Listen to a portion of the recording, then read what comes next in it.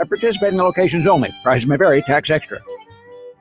Does learning a language feel like this? No habla español? Hablo. It's hablo? Yes. It's hablo. When you learn a language, you want to actually use it. Babbel is designed with that goal in mind. Since my husband is from Guatemala, I'll apply what I've learned in Babbel to our real life situations. The app is so easy to use and it's so practical. It helps you learn things that you will actually need.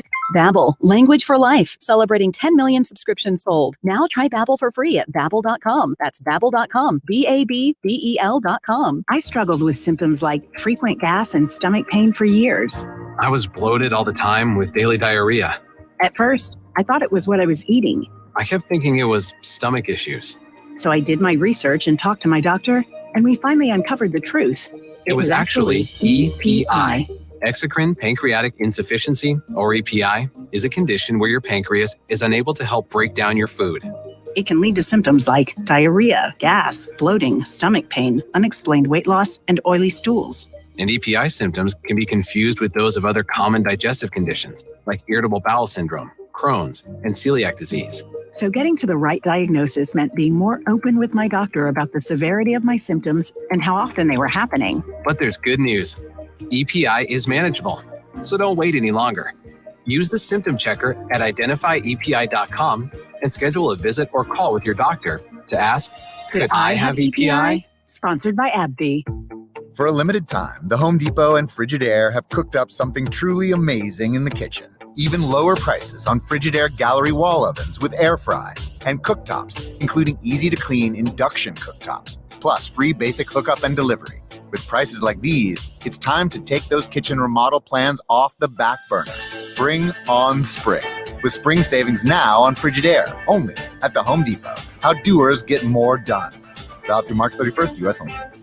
Today just got a little more exciting because you have the chance to win $184 million with Powerball. Talk about a way to really shake things up. So keep it interesting and take your shot because anything can happen in Jersey. The radio home of the 76ers. Into the lane, reverse, windmill jam. Are you kidding me? 97.3 ESPN, WENJ, WENJ-HD, Millville, Atlantic City. This is the Sports Bash with Mike Gill on 97.3 ESPN. Now, live inside the Matt Black Kia Studios, here's Mike Gill. A Tuesday edition of the Sports Bash starts right now. What's going on, everybody? This is the Sports Bash live on 97.3 ESPN, the free mobile app. And, of course, you can watch the show live at 973ESPN.com. We got the live video streaming for you so you can see the show. I'll tell you what, free agency has begun. And typically, if you follow the Eagles over the years, they have always been a team whose name is involved with all of the free agents. You always hear, the Eagles are interested, they're involved. Not this year, not so far. There are 10 teams who have yet to stick their toe in the water for NFL free agency, and the Eagles are one of them. They still need to climb under this salary cap for the league year, which starts tomorrow at 4 o'clock. They will get there, but until they do, it's going to be hard for them to add in free agency. But we have you covered today right here on the Sports Bash Live on 97.3 ESPN.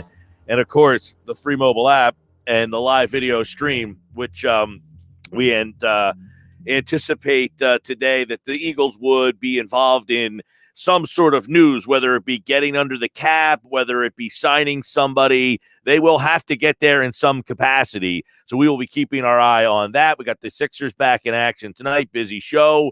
As always, we've got the Phillies mailbag with FrankKlose coming up at 2:40 today as the Phillies continue in Clearwater. And also the Sixers tonight taking on the Knicks. You can hear the game right here on 97.3 ESPN. Flyers with a nice win last night. I say a nice win. It's just nice to get back in the win column.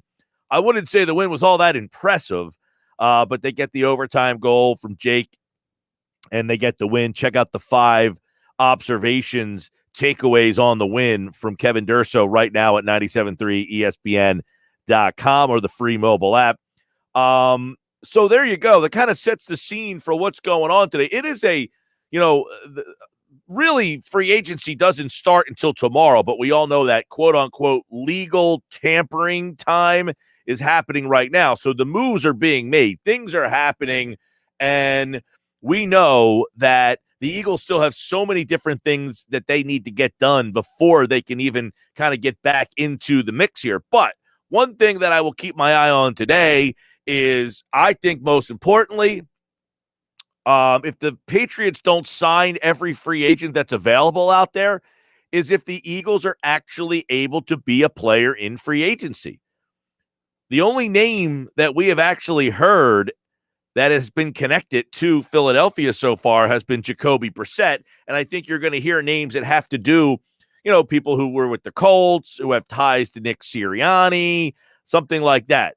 Other than that, it will be likely a very quiet time frame for this team, which is very unusual. We were talking about the article yesterday with Howie Roseman, the article that was written by Jeff McClain, and we were talking about how, Roseman is not the most popular guy. People don't like him.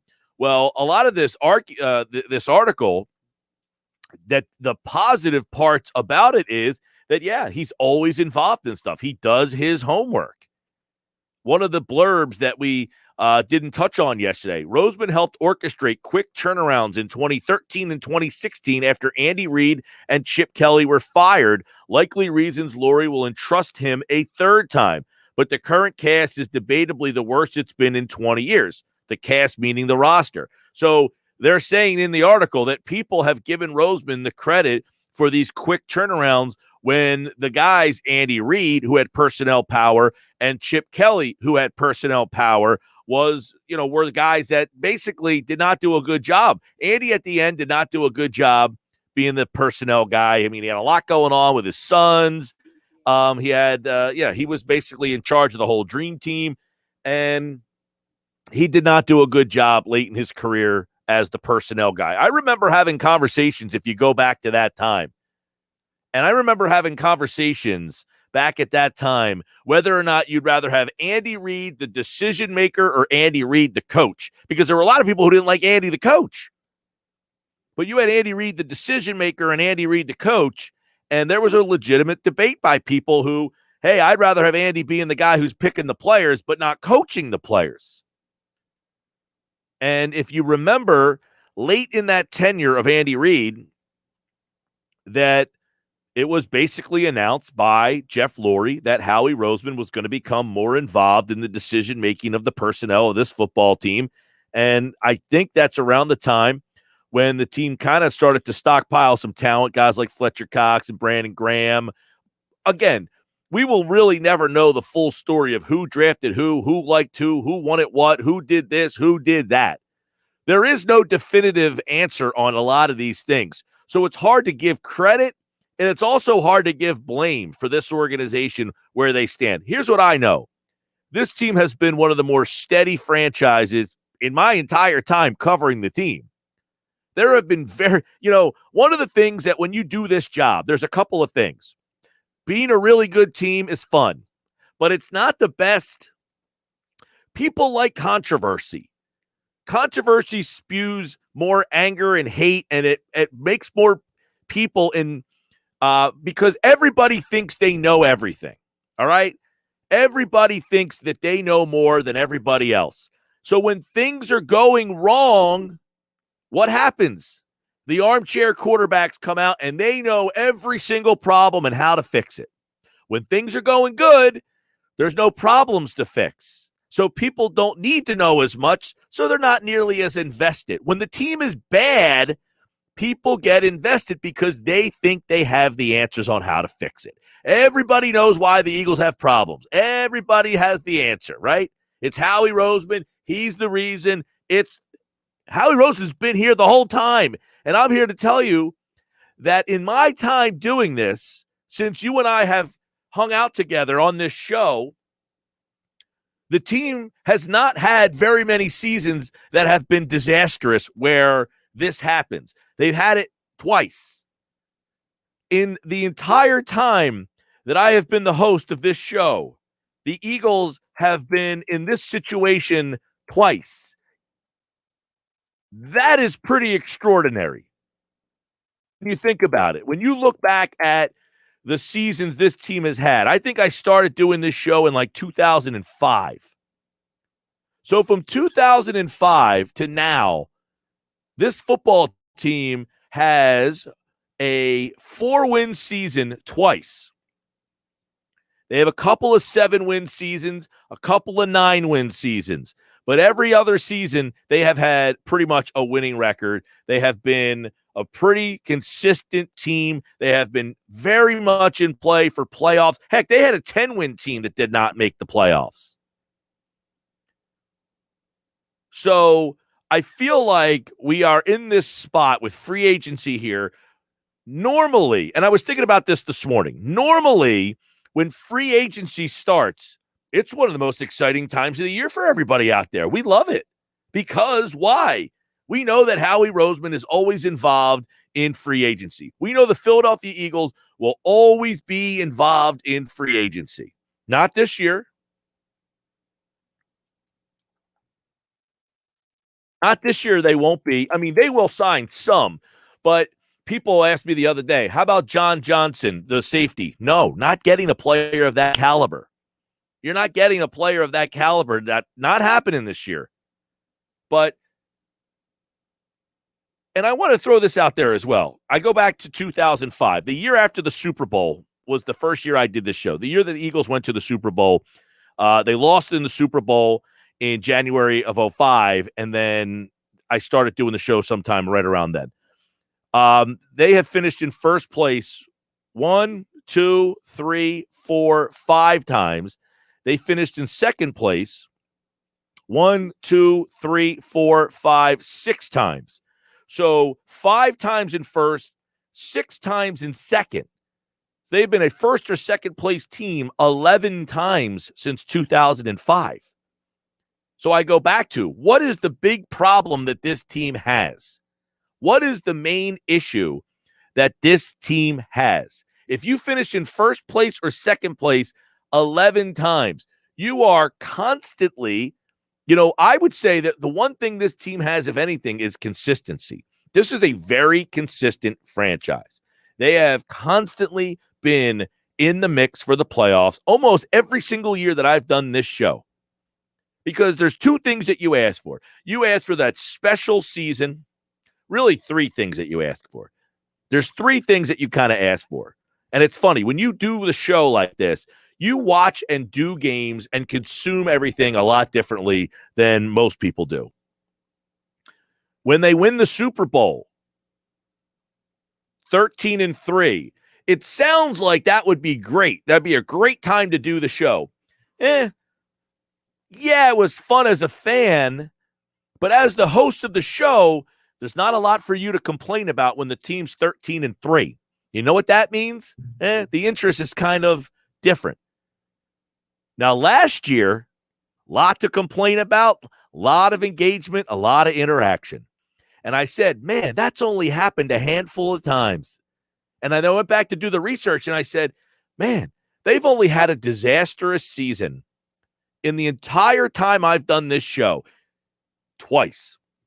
They had a 4-12 season with Andy Reid, and last year they were 4-11-1. And to be honest with you, last year they were still in the playoff race. 13 weeks into the season, they were still in the race, even though they were a disaster. There's only been 2 seasons that gave you the bottomed out disaster. Every other year is almost a perfect scenario. You're in that range where your team is in the playoff race the whole time. They're in the playoff race in every single season that I have done this show, except for maybe 2. That's consistency for you. If you look at it that way, that has been major consistency from this team.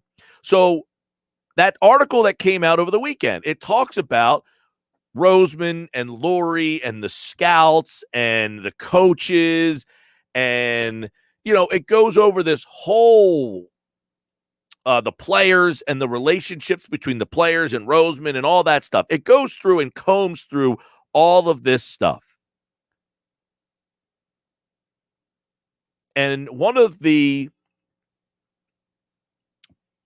parts of this article, now, if you haven't read the article, if many of you out there And I would imagine that most of your good sports fans, you've seen this article. You know what I'm talking about. There was an article Sunday in the Inquirer from Jeff McClain that was basically a long-form piece, like 7,000 words, on how Howie Roseman. What's that? It's long. It's good thing I was on, vacation a couple of days here. It gave me a good chance to have time to do nothing and read this thing. It was like 7,000 words. 7,000 words. I mean, but think about it. Howie Roseman is a major central figure of this organization. There's no question about it. Like it or not, he has been a major central figure in a team that, as I just chronicled to you, has been very competitive since, 2005. And I mean, think about this. When did Roseman get to the Philadelphia Eagles? In 2000, I believe, was when Howie Roseman was hired by the Philadelphia Eagles. Right? So every team since 2000 that Howie Roseman has been in the building, he has had some role with this team since 2000.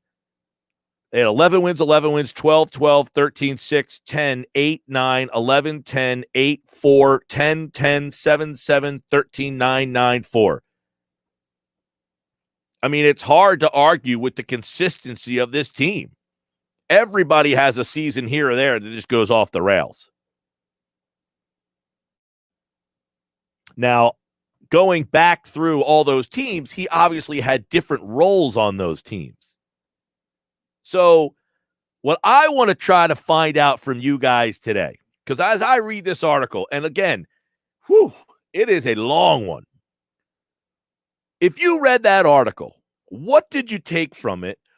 Let me get from you, 609-403-0973 on the text board, 609-403-0973. This is what I would like to find out, because I'm reading on Twitter today about how the Eagles haven't done anything and the Eagles are not getting in on free agency. And it made me think, yeah, because you're so used to every year the Eagles being a major player in free agency. You're always, every year, right? Every year, we're all used to the Eagles being involved on almost every single name that's out there. You always hear, oh, they're interested in this. They're interested in that. They're talking to that guy. They have interest in that guy. So I want to really try to get to the apex of kind of combining what this article brings out. And if you dislike Howie Roseman, or you like Howie Roseman, or you're kind of in the middle, you're in the middle, you don't really, you don't really know. What is it about it that you don't like? What is it about him that you do like? And what is it about him that you're just not sure of? 609-403-0973 on the text board, 609-403-0973. Hit me up on the text board. If you're watching the show live video, let me know in the chat section over there. And I'll even open up the phones today because I would like to have a conversation. I don't want someone yelling at me like Mr. Know-It-All. I want to have a conversation. I want to have fact-based stuff that is accurate. I don't want 0% because you can't come to me and say that he has 0% done nothing because that will just be discounted right off the bat. I can get Jalen Mills was signed yesterday by the Patriots, a 7th round pick who was a starting player on your Super Bowl team. That is something that is if you're trying to find pluses and minuses, that's a plus. That's one. That would be a plus. So the hard part is, and I will say this, the hard part when it comes to Roseman is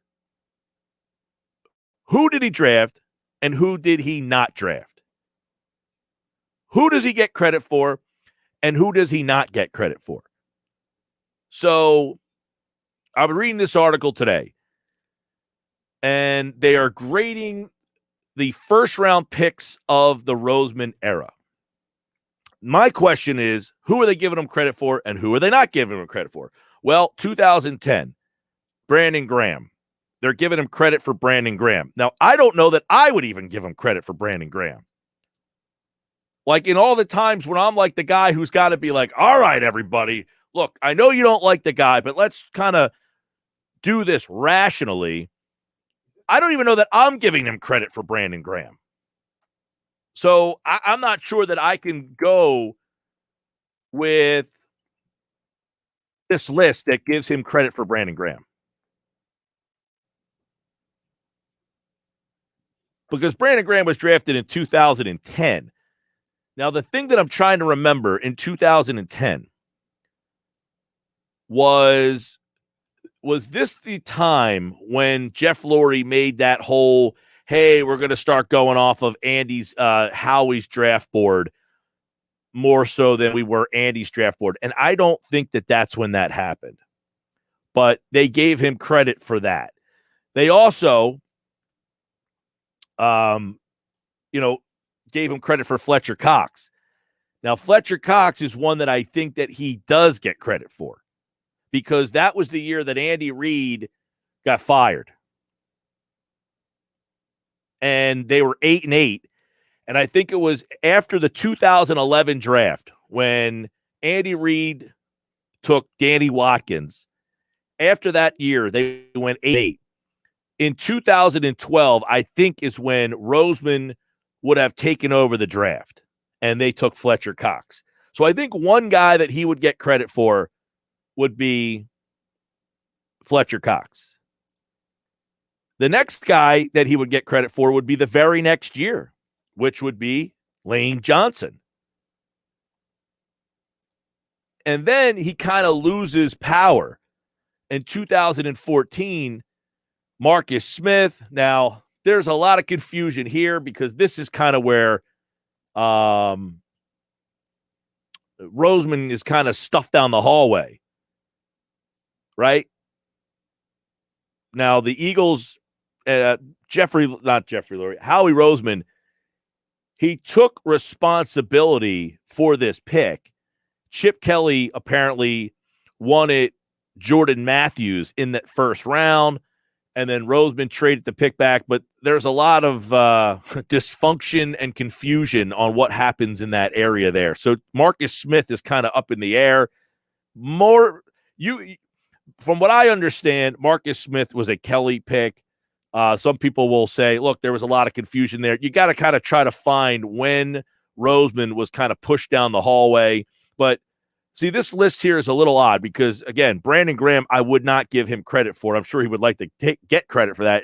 But, I don't know that even I could give him credit for that. Carson Wentz would be his pick. Derek Barnett would be one of his picks.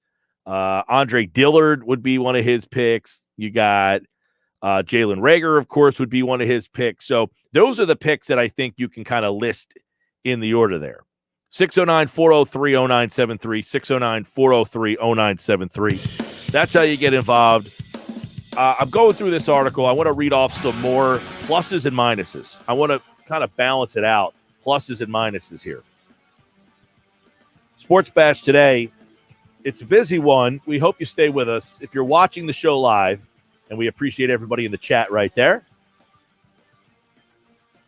continue the chat. If you're watching the show, share it wherever you're watching. Get the word out there for the Sports Bash. We appreciate you there. We'll read off your text messages on the other side. What do you like? What don't you like about what Howie Roseman has done with this team? Highly consistent franchise in the Roseman era.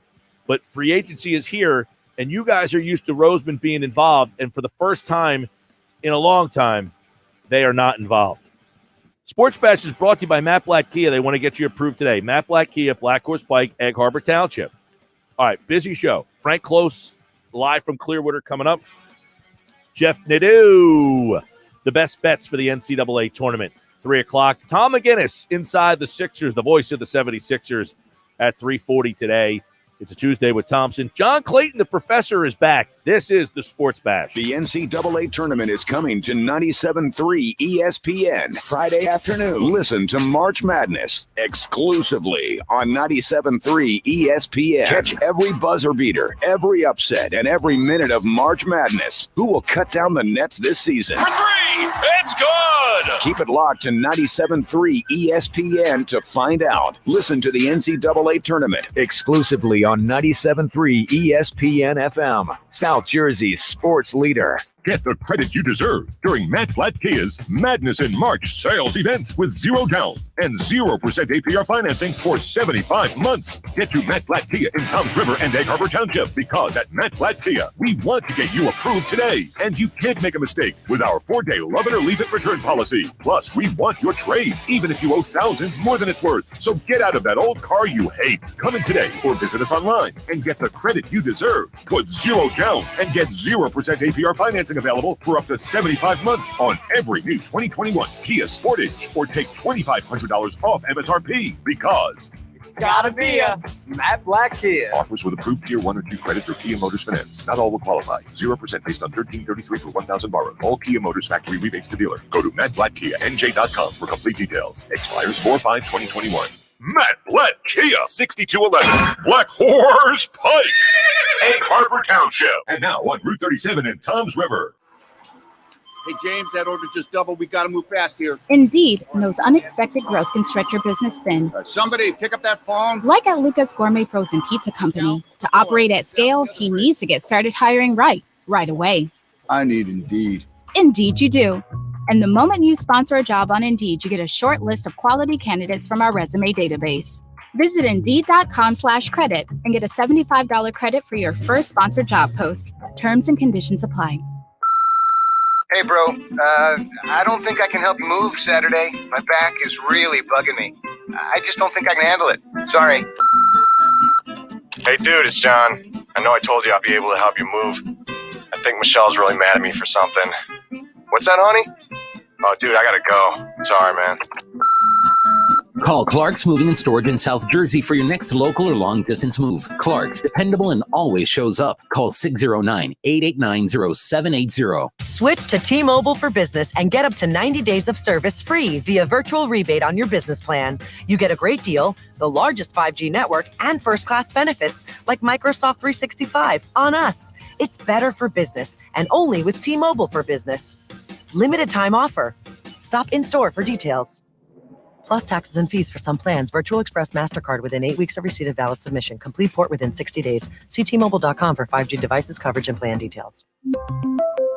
The thing about comparing rates at Progressive.com is that by now you've heard a lot of ads about comparing rates at Progressive.com. We probably don't even need the words comparing rates anymore to remind you that seasoning steaks at Progressive.com is an easy way to save on car insurance, or that swimming in trousers helps you find the lowest rate. And that's the thing about foraging for truffles. You've heard a lot of ads about standing tiptoe on a cinder block. Compare rates and sing softly to a wounded field mouse and save at Progressive.com. Progressive Casualty Insurance Company and affiliates. Comparison rates not available in all states or situations. Say goodbye to winter and hello to spring with Radiant Skin from Dr. Lyle M. Back's Cosmetic Surgery Center of Cherry Hill. Dr. Back offers plenty of things to wash away the winter blues, including Botox and fillers for smoother, fresher skin, the Hydrofacial for glowing skin, and microneedling for skin rejuvenation. If you are ready to refresh your skin for spring, call 856-MAKEOVER or visit iloveLyleBack.com. That's iloveLyleBack.com. You decided to upgrade your outdoor deck. So you ordered the essentials: a power washer, a set of patio chairs, and a shiny new grill. And you use your Bank of America Cash Rewards credit card, choosing to earn 3% cash back on online shopping and up to 5.25% as a Preferred Rewards member, which you put towards your most essential deck addition, a bird feeder. Apply for yours at bankofamerica.com/more rewarding. Copyright 2020 Bank of America Corporation. Atlantic Sleep Health in Galloway. It's National Sleep Awareness Week, and Atlantic Sleep wants you to know that better sleep means better health. Online at AtlanticSleepHealth.com. You can watch the Sports Bash live now on Facebook, YouTube, and Twitter. Search 97.3 ESPN or visit our website, 97.3ESPN.com. All right, welcome back. Sports Bash Live, 97.3 ESPN. I see the chat is flying today. Don't forget, you can join the Sports Bash Live on Thursday. Our betting expert, Jeff Nadeau, is going to join me for the show live from the new FanDuel Sportsbook at Bally's Atlantic City. We're going to be there live for the kickoff of the NCAA tournament. You can go there all weekend and check out all the live action. I've seen pictures of this new FanDuel Sportsbook. Wow. Place looks awesome. Can't wait to be there live on Thursday. Jeff will join me for the show. So any betting questions for Jeff throughout the day, you guys can come on out and see us, post them up. We'll have the show live, of course, on the video, Facebook, YouTube, Twitter. Now, Josh, during the break, was doing a little research for me and found an article that went back and essentially tries to trace back when Howie Roseman kind of took over the draft from the Philadelphia Eagles. And it was right. Fletcher Cox would be the first pick for Howie Roseman. According to this USA Today article back in 2012, that Jeffrey Lurie says the scattered moves led to Andy Reid's downfall. Says, quote, poor draft choices, personnel decisions that broke with the line of thinking that got the team to the brink of a championship and an overall scattered way of operating are what led to the downfall of the Philadelphia Eagles under Andy Reid. All of that was according to owner Jeff Lurie, who told news reporters Monday that Reid is a future member of the Eagles Hall of Fame, but it was time to move on. Reid was fired after a 4-12 season and a run of years in which the team tried unorthodox coaching, changing heavy doses of free agents and quarterback juggling to try to grab that elusive Lombardi trophy. If you had to point to anything, quote, it's when you've had as much success as we've had and are so close to winning the Super Bowl, at some stage you have an opportunity to think the next move, even if it's not consistent with all your previous moves, will be the one that gives you the chance to win the Lombardi trophy, Lurie said. And I think that in the last year, or really the last couple of years, we've done things that have not been as consistent. They've been more scattered in terms of decision-making. Lurie added, quote, I think we lost some of the method we have all shared that created the success, which was discipline, strategic thinking, don't do necessarily what was popular, but what was right. He went on to say that he could not pinpoint the exact moment he thinks Reid changed his philosophy, but it could go back to when the team decided to go and sign Terrell Owens in 2014. However, it's clear Lurie believes the team under Reid took some serious missteps the last few years, including, he mentions, the big splash in the trade market, the dream team. That's the first one that he mentions. 2, naming Juan Castillo the defensive coordinator. 3, bringing in Jim Washburn to coach the defensive line, and perhaps the signing of quarterback Michael Vick. So this is the start of when really things began to change for Andy Reid. So we're trying to find the root of where this all started, where Roseman came into power and where this started. It seems like it's right after this article is written here. So what Roseman, and I remember, I was at this press conference. I remember this one vividly. And here is what Lurie said.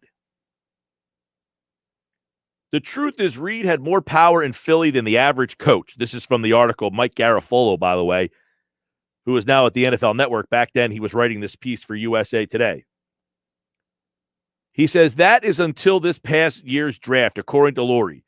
The owner said he kept voluminous notes about which members of the organization were responsible for the team's most successful picks. By Lurie's account, Howie Roseman was providing by far the best talent evaluation in the building. Josh, should I read that again? Yeah. Jeff Lurie said he kept voluminous notes about which members of the organization were responsible for the team's most successful picks. And by his account, Howie Roseman was, quote, providing by far the best talent evaluation in the building. So before this year's draft, Lurie streamlined the process. Translation, Roseman got more power and was given even more on Monday when Reid was fired. He goes on to say this. quote, the mistakes that were made in the 2011 draft have nothing to do with Howie's evaluations. Translation, he did not draft Danny Watkins, as a caller alluded to yesterday, highly incorrectly. Quote, it was up to me to own up to the mistakes that were made and where they were coming from. Lurie said of the selections of Danny Watkins, safety Jaquan Jarrett, and quarterback Curtis Marsh, and other misses. Quote, Howie has assembled an excellent team around him. He is meticulous in his evaluations. He has great relationships with players, coaches, and agents around the league. This was a very easy decision once the facts were in. Once the facts were in, which was this. Jeff Lurie saw that Andy Reid was taking Danny Watkins and Jaquan Jarrett and said, we cannot have another draft like this again.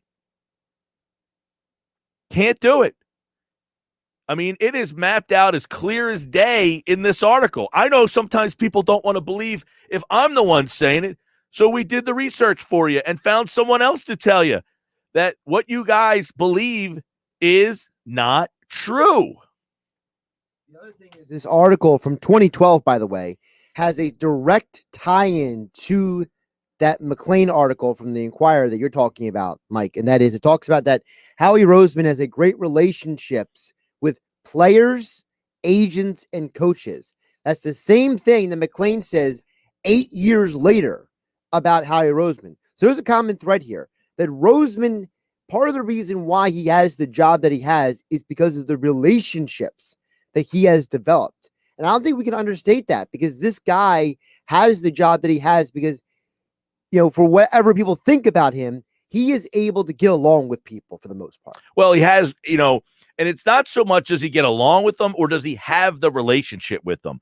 Not that they don't get along, but does he have the contacts? Does he have the ability to pick up the phone, call this person? And they'll answer. And they'll answer the call, and that they will take the call. That's a big thing. Will they take the call, or will they say, I don't like this guy, I'm not even taking his call? But keep in mind, how many executives in the league have come from the Roseman branch? Veach over in Kansas City, Light down in Tampa. They were both in the Eagles organization when Howie Roseman was there. Andy Reid brought Veach with him from Philadelphia. By the way, Kansas Joe City. Douglas, obviously came from another organization, but these are all people that worked in the Eagles organization. How many guys? Andrew Berry with Cleveland. Andrew Berry in Cleveland. How many people have worked in the Eagles organization and now have moved on and started their own team? Why do you think other organizations come to the Eagles to pluck their guys? Because the Eagles are doing something right. The Eagles are doing something right. It doesn't mean they get everything right, but they're doing something right. Right. I want to read again this part that I think really stands out here. Is the owner said he kept voluminous notes about which members of the organization were responsible for the team's most successful picks, and that by his account, Howie Roseman was providing by far the best talent evaluation in the building.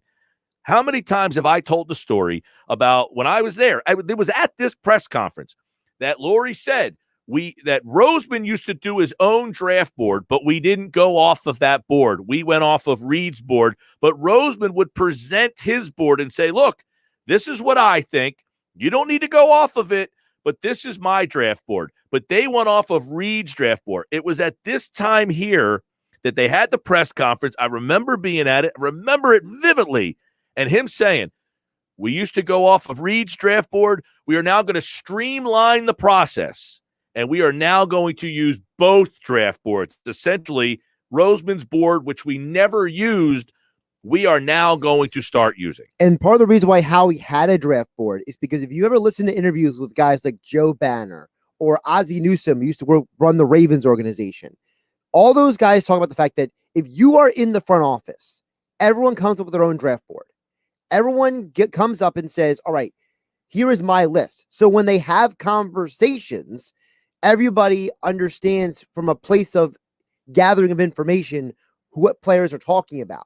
So Howie wasn't just making a draft board for the heck of it or to impress anybody. No, it's part of his job. Right.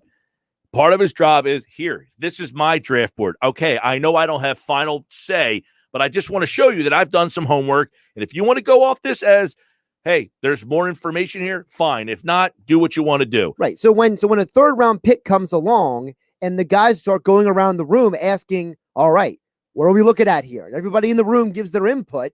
People are actually knowledgeable with the input they're giving. They're not just, going off the top of their head. The other part of this story, quote, the mistakes that were made in the 2011 draft have little or nothing to do with Howie's evaluations. It was up to me to own up to the mistakes that were made and where they were coming from. Lurie said of the selection of Danny Watkins. Essentially, again, that was Jeff Lurie saying Andy Reid took those guys. Roseman told us not to do it, and he was right. And now, because he was right, he's getting the opportunity to make picks. So the first pick that he makes has turned out to be the best defensive tackle that the organization essentially has ever had. And don't forget, this is now multiple times that Jeffrey Lurie has admitted, I made a mistake. Why doesn't anybody want to hold Jeffrey Lurie for any of his mistakes? Well, I think people are starting to. I think people are starting to hold Jeffrey Lurie more for his mistakes. There's some chat stuff coming up I want to get to, and I will, because I think it's a little off base. But I do want to give those people the opportunity to have their voice heard. Coming up, FrankKlose on the Phillies down in Clearwater. They continue. The mailbag. Frank's mailbag is stuffed with your questions. We get into them. Coming up next here on the Sports Bash Live on 97.3 ESPN, the free mobile app. Watch the show live on Facebook, YouTube, and Twitter at 973ESPN.com. Turn it on. Leave it on. The Sports Bash on 97.3 ESPN. Today just got a little more exciting because you have the chance to win $184 million with Powerball. Talk about a way to really shake things up. So keep it interesting and take your shot because anything can happen in Jersey. On some models, excludes Corvette with GMF financing, excludes prior sales. See dealer for details. If you've been waiting for the best deal you can find on a brand new Chevy, then your wait has paid off big time. Right now, during Bennett Chevy's March Markdown event, you can save up to 25% off many of our most popular models. That's right. With Bennett Chevy's famous GM supplier employee pricing, plus you keeping all the rebates, that's up to a whopping 25% off MSRP. Plus, for a limited time, there's 0% financing available on our hottest Chevy models. Got an old beater? Get it to Bennett for an unbeatable $7,000 minimum towards any pre-owned vehicle in stock. That's at least $7,000. Imagine what we'll pay for a good trade. And our non-commissioned sales staff is paid on your satisfaction, not how much you spend. So buying at Bennett's always a pleasure with no need to negotiate, plus there's never any sales pressure. Get to Bennett Chevy during our March Markdown event and find new roads. Bennett Chevy, Egg Harbor Township, and BennettChevy.com. You decided to upgrade your outdoor deck. So you ordered the essentials. A power washer, a set of patio chairs, and a shiny new grill. And you use your Bank of America Cash Rewards credit card, choosing to earn 3% cash back on online shopping and up to 5.25% as a preferred rewards member, which you put towards your most essential deck addition, a bird feeder. Apply for yours at bankofamerica.com/more rewarding. Copyright 2020 Bank of America Corporation. What's in store for your business this week at Staples? Printing you new signs for the times. Get back to business with custom printed signs and sales materials. Staples has hundreds of designs to choose from, or just upload your own. And now at Staples, get 15% off signs, posters, or decals when you spend $75 or more. Some items printed same day when ordered before 2 p.m. Save big on custom printing at Staples. Ends 5/29/21. Exclusions apply. Limit one offer per customer. See store associate or visit staples.com/signage for details. Hey Jersey, the wait is over. The all-new FanDuel Sportsbook is now open at Bally's in Atlantic City. They've got big chairs and even bigger TVs. You can bet on all the games in style. This is your chance to win big. You'll feel like an all-star. Just stop in right off the boardwalk. The all-new FanDuel Sportsbook at Bally's, now open in Atlantic City. 21 plus and present in New Jersey. Gambling problem? Call 1-800-GAMBLER.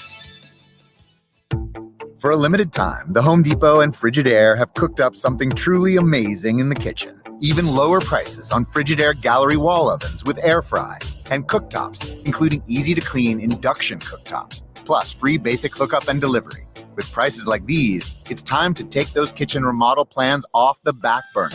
Bring on spring. With spring savings now on Frigidaire, only at the Home Depot. How doers get more done. Valid through March 31st, U.S. only. Mom, I'm hungry. Popcorn? We should live stream this. Already am. With this new plan from Walmart Family Mobile, I get 40 gigabytes of high-speed data for under $40 a month. It's a limited time deal. Oh, watch out, loose ball. Whoa. That's double the data with no contract or surprise fees. Yay, buzzer beater. All powered by T-Mobile's nationwide network. Makes me feel like I'm a step ahead. Available at Walmart. Double data ends July 31st, 2021. Hotspot does not double. See terms at myfamilymobile.com. Walmart Family Mobile. If you own a small business, you know how hard it can be to find new customers. Now, Town Square Media has new tools that can help your business stand out and grow. Go to GetLocalCustomersNow.com for a free competitive analysis that will show you what other businesses are doing to find new customers and how you can do it too with Town Square Media. Be one of the first business owners to sign up and receive $500 in free advertising on this station. Start growing your business today. Visit GetLocalCustomersNow.com. That's GetLocalCustomersNow.com. Now, back to the Sports Bash on 97.3 ESPN. All right, welcome back, everybody. Sports Bash Live, 97.3 ESPN on a Tuesday. It's time for FrankKlose and the Phillies mailbag. We'll take a couple of look at some of your questions. We'll ask Frank some of my questions, talk a little Phils as they continue in Clearwater, getting ready for opening day. Just a couple of weeks away. Frank, welcome back, pal. How you been? Good to see you, Mike. I've been great. How about yourself? Yeah, you were in Clearwater recently. How was that? Very, very nice and hot. Not the same with fewer fans and with restrictions. So I did not get to the bait house, which I know is your favorite thing, but hopefully my next trip I will. But it's still a lot of spring breakers around. Yeah, well, the bait house is a must for anybody who's still going down to Philly spring training. Make sure you stop at the Clearwater Bait House. Tell them Mike and Frank sent you. All right, that won't get you much. All right, Frank, let's get into this week's mailbag. And I think a lot of stuff is surrounding a couple things at spring training. The center field battle, the bullpen battle, the starting rotation battle. But what about the bench battle? And Brandon wants to know, what will Brad Miller's injury mean for the Phillies roster? And that's really more of a question of what this bench makeup will be. Yesterday on the show, Bob Wankel from Crossing Broad, who covers the Phillies as well, he said he thinks Scott Kingery might be on the roster bubble the way he's performing. They might just get rid of him altogether. So Brad Miller's injury, what does it mean for this roster? What does this bench look like? Yeah, so unfortunately, Brad Miller seems to have a little bit of an oblique issue. So I was watching him work out on Saturday morning at third base. He was finally going to play a position other than first base because Rhys Hoskins was back in the lineup. So that was pretty good. And Rhys Hoskins played first base on Saturday. But Miller, he was in the lineup. He never made it to the game. Ronald Torreyes ended up taking over, and it sounds like it's an oblique issue. When you talk to Miller seems to say that he thinks it's minor and he'll be ready for opening day. But, you know, with those oblique injuries, as we've seen them time and time again, the only real thing to get better is rest. And we've also seen time and time again, if a player comes back too soon from that oblique injury, then the results could be way worse because you risk aggravating it to an even worse degree. So it sounds like he was trying to be proactive. Hopefully he's with them for opening day. What's going to, I think, happen is the Phillies will probably have to go to one of their other 40-man roster guys that can play the infield, like a Nick Maton or a CJ Chatham that they picked up from the Boston Red Sox. But I think that, they should be cautious with Miller. His bat is too important to the Phillies as that left-handed bat off the bench. And the fact that he can play infield and outfield just means so much for this Phillies team in terms of their versatility. Yeah, I know the 40-man roster is going to be interesting because you have guys like Odubel Herrera, Tony Watson, Sam Coonrod, and maybe somebody else. Brandon Kinsler, of course. Matt yes. Joyce. No, not Coonrod. Kinsler was the guy I was thinking of. Yeah, Kinsler and Matt Joyce. You've got four potential guys that are not on the 40-man that may have to go on the 40-man. That's why I'm still rather skeptical about Odubel Herrera making this team. We've seen him play very well out of the gate. Then he went 0 for 9, and then he hits another home run and has a bunt single. I'm not a big fan of the bat flips with somebody trying to present a new aura of humility to make this team and to get the trust of his teammates back. But I'm still a little skeptical about Herrera making this roster. I think Matt Joyce will be on the roster. I think Brandon Kinsler will be on the roster. I think Tony Watson will be on the roster. And then the injuries could complicate this, because then you got to figure out how you would make any more space. I think the Phillies want to hang on to as many of their prospects as they can and really not cut anybody, if possible, to put players onto this roster. All right, let's get to another question in Frank's mailbag here, and that is, I guess since we talked a little bit about center field there, you had that question that has kind of been lingering about center field. How do you kind of see center field shaking out at this moment? I still think if Adam Hazley is injured, I think Roman Quinn is probably still your favorite, at least to be the starter. Adam Hazley should be back soonish. We don't really know when. I'm really surprised they're not playing their number 1 pick overall, Mickey Moniak, that much lately. We could maybe see his playing time increase in upcoming days, but they seem to want to give the playing time to Quinn and to even Kingery a little bit in center field. They even played Travis Jankowski in center field the other day, which was surprising. He had Herrera and Kingery in the corners. I still tend to think that Quinn, when he's healthy, he's going to have some point in his career, he's going to have an outstanding year. And I don't think the Phillies can wait for another injury, but if he's healthy, we've seen how electric he is. We've even seen it this spring, and his speed on the base pass, he can do some real damage. I think that Roman Quinn probably gets the first shot given the circumstances with Hazley out, but if Hazley's back quickly, I could see him playing a lot. But I still think Herrera has a bit of a path to climb, because they have to create a roster spot for him. And for them to do that, they need to be totally sure that he's going to be not just electric at times, like even this spring, that he needs to be consistent. FrankKlose's Philly mailbag is out. You can check it out at 973ESPN.com. Speaking of today, Moniak is in the lineup. He is playing center field and batting 8th. So Moniak, actually, is he batting 8th or 9th today? I guess there's no DH, so he's batting 8th today. So Moniak is playing center field today. McCutchen is in left. Harper is in right. Phillies starting rotation. Do we have, in your mind, the 5 set? I think we do see the 5 set. We've seen very strong springs out of Matt Moore and Chase Anderson, the 2 free agent signees that the Phillies gave major league deals to, gave decent amount of money to. And, if you're looking at how the Phillies have been setting up the rotation in recent days, they have Aaron Nola, Zach Wheeler, Zach Eflin, like you would expect. But then right behind them are Matt Moore and Chase Anderson. And the 2 of them have combined for 1 run in 3 starts each, like total, between the 2 of them. So I think they not only have not given up runs, but they've looked really good this spring. I think they've earned their spots as the 4th and 5th starters on this club. Of course, that could change in the last couple of weeks if something goes horribly wrong, but I think they both look great. The Phillies gave them major league deals. I think they're going to be in that rotation. And then, of course, if you decide that those are your 4th and 5th guys, you got to ask the question, what does that mean for Vince Velasquez and Spencer Howard? And I think that Vince Velasquez is probably on the bubble. I don't really know what to do with him if I'm the Phillies. He's probably not going to make the rotation. He's hardly pitched this spring. In fact, I would expect to see him in the mix today at some point. And where do you put him? I mean, do you have room in the bullpen? I think it's arguable that there are better bullpen options. I think the best thing for him would be to trade him to somebody like the Houston Astros that are just desperate for pitching right now, send him back where he came from.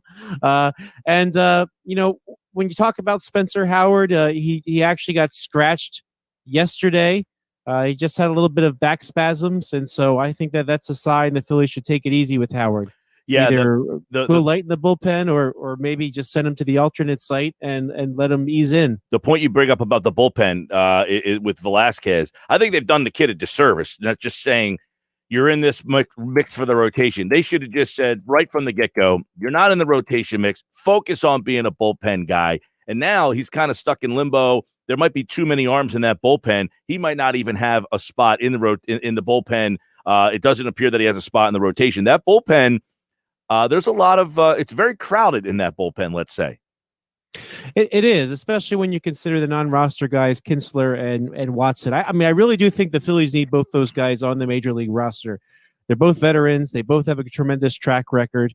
And I think there might have even been like a handshake agreement with Kinsler that he would be added later when they can make some moves. But with Hector Neris coming back and Archie Bradley in the mix, when you add Watson and Kinsler, that's a pretty good core in your bullpen, and then you try to figure out the rest. Jojo Romero, he's looked very, very good so far this spring. So I from the left side, maybe he's getting some attention. Alvarado, they brought him into the mix. Sean Coonrod has been okay, but I think they're gonna have some trouble figuring out what to do with the rest.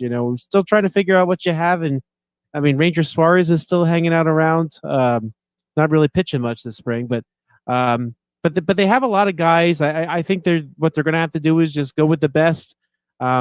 Somebody like Connor Brogdon, I could see starting the year in the minors to get him a little bit more seasoning / not have to make a tough decision and remove somebody from the organization. But he's been looking good.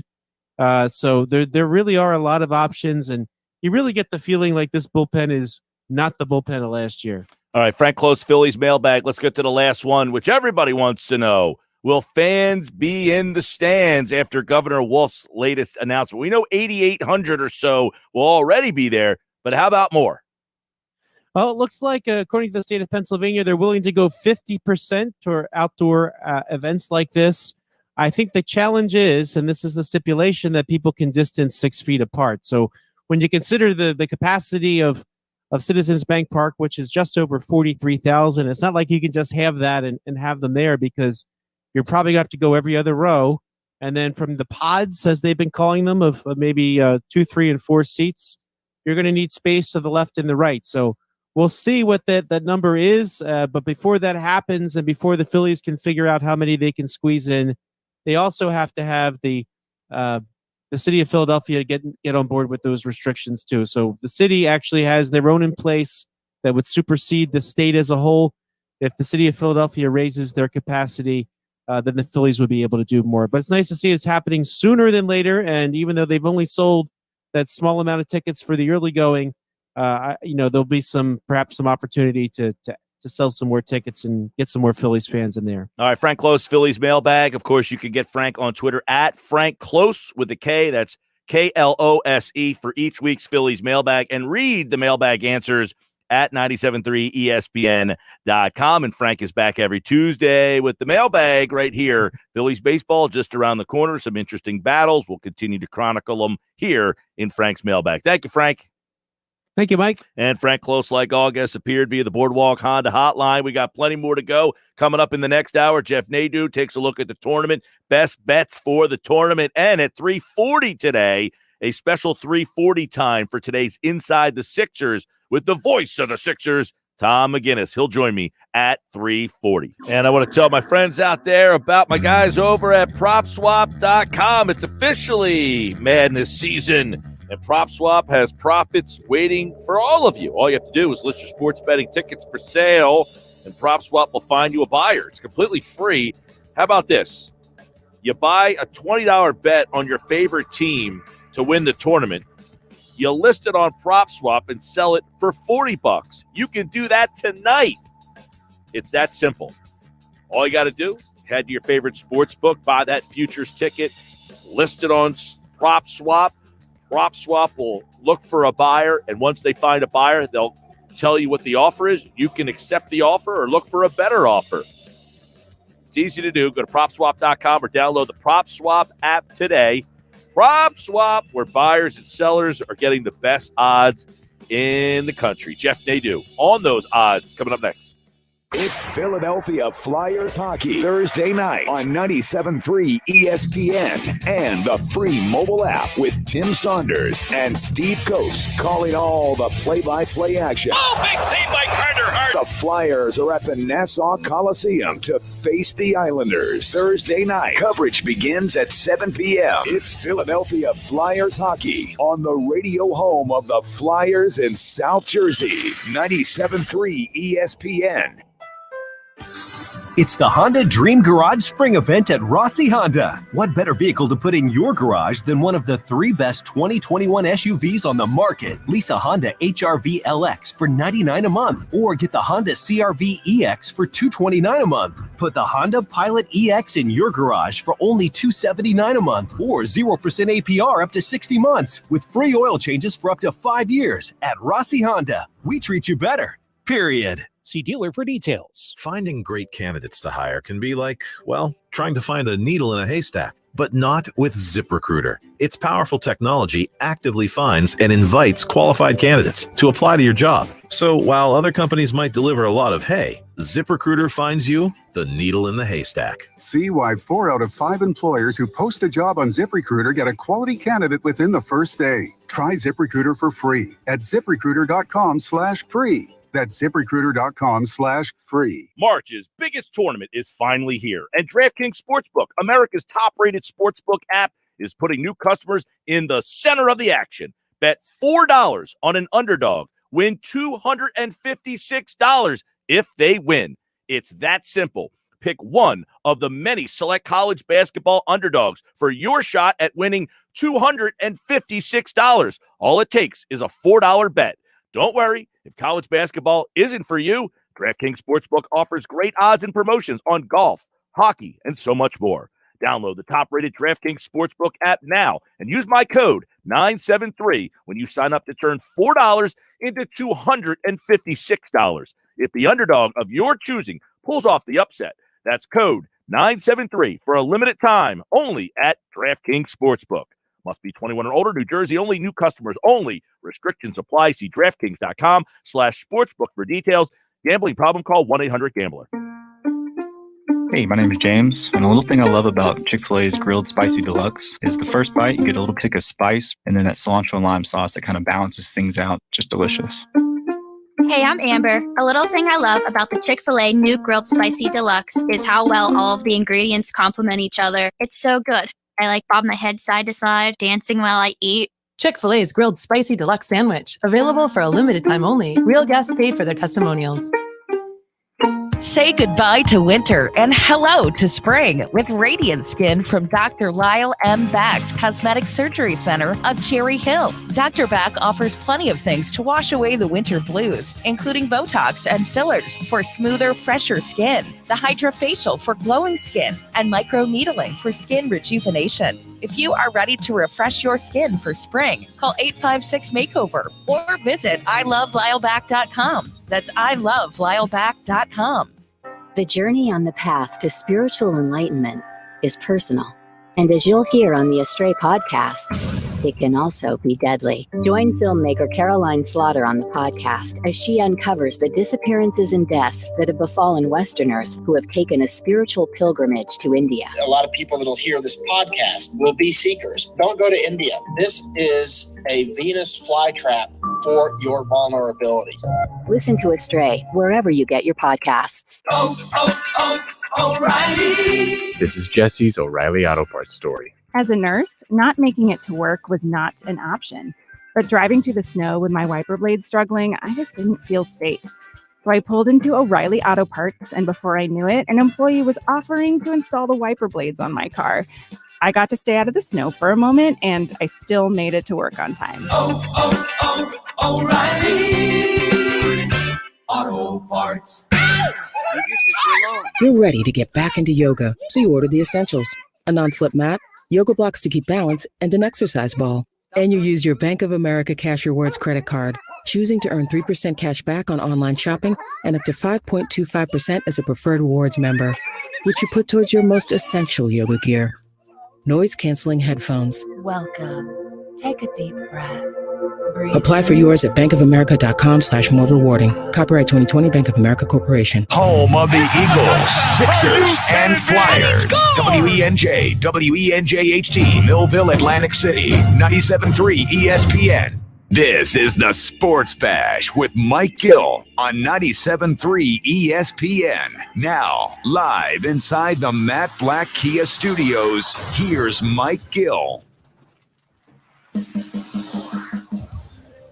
All right, hour two of the Sports Bash kicks off right now. Jeff Nadeau is in the house. We're going to talk a little bit about how to bet this tournament. It all kicks off on Friday here live on 97.3 ESPN. You can listen to each and every game tip-off at 12:15 is when it all starts, the action here. Jeff and I will be live Thursday at the new FanDuel Sportsbook. Now, my buddy's there today.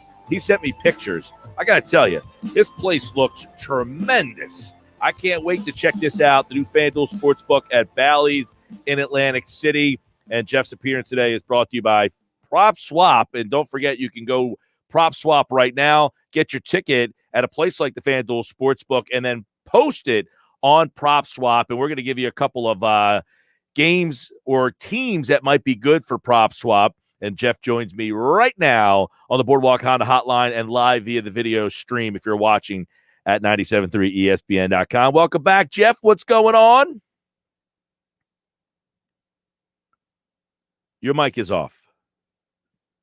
You're supposed to be I have to know better than that at this point. Hey, Mike, how are you? All is good, man, and looking forward to the tournament. We talked yesterday, broke a couple things down, did a little more research.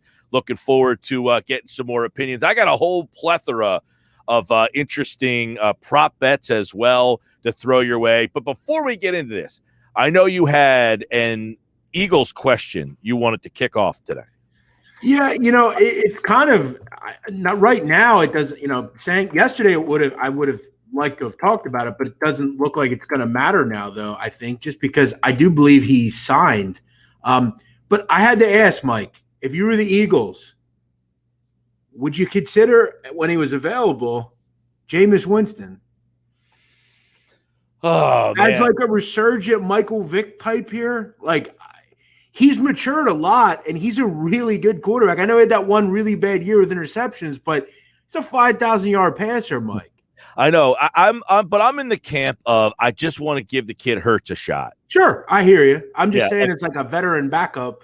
I know. I just want to give the guy a shot, and I don't want this crazy like nonsense of is this guy over my shoulder? Is he here? Like I just want no drama. You know what I mean?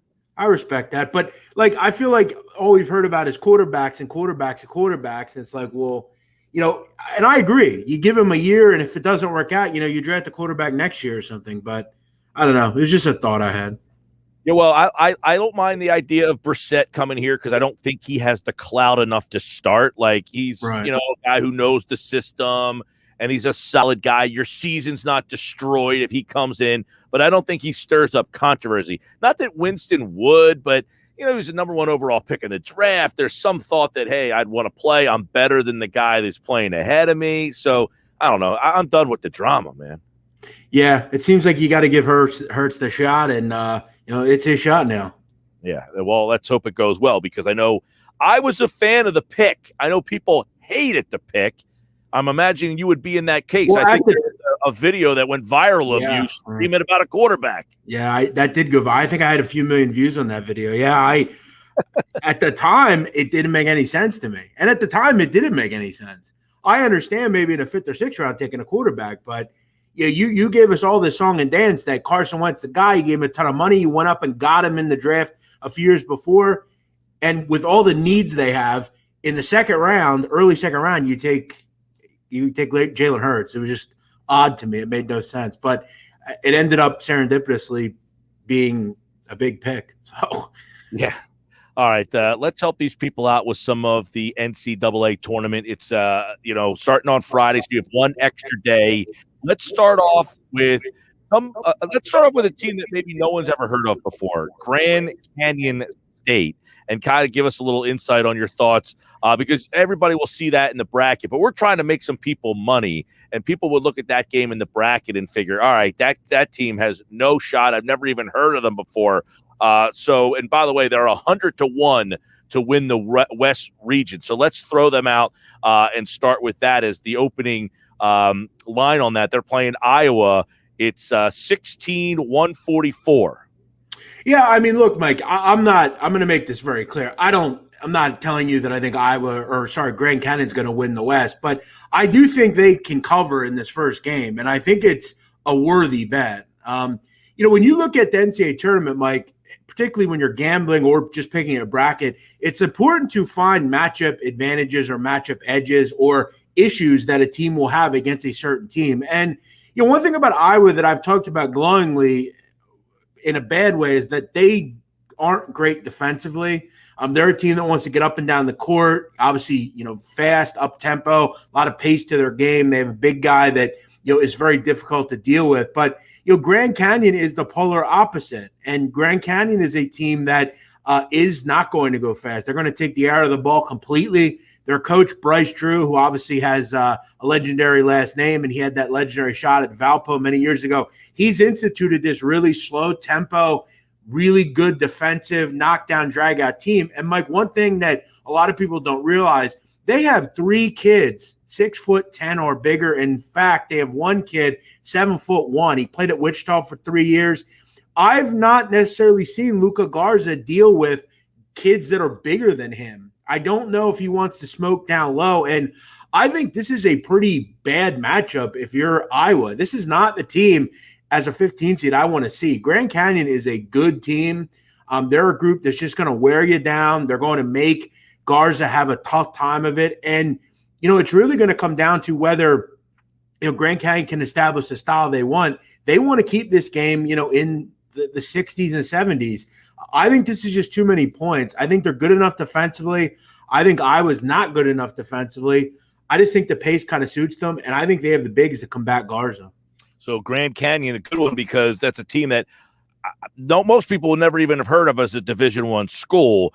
You see 16 points, Iowa, and Iowa's a team that's on TV a lot. That seems like a team that most people say Grand Canyon, Iowa, that's a blowout written all over it. You're saying you like Grand Canyon to cover. Very much so. Yeah. It's interesting. Mike, Grand Canyon is they're kind of a different school than most. They're a for-profit university, which they're on the New York Stock Exchange. You can find their ticker. They've amazing, beautiful facilities.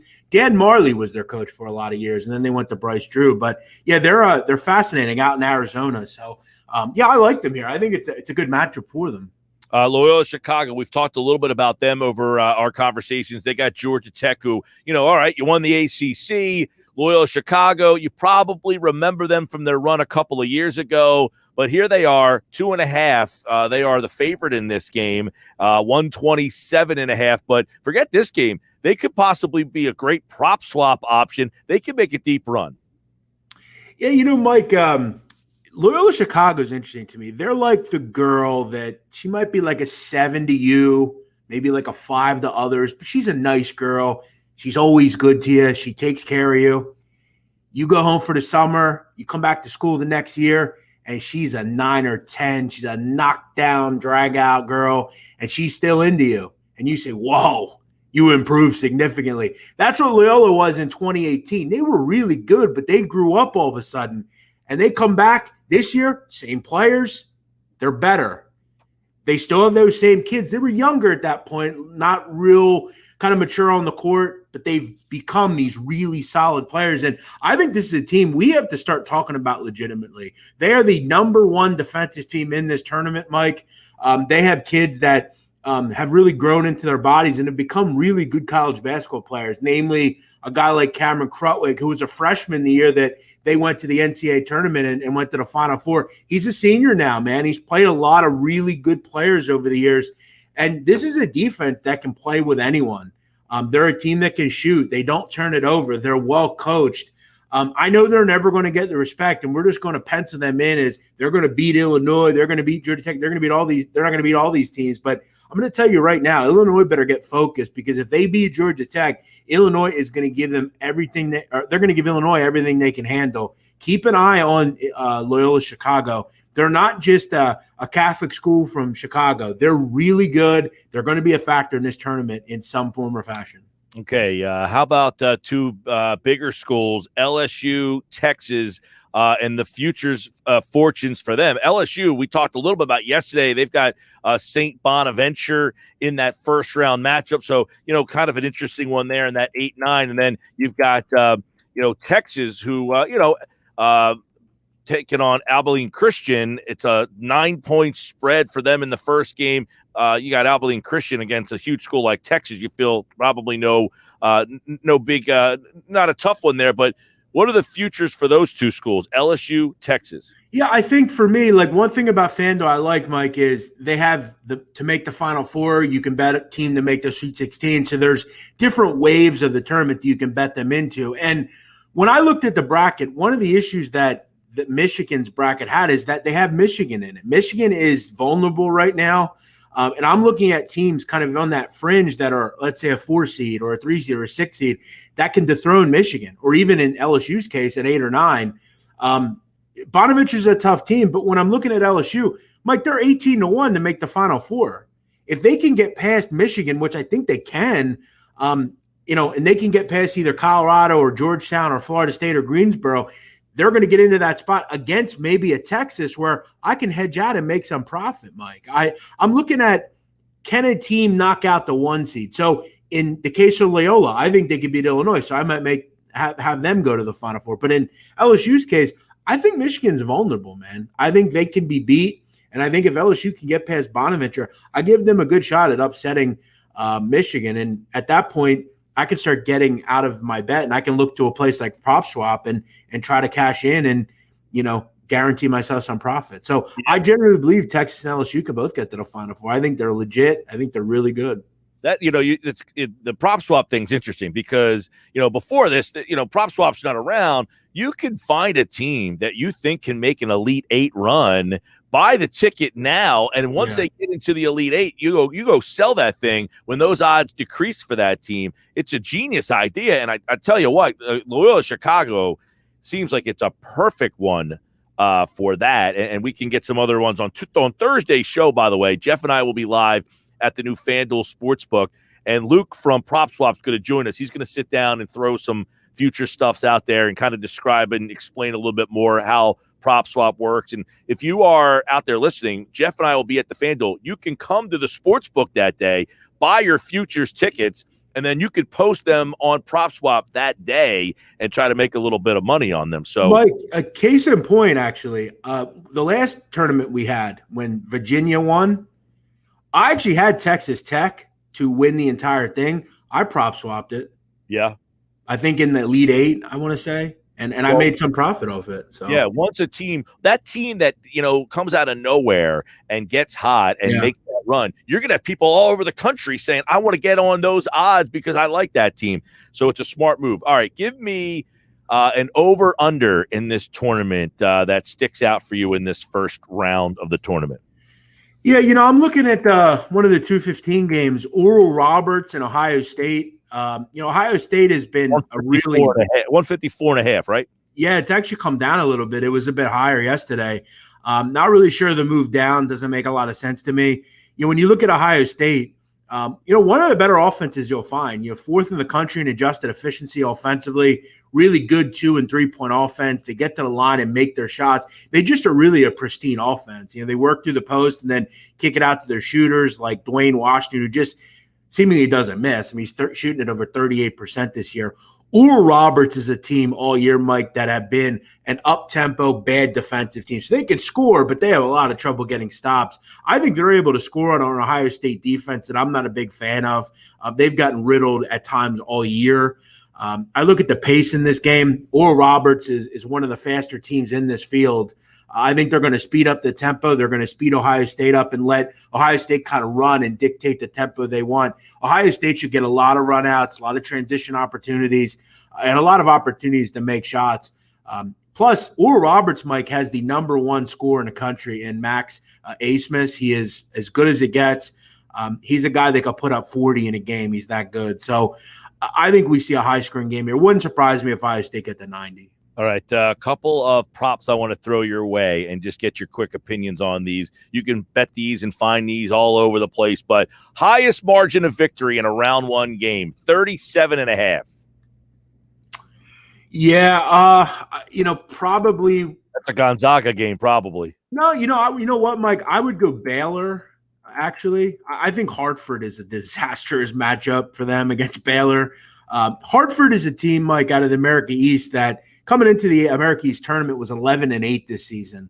And they didn't even play Vermont, who was the best team in the America East. So they're, I think, just going to be happy to be there. Their coach had never been to the tournament, got a lot of seniors. I think they'll maybe hang for 5 minutes, and that's a game at halftime that's like 45-19 or something. And it wouldn't surprise me if Baylor win like 96-56 or something. That's a Vic Baker alum there at Hartford. Yeah, and it also is the home of Tracy Carter, who's a South Philly guy. He played at LaSalle, a couple other schools, and he's found a home in Hartford. He's a great defender, and I'm going to be happy to see him there. But this is going to be a tough matchup. So I would actually go Baylor, and they have a pretty good win margin. I think they're second in the country in margin of victory this year. So I'm going to go with Baylor there. All right, highest combined points scored by two teams in the round of 64. Over under 185.5. Yeah, I think Oral Roberts, Ohio State could get to that. I think Colgate, Arkansas is an up and down affair. When you look at Colgate, I kind of equated it recently, Mike, to the movie Friday Night Lights when. Well, hold on, Jeff. I think this is just saying two teams in any game combined. If you take any two teams and take their combined score, you get 187.5. So you got any two teams in the field? Yep. So I could take Gonzaga and someone else? Just says highest combined points scored by two teams in round of 64. I think that's the game itself, though. Like you pick one game, will it be the highest scoring of the entire sequence? Could be, because the next one is highest point total scored by one team, and that over-under is 100.5.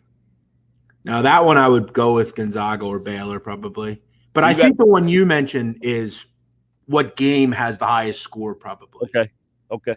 At least I think. You think a team scores over 100?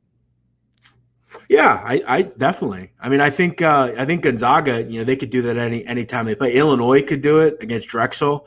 I mean, Mike, Illinois is going to do whatever they want with the ball. Drexel might not. They might give up 1.4 points per possession, which is as bad as it gets. Drexel has no shot to stop Illinois on any play. There will be some blowouts in this tournament. There just will be. Of course. Yeah. All right. Will a 1 seed be losing or tied at halftime? Plus 300, yes. Minus 500, no. You're thinking about the 4 1 seeds. Will any of them be losing or tied at halftime? That's a plus 300 for yes. I mean, minus 500, no. I know you always talk about, hey, if you can make money, don't worry about it. But minus 500 is not great. It's basically saying this ain't happening. Yeah, I think I think that's interesting because Michigan plays the winner of, I believe, Mount St. Mary's, Texas Southern, if I'm correct. Wait, hold on a second. Yeah, they play the winner of Mount St. Mary's, Texas Southern. I'm going to tell you this now. If Mount St. Mary's beats Texas Southern, which I think they will, that's one of my favorites, I would not be surprised if Mount St. Mary's has a lead at some point. I think they are a team, as a 16, they do have some things to combat what Michigan do. They're a good defensive team. They're very slow. They have 3 kids that are 6'9" or bigger. They can maybe Dickinson's on the bench. He's had some issues with fouls recently. I think that's one that I would consider. I don't think, to me, Mount St. Mary's is a pretty decent team. It wouldn't surprise me if Michigan comes out slow without Livers. I could see that. All right. These are a couple interesting ones with Jeff, and we'll do a lot more on Thursday's show. We'll be live over at the new FanDuel Sportsbook at Bally's from 2 to 6. We'll do stuff all day on the tournament. We'll weave some stuff in and out. All right. Total round of 64 games won by Big Ten teams. Over under 7.5. So virtually everyone. There you go. You don't like Wisconsin. I know that. No, I don't. I also don't like Maryland either. I think there are 9 teams in, so I'm going to go under 7.5. So those two would be the two you don't like. All right. How about in the ACC, over under 3.5? I think Virginia will win. I actually think Florida State may lose, frankly. I think Syracuse, they lose. Syracuse is an 11. I keep getting told that because all these Syracuse marks out there who keep telling me if West Virginia wins, we got to face them in the second round. I said, I would love to see that happen. Yeah. I think Georgia Tech, under 3.5 for sure. In fact, I actually like that one quite a bit. There's no Duke, no Carolina, no Louisville. I think you can make the case that all of them may lose. Virginia's coming off a COVID pause. None of them might win. Let me ask you, is there can I bet 0 there? It's over under 3.5. I mean, I would love to get condensed odds on 0. I would definitely love a plus money price on that. Yeah, you got to check out different apps, I guess, to see if who's getting really creative. Yeah. Over under 3.5 ACC teams. I'll give you one more because we'll play with these on Thursday's show. This one's interesting because Big 12 might be the best conference in the country this year. Maybe Big 10. Over under 5.5. So Baylor wins. Texas will win. Kansas will win. Oklahoma State's going to win. Arkansas is going to win. Arkansas's SEC. Oh, yeah. What am I saying? Sorry. You say Big 12. My fault. Oklahoma, I don't think wins. West Virginia. I know you were iffy on West Virginia yesterday, but. Yeah, well, I think they still win. I don't know if they cover, but I think they win. I'm going to go over there. I think the only team that may lose is Oklahoma, and that's a toss-up 50-50 game. Texas Tech will win also. So, yeah, I'm going to go over that one. There you go. You like that. You like the conference. I do. I actually really like that ACC bet. Is that on FanDuel? These are courtesy of bet for overseas. So you got to find. Okay. I got to try to find. Maybe they'll put those up on FanDuel because I would love to. There's some props here on FanDuel now. Maybe I'll have to look. I'd love to. We will go through a lot of this stuff on Thursday's show. We'll kind of go through green. And are you a bracket guy or are you a non-bracket guy? I mean, look, I'm always a bracket guy. I mean, I'm not as like when I was 9 or 10 years old, I was a huge bracket guy. But once I discovered gambling, I do a bracket tournament. Like I have a big pool that I'm in. But I think for me, it's more about the bracket. I got the sheet. I got the yellow here. I got the red here. Yeah, I saw you talking about that yesterday. I'm still old school on the bracket. I love it. I run the bracket. I got a bunch of people in the bracket. You want to get in the bracket? I'll send you the link. I would love to. Mike, when I was younger, when I discovered sports, basically college basketball, my grandfather, we would cut it out of the paper every year. Oh, yeah.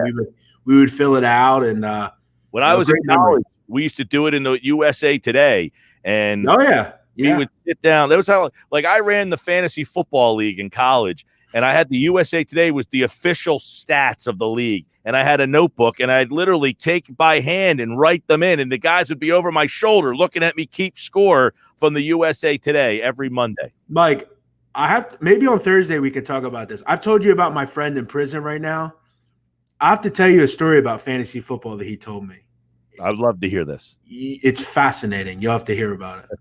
All right, Thursday, join us live. We'll have stuff on every game. Jeff will give you a thought on every single game. I promise you, every single game, Jeff will give you a thought on. Already talked to some people that are going to be down there, according to them. So if you're in the area, please come by Bally's. It's beautiful. Get some food, maybe hang out and meet me and Mike and everybody. My buddy was there today, sent me pictures.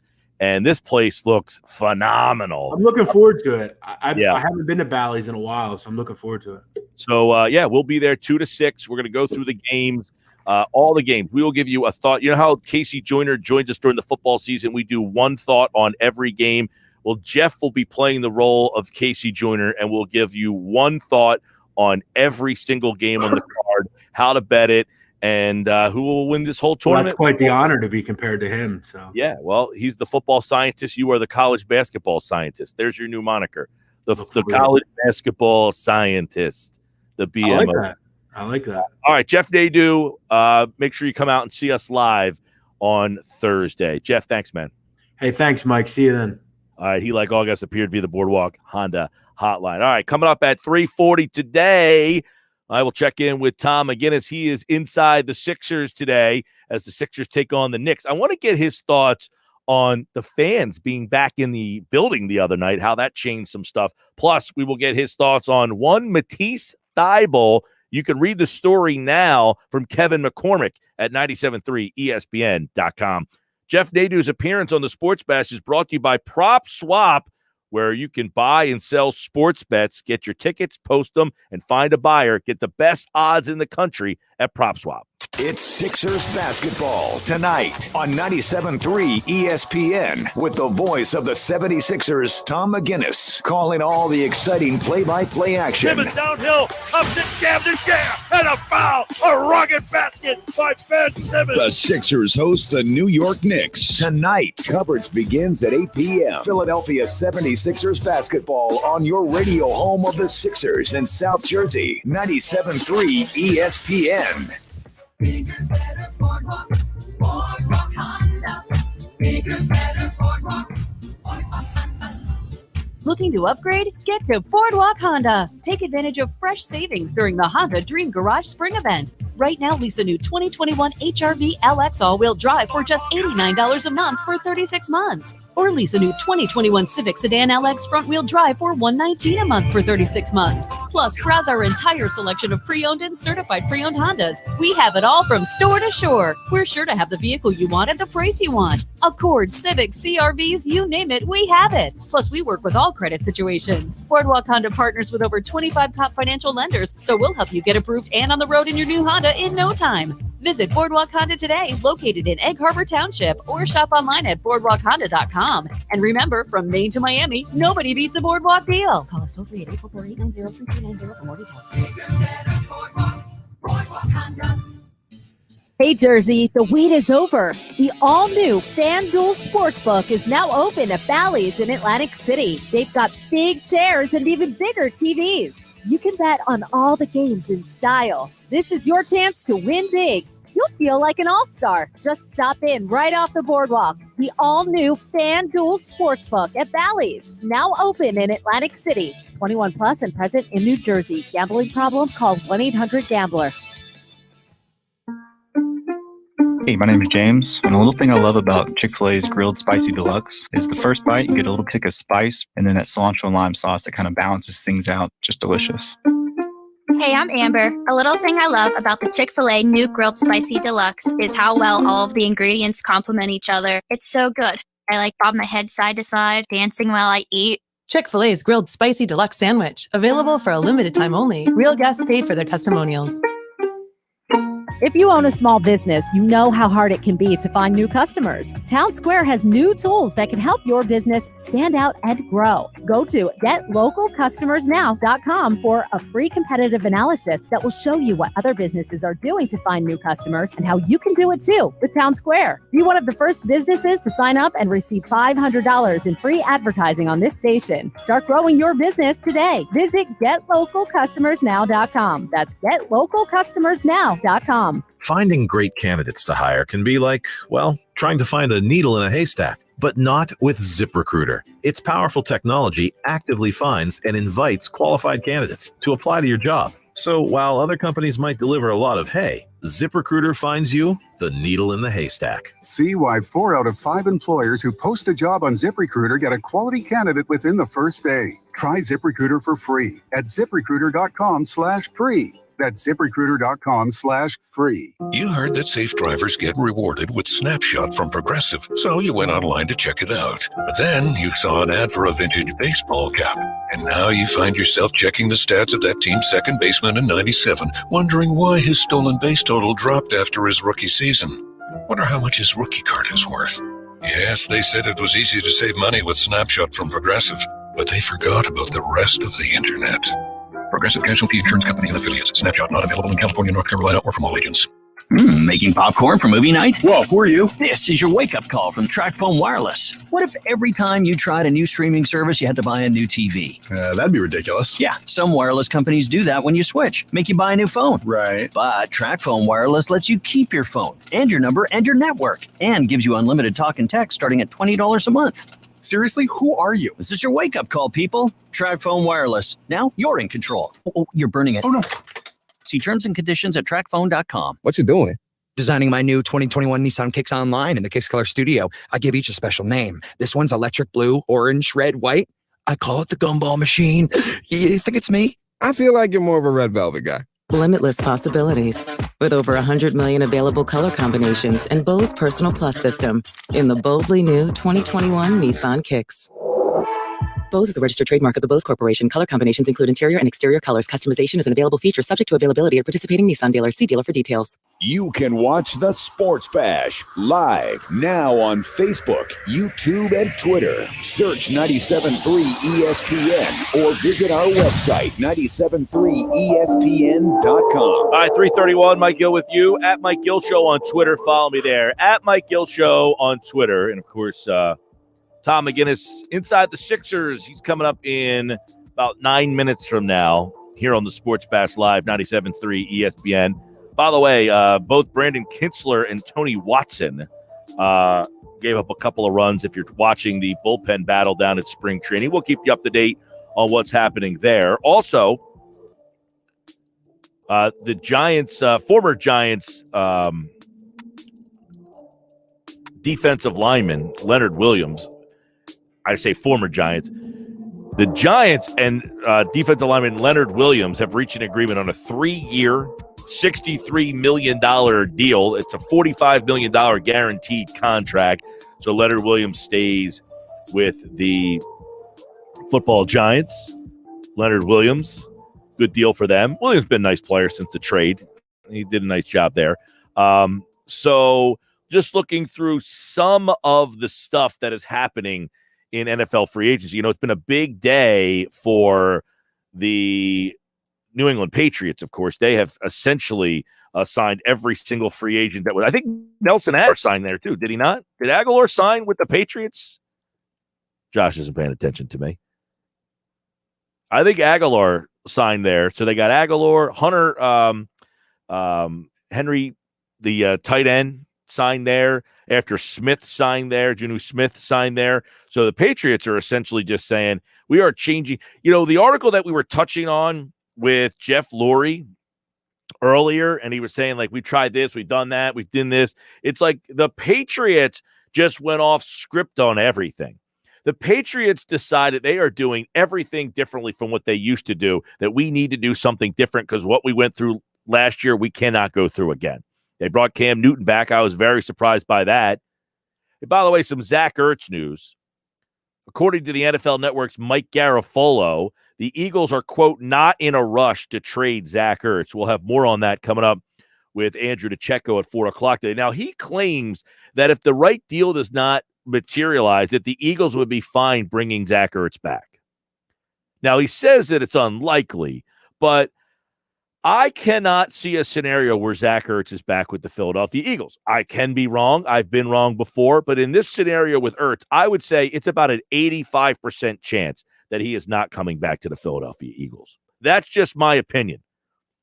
No one has told me this, but just talking to people up there, I don't see a scenario where Ertz makes a lot of sense coming back. But if you are reading some of the claims here that they're not in a rush, they don't want to do this, you know, he's getting frustrated, I just don't see why or how they make this, why they would be, you know. Now, Mosher brought up a point yesterday that's kind of interesting, which is you could trade him, but you can't trade him till the league year begins, so it doesn't help them on the cap. So that is why I can understand the Eagles might say, look, and Mosher brought up another good point yesterday when it comes to this, which is, sorry, if you're watching the show on video, there we go. Needed to take down the commercial screen. Mosher brought up the point yesterday that I didn't even think about, but he's absolutely correct, which is if you trade Ertz, that doesn't go in until the league year. So he also brought up another point, which is you might get a better draft pick if you don't. Like the Eagles have 10 picks in this year's draft. They might not want another pick in this year's draft. So they might be holding out to say, look, you don't want to give me a 3rd or 4th round pick this year, but what about a conditional next year? I think that's a good point that Mosher brought up yesterday during football at 4. What about next year? So keep that in mind with Zach Ertz. All right, Sports Bash Live, 97.3 ESPN, the free mobile app. We will do a little Inside the Sixers coming up on the other side. The voice of the 76ers, Tom McGinnis, calls all the action tonight on 97.3 ESPN. We'll get his take on what he's seen from this Sixers team so far. Fans back in the building, playing without Joel Embiid, how fun Embiid has been. Ben Simmons, how important he has been to this team. Up close and personal with a guy who's been at every game this year. You hear him right here on 97.3 ESPN. You'll hear him tonight. The voice of the Sixers, Tom McGinnis, joins me next. There's never an offseason for the NFL. It's football at 4, every day at 4 p.m. on the Sports Bash with Mike Gill on 97.3 ESPN and the free mobile app. Today just got a little more exciting because you have the chance to win $184 million with Powerball. Talk about a way to really shake things up. So keep it interesting and take your shot because anything can happen in Jersey. Oh, yeah, it's on at Matt Blatt Nissan. The all-new Matt Blatt Nissan is receiving a special allocation of new Nissans, and we need your trade. So get out of that old car, truck, or SUV and into a brand new 2021 Nissan Murano. $5,000 off MSRP, plus 0 down and 0% APR financing for 60 months on new in-stock Nissan Sentras and Altimas. Matt Blatt Nissan on the Black Horse Pike in Egg Harbor Township next to Home Depot wants to approve your credit today so you can drive a new Nissan with 0 down payment and 0% APR financing, plus our fast-track checkout online at mattblattnissan.com. So bring any trade to Matt Blatt Nissan on the Black Horse Pike in Egg Harbor Township or at mattblattnissan.com. On approved credit, negative equity will be refinanced into new vehicle. All factory rebates and incentives to dealer. Not all will qualify. 0% APR financing on $13.33 per 1,000 borrowed. Murano, 8 to choose. Offers can't be combined. Call 888-731-5030 for all the details. It's on at Matt Blatt Nissan on the Black Horse Pike, Egg Harbor Township. Oh, yeah, it's on at Matt Blatt Nissan.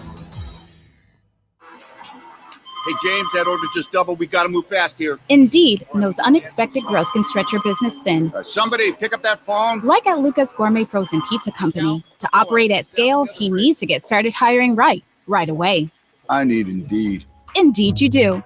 And the moment you sponsor a job on Indeed, you get a short list of quality candidates from our resume database. Visit Indeed.com/credit and get a $75 credit for your first sponsored job post. Terms and conditions apply.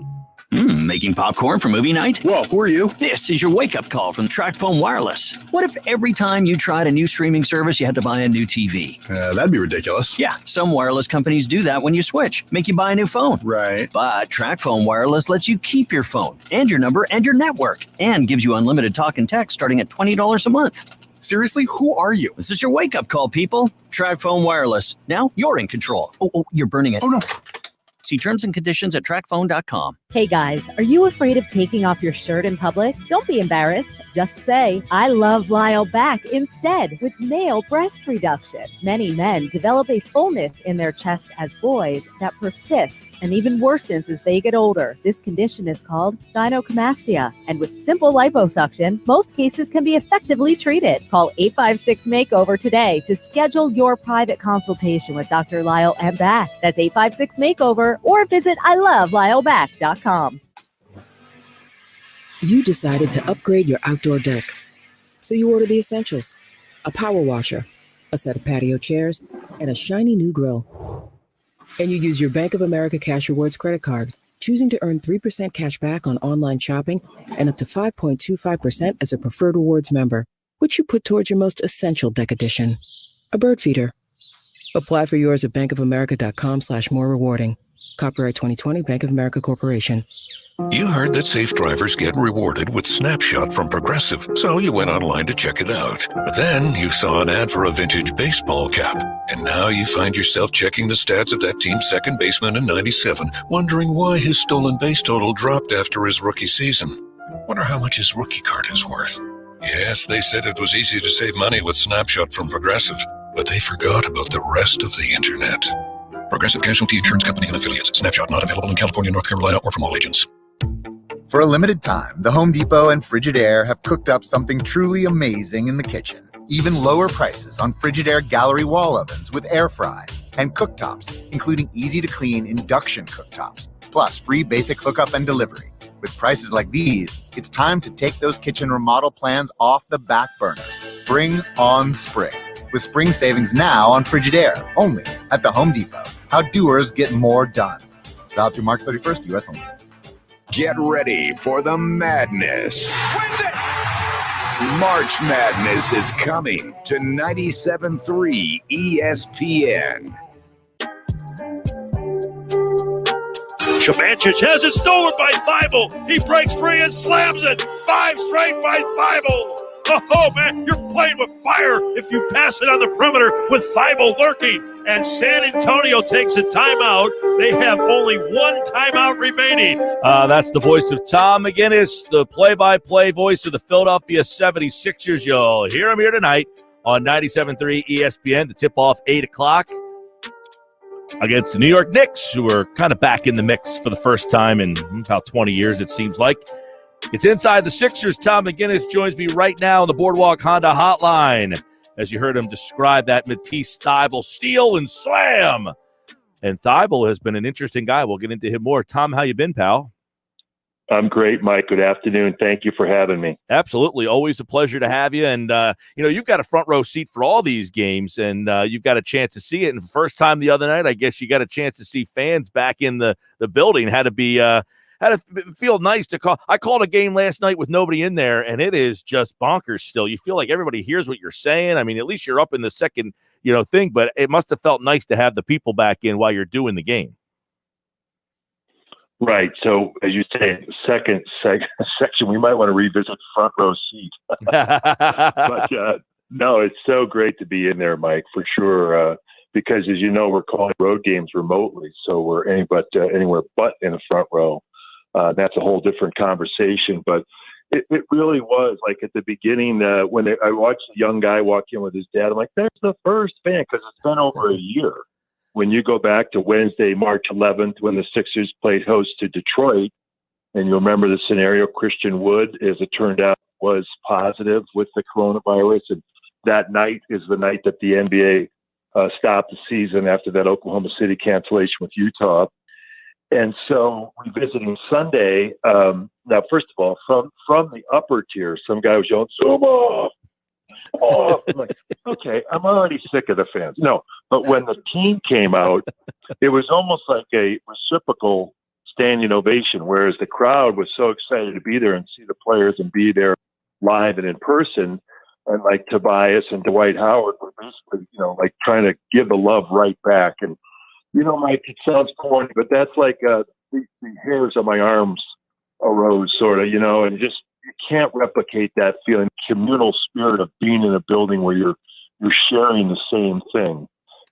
And think about it at Citizens Bank Park with the link with the Eagles, and it's certainly true at the center with the 76ers. It's cool. It's what sports is all about, the competition and being there to enjoy it together.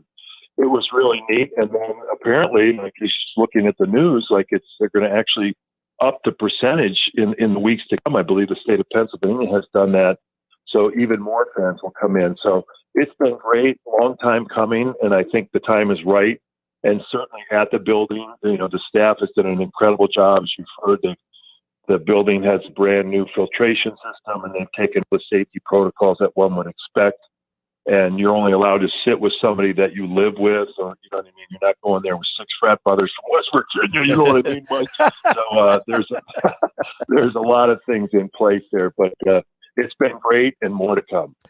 Tom McGinnis tonight. It's Sixers Knicks. You'll hear him on 97.3 ESPN. I want to, we typically, we talk about Ben and Joel, and Tobias is having a great season. We'll get to some of the things that they're doing, but I want to kind of get from you, because you have seen every game start to finish. You call them all.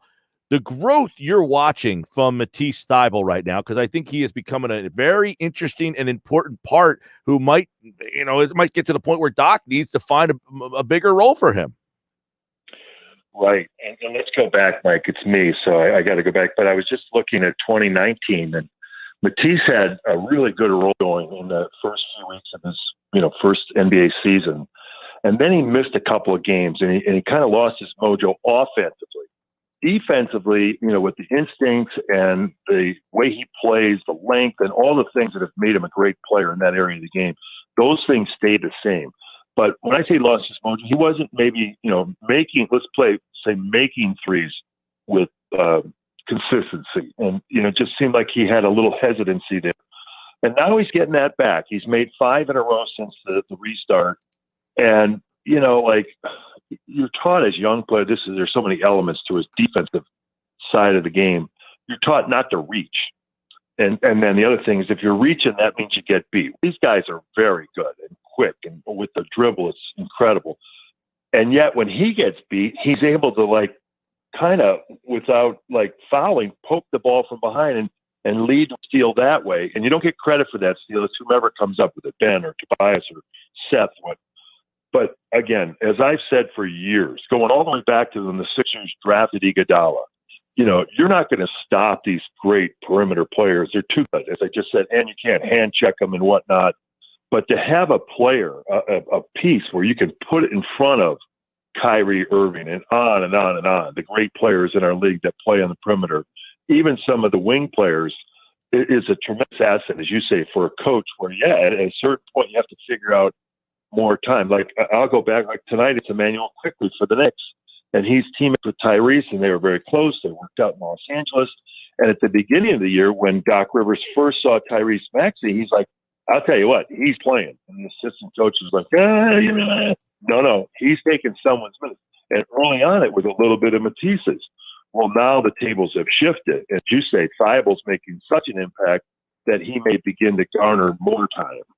That is going to be interesting to see how Doc kind of manages that over the second half of this season. Tom McGinnis, you mentioned the word hesitancy.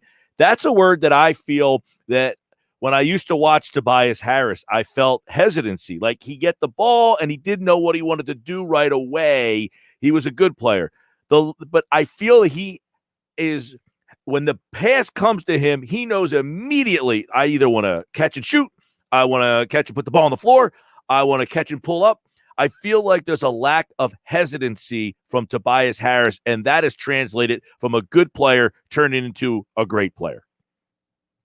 Right, and that's kind of what Doc Rivers saw when he had him with the Clippers in the beginning of that season, what is now 2+ seasons ago. And, you know, it's amazing. You know, we all listen to these coaches, and I've learned so much from Doc Rivers just listening to him and how he interprets the game. And then when he explains something after the game, like you mentioned Thibault. In Chicago, he's like, and we turned Matisse into a screener, and he'd never done that before, and he loved it, and it worked. And it's the same thing. These guys see things, you know, they're basketball gurus. They're, you know, really like geniuses because they've been at it so long. And he played for 13 years. So with Harris, he wanted him to be aggressive and do one of those things. And it's ironic because in years past, the Sixers had that 0.5 rule. You had to do something with it. And, you know, to be honest, like the strength of Tobias' game is not putting it on the deck. So and you're talking about in years past, that's kind of how he gets in trouble a little bit because it's a little bit more methodical, and here comes somebody else to give help. And now he's so aggressive and kind of dovetailing into what you're saying, Mike. What I like is he's 6'7", 6'8", and he can just rise up on people either to shoot a face-up shot from the corner or from the wing, that wing jumper, that dribble pull-ups, how he beat the Lakers, or in the lane where he's bringing it and he's rising above a defender. So he has been, you know, really solid. I mean, 20 points per game, and he brings a lot more with the leadership and the veteran status that he's had in this league. And he's been terrific, you know, and you need more of that every single night because he's a key part for the Sixers. Yeah, he's been definitely seems like a more confident player for them. I know right now, it's funny when Joel tweeted the other night, all right, let's start building around Tony Bradley. But I'm kind of interested in what you see from this tandem that's going to get about 10 games or more, who knows, with Joel out. Do you like, Tony Bradley was a guy who was a first-round pick. I don't know if too many people remember him at North Carolina, but, what can the Sixers kind of maintain this duo of Bradley and Howard and continue to get this kind of production while Embiid's watching? Well, they're going to have to, as you say, in the short term. And that was hysterical what Joel did during the Chicago game. He said, I've seen enough. Start building around Tony Bradley. So, I mean, after the game, somebody was talking about, you know, the support. That goes on support. That's really funny. And the other part of that was the reporter posed the question is, how about Joel watching the game? And Doc Rivers interrupted. He said, well, I would think so. That's his job to watch the game. That shouldn't be a stretch that, you know, you're at home with the health and safety protocols and you're watching your ball club. But no, that was really funny. And Bradley was brilliant in that game. 7 for 7, 4 rebounds, blocks. And so, no, like he's from Florida, went to Carolina and played sparingly. And they won the championship while he wasn't, as you say, he wasn't a key cog And then he plays 3 years. He's a backup to Rudy Gobert. Over those 3 years, he started like 70 games. So that's almost the whole season. And then I was a little shocked to learn that Doc Rivers was just saying he lost 25 pounds up until this point. And so they've seen the work he put in. And that, to me, begs the question, like, wait, how did you show up 25 pounds overweight when you're joining a new team? But he looks great. I've talked to him. He's a great guy. And so it is going to be kind of center by committee. And like Washington, we just played. They're without Thomas Bryant. That can be a dicey. That's hard sometimes to piece that together. But Dwight Howard has been way better. Did you think he was going to be this good? No, way better than I would have. I was scratching my head when they made the signing. Like, and to be honest, I'm not watching every game with the Lakers, and it appears that he accepted that role with the Lakers and now has accepted the same role here. So I think that changes your perception, where before he was an all-star. He was a guy that was the man, but he has accepted that he is no longer that. And I think that's what has made him, a key piece to this bench, right? Right, but mentioning the Lakers, he didn't play that much with them until certain situations and matchups in the playoffs. But obviously with the Sixers, he's had a consistent role, first big off the bench, and his rebounding is terrific. And then his hands clearly aren't the same that they were when in those early years with the Magic. But, on the nights he makes the putbacks and he makes a foul shot here or there, he's getting 9 or 10 points in addition to 7 or 8 rebounds and 2 blocks. And then, he's an agitator. And, you're like, oh, my, here we go again with Howard. But I said that to Doc Rivers, and he said that, name drop. But Red Auerbach used to say that to him all the time. You can't have enough of those instigator type of guys. So coaches actually don't mind that. And certainly, the opposing teams can't stand it. Like for us, see Kyle Lowry, right? You know what I mean? Like with the way he gets under your skin. So, and I love Kyle, but he's going to have a statue at some point outside the arena, now named the Scotiabank Arena in Toronto, and it's either going to be of him flopping or of him with raised palms and asking for a call from the official. Tom McGinnis, I have about a minute or so left, so I know it's going to be tough, but you have seen almost every single game that Ben Simmons has played. Have you seen a guy whose game has evolved, a more mature guy? What would be the 1 minute assertion you would give about the Ben Simmons of 2021? Yeah, I would say both of those things. And, he's so aggressive. He's become a bigger, stronger athlete just by the nature of it's been 2 or 3 years. And he works out like a machine. And, the way he reads the game and the way he attacks. And there's times like that Utah game where he just takes over. And it's incredible, Mike. I mean, you can talk about the jump shot. Again, when he made that 3, you guys called me the next day. You're going to shoot more threes. I'm like, how do I know? And it turns out the answer, now we know in retrospect, was no. But he makes those hook shots. You look at his field goal percentage, it's well over 50%. He's an incredible, impactful player. And that thing I said about Thibault in terms of guarding, well, times 2 with Simmons, because he can guard multiple players and is just a complete force at that end of the floor.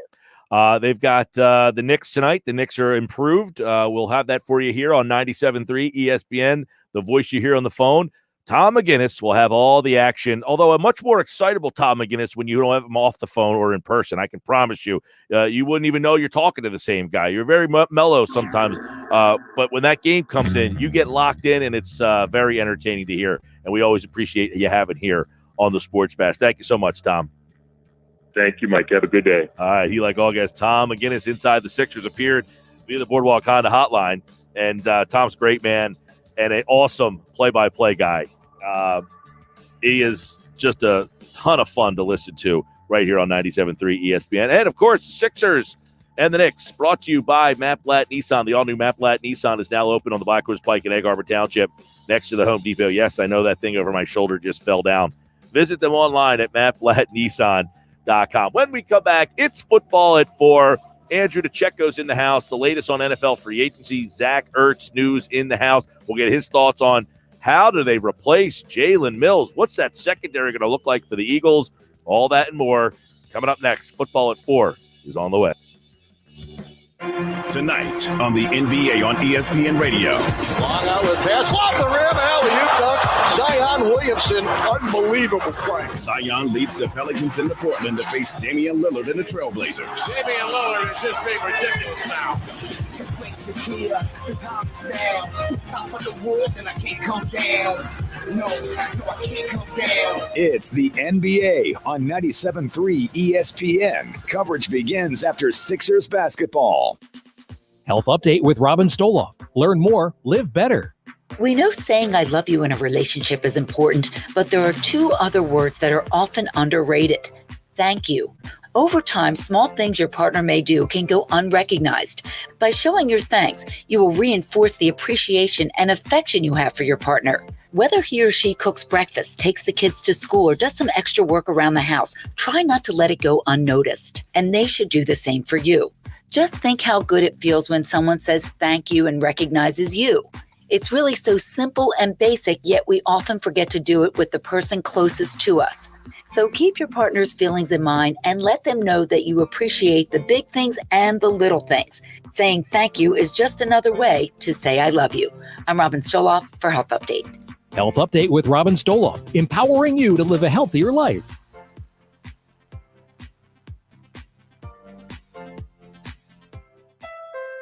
It's the Honda Dream Garage Spring Event at Rossi Honda. What better vehicle to put in your garage than one of the best cars on the road? Lease a 2021 Honda Civic LX for $149 a month. Put the 2021 Honda Accord LX in your garage for only $199 a month with free oil changes for up to 5 years at Rossi Honda or online at rossihonda.com.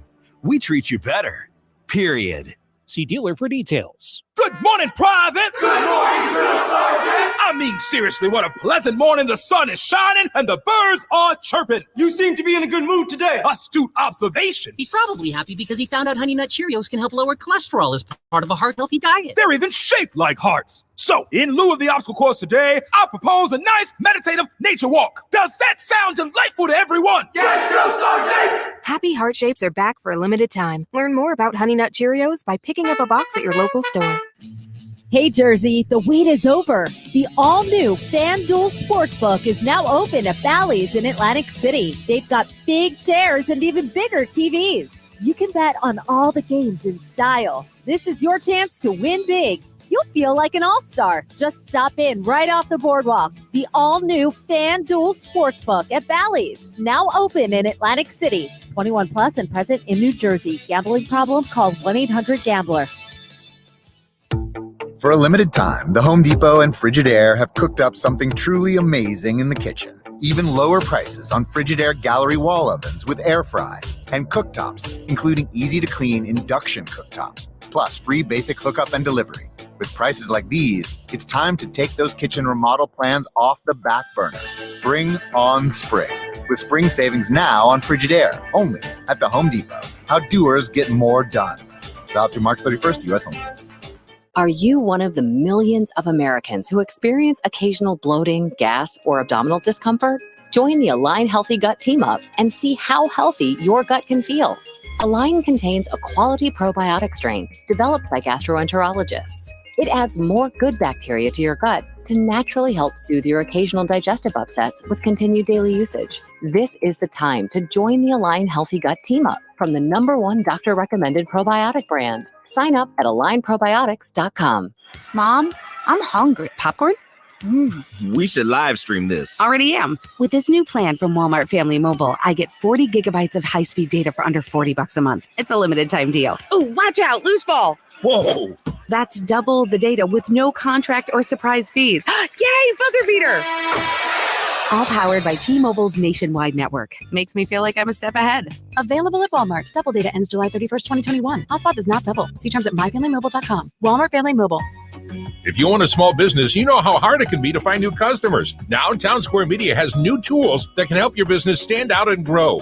Go to GetLocalCustomersNow.com for a free competitive analysis that will show you what other businesses are doing to find new customers and how you can do it too with Town Square Media. Be one of the first business owners to sign up and receive $500 in free advertising on this station. Start growing your business today. Visit GetLocalCustomersNow.com. That's GetLocalCustomersNow.com.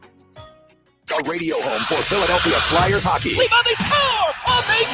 WENJ, WENJ HD Millville, Atlantic City, 97.3 ESPN. 97.3 ESPN presents The Sports Bash with Mike Gill. It's time for Football at 4 with 97.3 ESPN.com's Andrew DeCecco. My first allegiance is what will be best for the Philadelphia Eagles and our fans for the next 3, 4, 5 years. Powered by the Inside the Birds podcast. Now, live from inside the Matt Black Kia Studios, it's Football at 4. Football at 4 is powered by the Inside the Birds podcast. It drops tomorrow at 6 a.m.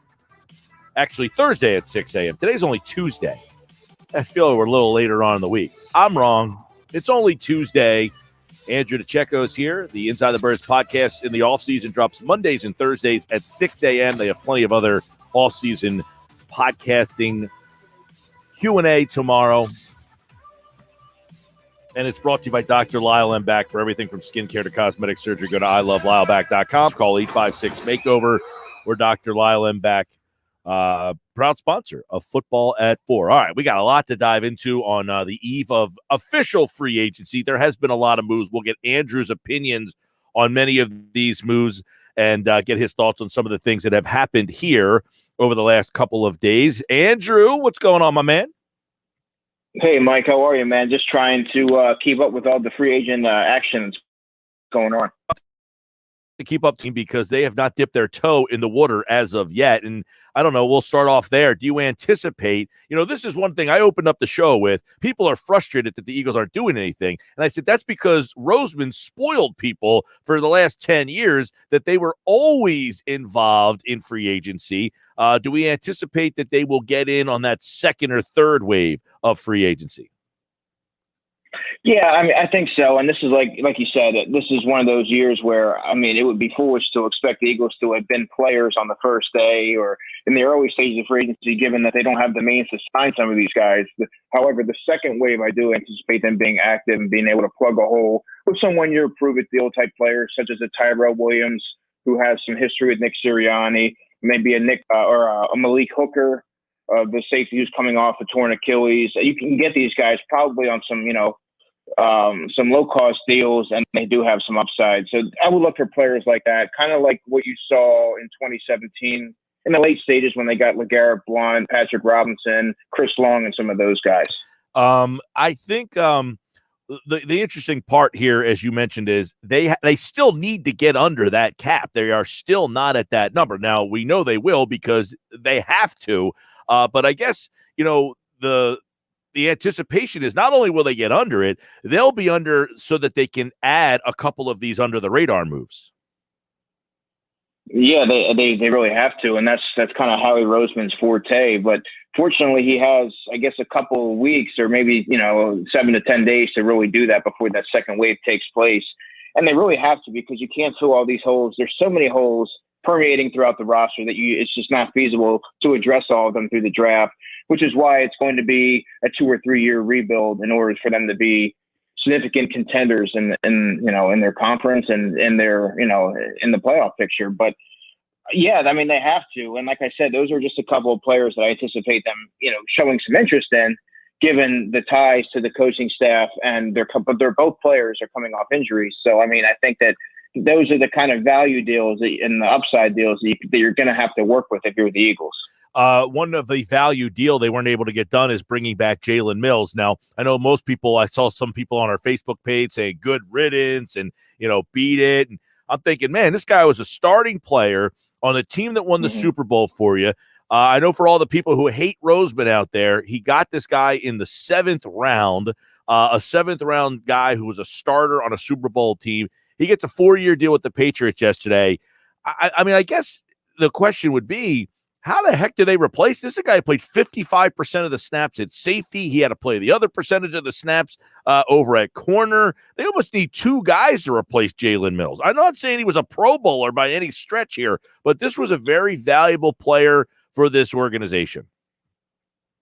Well, you're right. And that's one of those moves that's going to be a bigger loss than what many anticipate, despite what you've seen on your Facebook, page and some of the comments that you see on social media.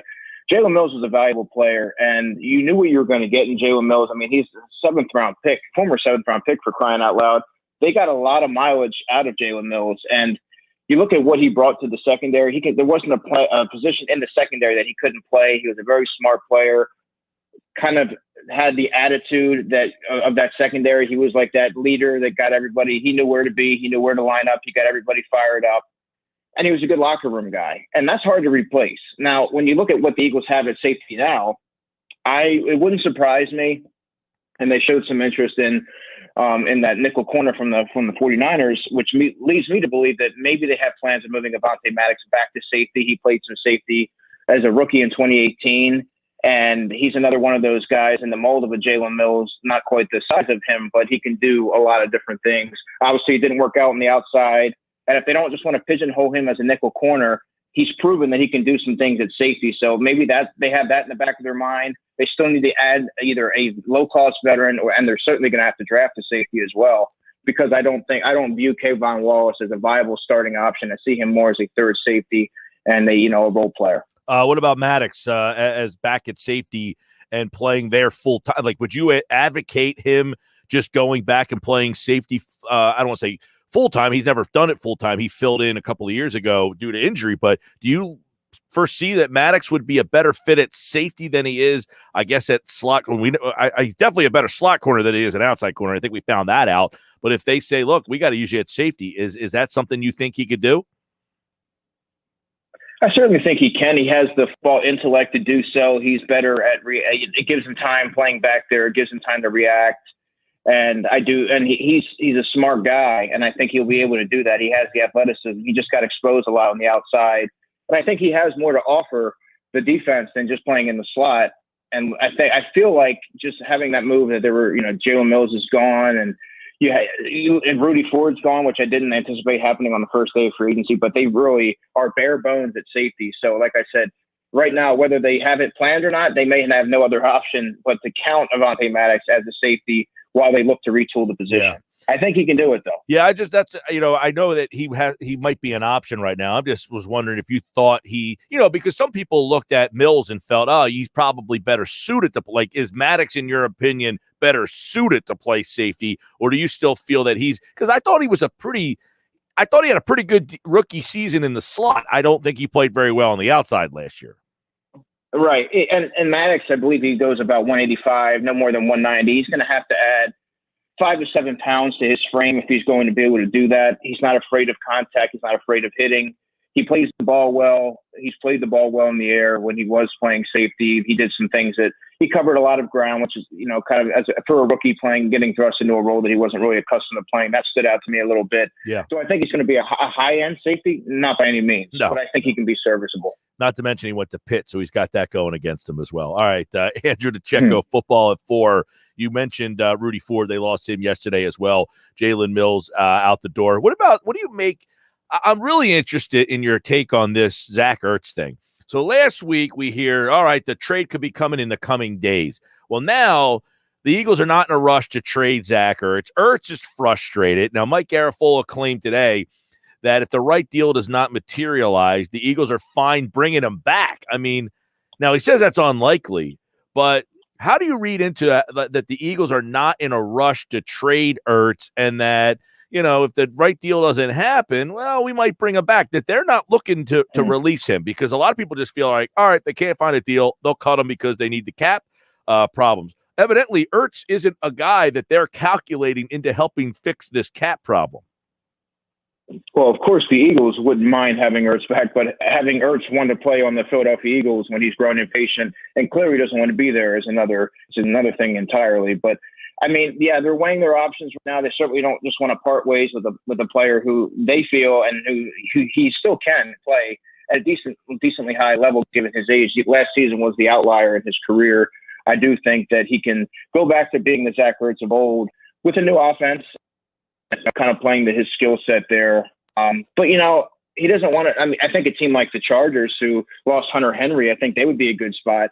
I think the Eagles are kind of weighing their options right now and seeing what shakes free, and they're looking for the right offer. But, I mean, same thing with Carson Wentz. I don't think that Zach Ertz is going to physically want to come back here and be a good soldier after last season and how the last couple of months has kind of unfolded. It's kind of hard to foresee that happening. Yeah, I know that the anticipation that they could get a third or a fourth round pick seems unlikely. Now, Ertz, apparently, according to the report, Andrew, has said that, hey, if I get traded somewhere, I don't need a contract extension. I'll play on that deal there. If that's the case and he's willing to play on that deal, if you're the Eagles, do you just keep him? Yeah, you keep him, but Zach, and while he's never been one of those guys who's going to cause a problem in the locker room, you wonder if there's going to. Last year he looked disinterested at times, and you wonder if that's going to boil over into this season. You know, if there's a nick or a bruise, is he going to want to really be out there? Depending on how the season's going, you run the risk of him getting. Remember last offseason, there was he was very vocal. I believe it was one of the training camp practices with Howie Roseman, if I'm not mistaken. Yep. Those type of things might become more prevalent now if you're putting him in a situation in which he does not want to be in. So, I mean, I think you take what you can with him and you just move on. As much as he's done for the franchise, it's just best for both parties to part ways. Yeah, I mean, the whole Ertz thing, like, this is interesting because if he said, look, I'm willing to play for $8.25 million, because last year, as you mentioned, he wanted a new contract. They couldn't come to an agreement, and he wasn't happy about it. Now, if he's saying, I'll just play under this deal for another year, would he be willing to do it here? Well, then the take is, well, this team's kind of rebuilding. Do they need Zach Ertz? And I guess at that point you say, all right, if you want to play at that number, we'll bring you back. Do you try to trade him in season if he's playing really well? Or, you know, hey, he's a part of why we surprised a lot of people this year. You know what I mean? Like, you have Jalen Hurts. You've got you want Hurts to succeed. I'm a little this makes it a little cloudy because I felt to me like Ertz was as good as gone. And I'm not saying I feel like, but I'm about 85% that he's gone. But I feel like this has opened the door at least a little bit. But it's like, does it make sense to bring him back with where this organization is? And a lot of that goes back to, well, then you want the young quarterback to have a guy like Ertz to have the throw to. So there's a lot of pluses and minuses, I feel like, on both sides here with this. Yeah, and you mentioned the door being cracked open. I mean, there's always that selling point that they could say, hey, you're going to be featured in this offense, this new offense with Nick Sirianni, and you're going to be a security blanket for Jalen Hurts and, be a focal point. Yeah. So there's always that sales pitch that you can give to them if you're running out of options and you realize, there's a chance that we might not be able to get rid of this guy. So if we're going to do that, let's reevaluate and kind of give him the sales pitch, and maybe it'll kind of mend the fences, at least just for a year. Or like you said, if he does well, performs well, you maybe can trade him before the trade deadline. All right, Andrew Checo Football at 4. Let's look at a couple of things that have happened, let's say, inside the division here.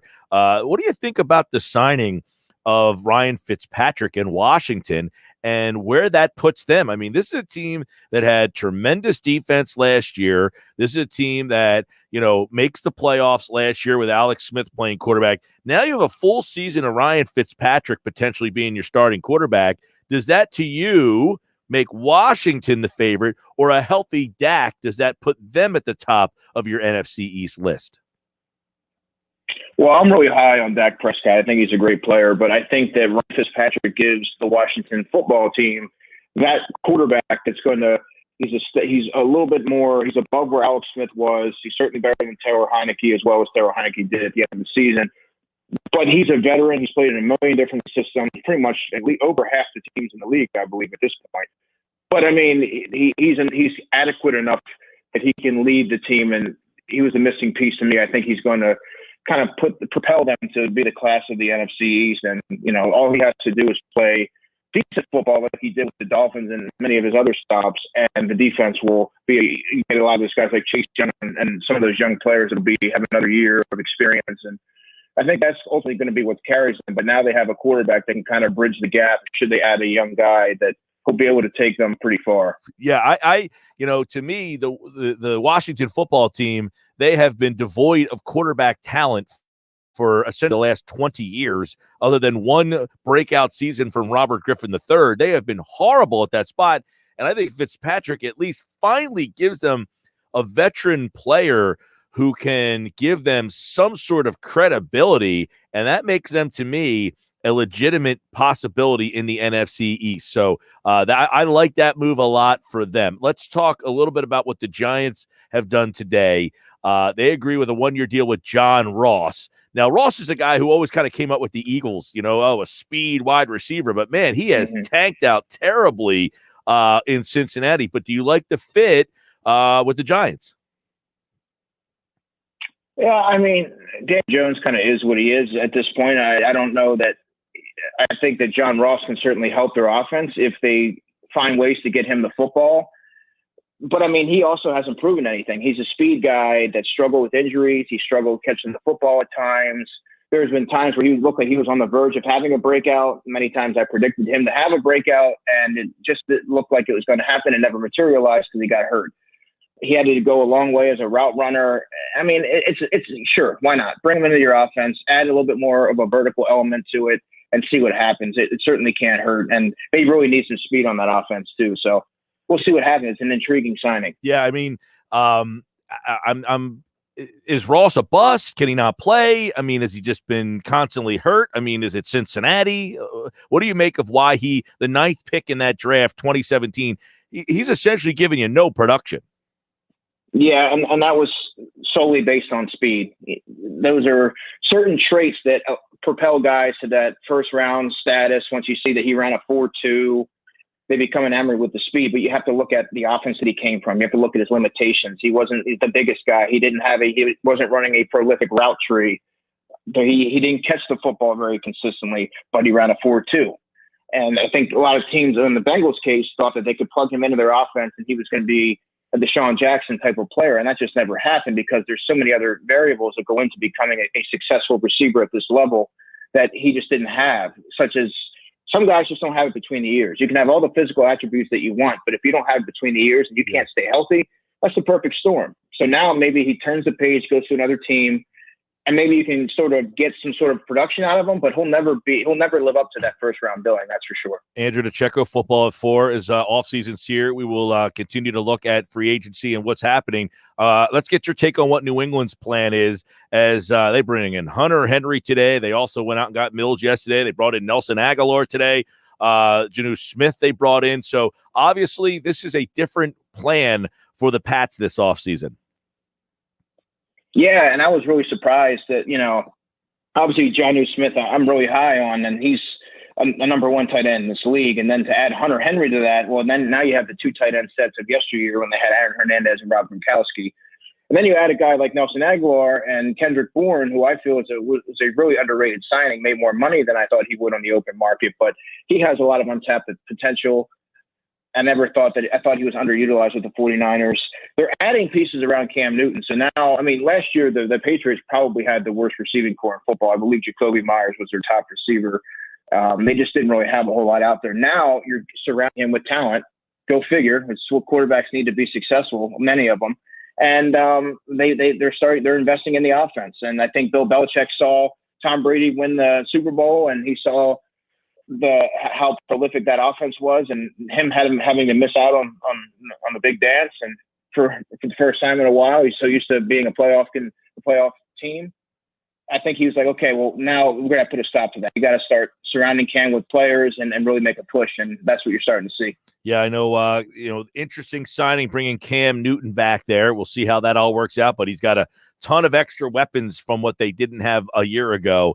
Aguilar, the 2 tight ends. It's almost like they're going back to the Gronk Hernandez style of offense, that 2 tight ends. And we've talked about it a lot here, Andrew, with the Eagles. If they were to draft a guy like Kyle Pitts, you put Pitts and Goddard, which obviously if you brought Ertz back, I think Pitts would kind of be out of the mix at pick 6, wouldn't you? Yeah, I mean, if they bring Zach Ertz back, it certainly makes it kind of pointless to take a guy like Kyle Pitts and invest that 6th overall pick in another tight end, because then you have 3 of them. How are you going to get them all on the field? You don't want to waste a year of Kyle Pitts.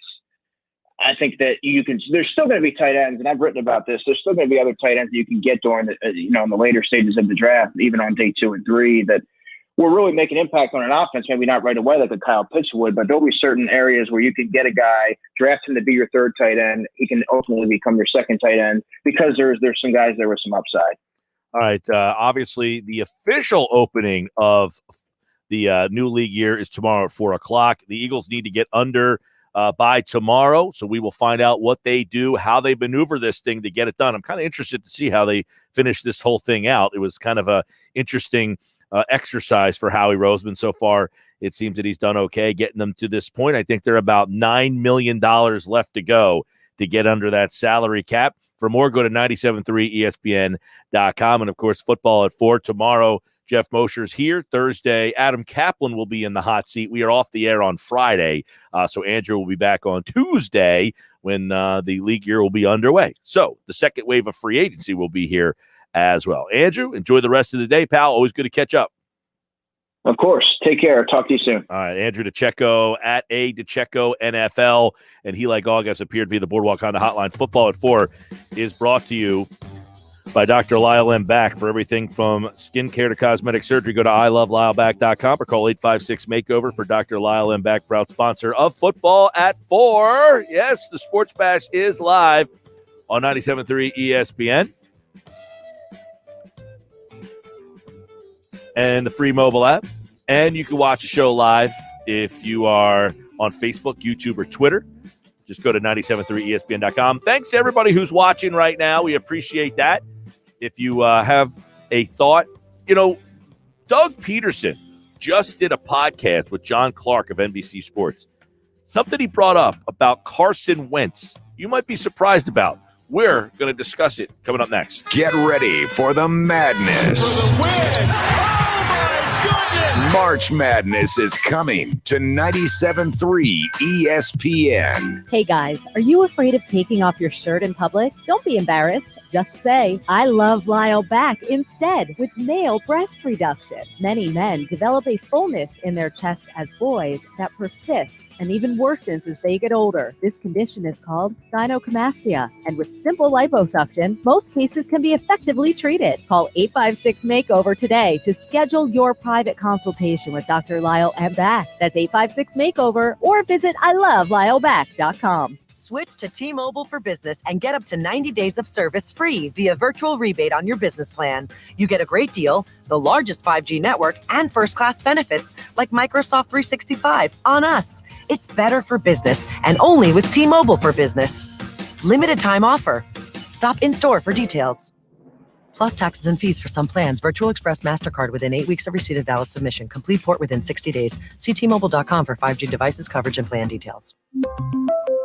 Are you one of the millions of Americans who experience occasional bloating, gas, or abdominal discomfort? Join the Align Healthy Gut Team Up and see how healthy your gut can feel. Align contains a quality probiotic strain developed by gastroenterologists. It adds more good bacteria to your gut to naturally help soothe your occasional digestive upsets with continued daily usage. This is the time to join the Align Healthy Gut Team Up from the #1 doctor-recommended probiotic brand. Sign up at alignprobiotics.com. What you doing? Designing my new 2021 Nissan Kicks Online in the Kicks Color Studio. I give each a special name. This one's electric blue, orange, red, white. I call it the gumball machine. You think it's me? I feel like you're more of a red velvet guy. Limitless possibilities. With over 100 million available color combinations and Bose Personal Plus system in the boldly new 2021 Nissan Kicks. Bose is a registered trademark of the Bose Corporation. Color combinations include interior and exterior colors. Customization is an available feature subject to availability at participating Nissan dealers. See dealer for details. The journey on the path to spiritual enlightenment is personal. And as you'll hear on the Astray podcast, it can also be deadly. Join filmmaker Caroline Slaughter on the podcast as she uncovers the disappearances and deaths that have befallen Westerners who have taken a spiritual pilgrimage to India. A lot of people that'll hear this podcast will be seekers. Don't go to India. This is a Venus flytrap for your vulnerability. Listen to Astray wherever you get your podcasts. I struggled with symptoms like frequent gas and stomach pain for years. I was bloated all the time with daily diarrhea. At first, I thought it was what I was eating. I kept thinking it was stomach issues. So I did my research and talked to my doctor, and we finally uncovered the truth. It was actually EPI. Exocrine pancreatic insufficiency, or EPI, is a condition where your pancreas is unable to help break down your food.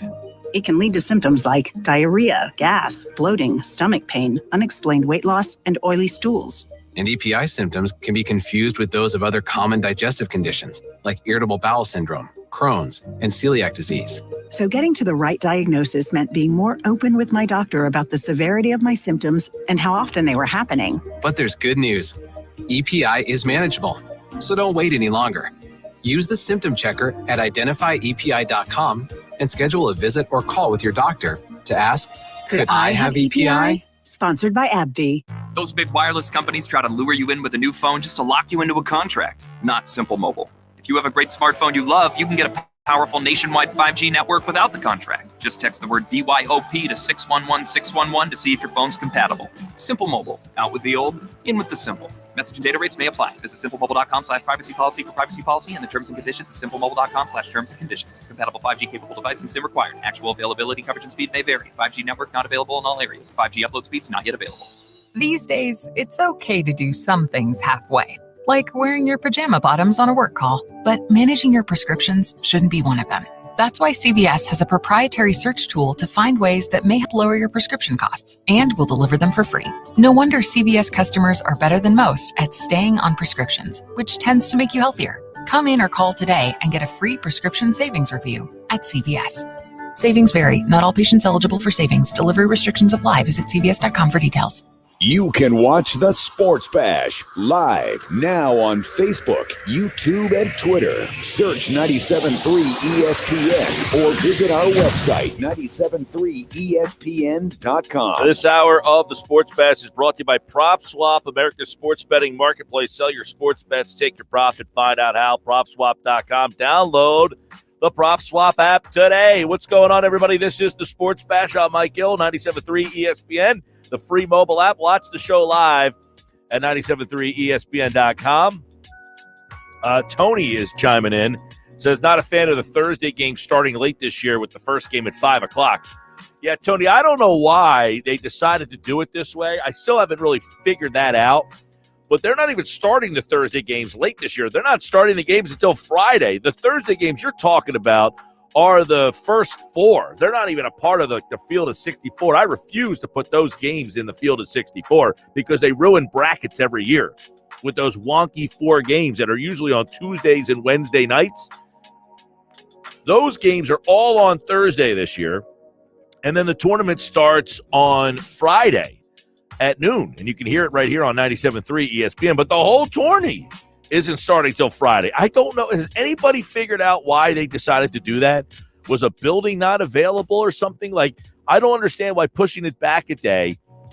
Like, if you're telling me there's safety protocol reasons, how does pushing it back a day have anything to do with that?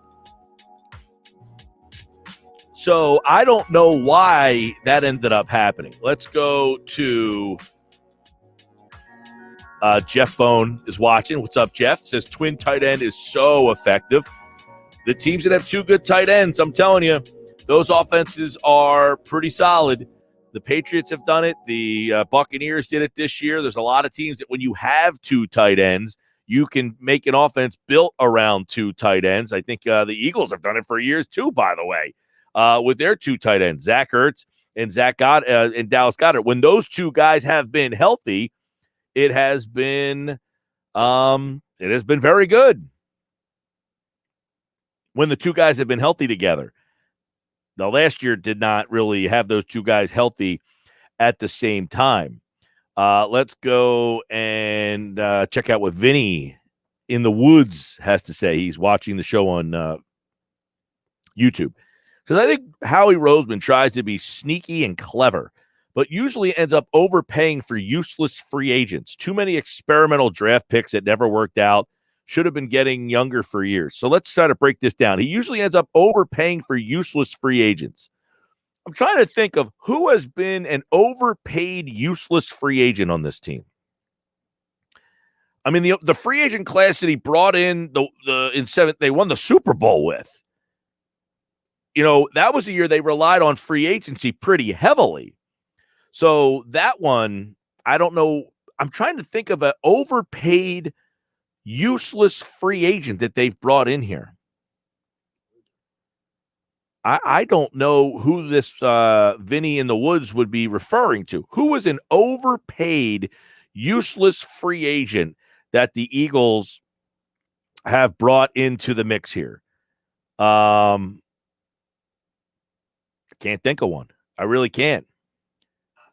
I mean, Asamoah, you're going back. That was Andy Reid, though. That's the dream team. I mean, that's going back to 2011. Who is an overpaid free agent that they have here? I can't read this article that you sent me, by the way. I can't open the article. I just said that. I can't open it because I'm not a subscriber to that newspaper. So I cannot. I tell him all the time, just don't send me the article. Just tell me what it says. That's all. I can't open that article.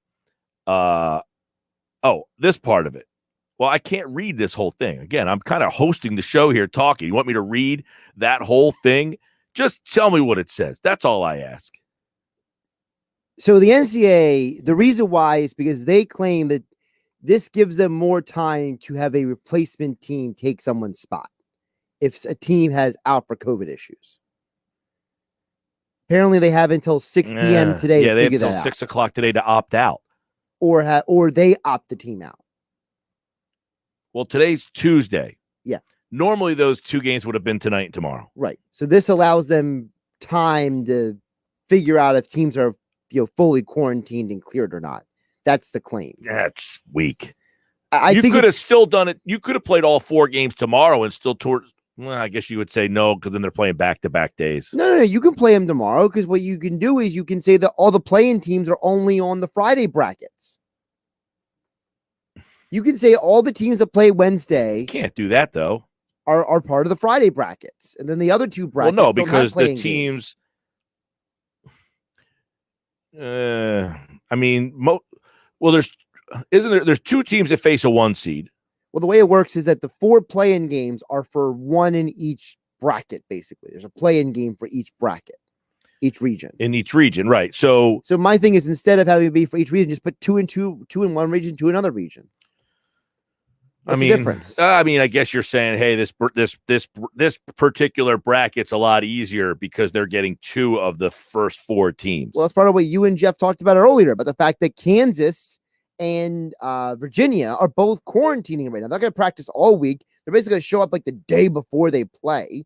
It's like, what's the difference then? What's the difference between them showing up and then making an entire side of a bracket mostly play-ins? Yeah, I guess the whole thing with them, like, you have till 6 o'clock basically to make the decision today, right? Right, today. Yeah. So what's to say, though, you still couldn't have played the play-in games tonight and tomorrow, now that I'm thinking of it?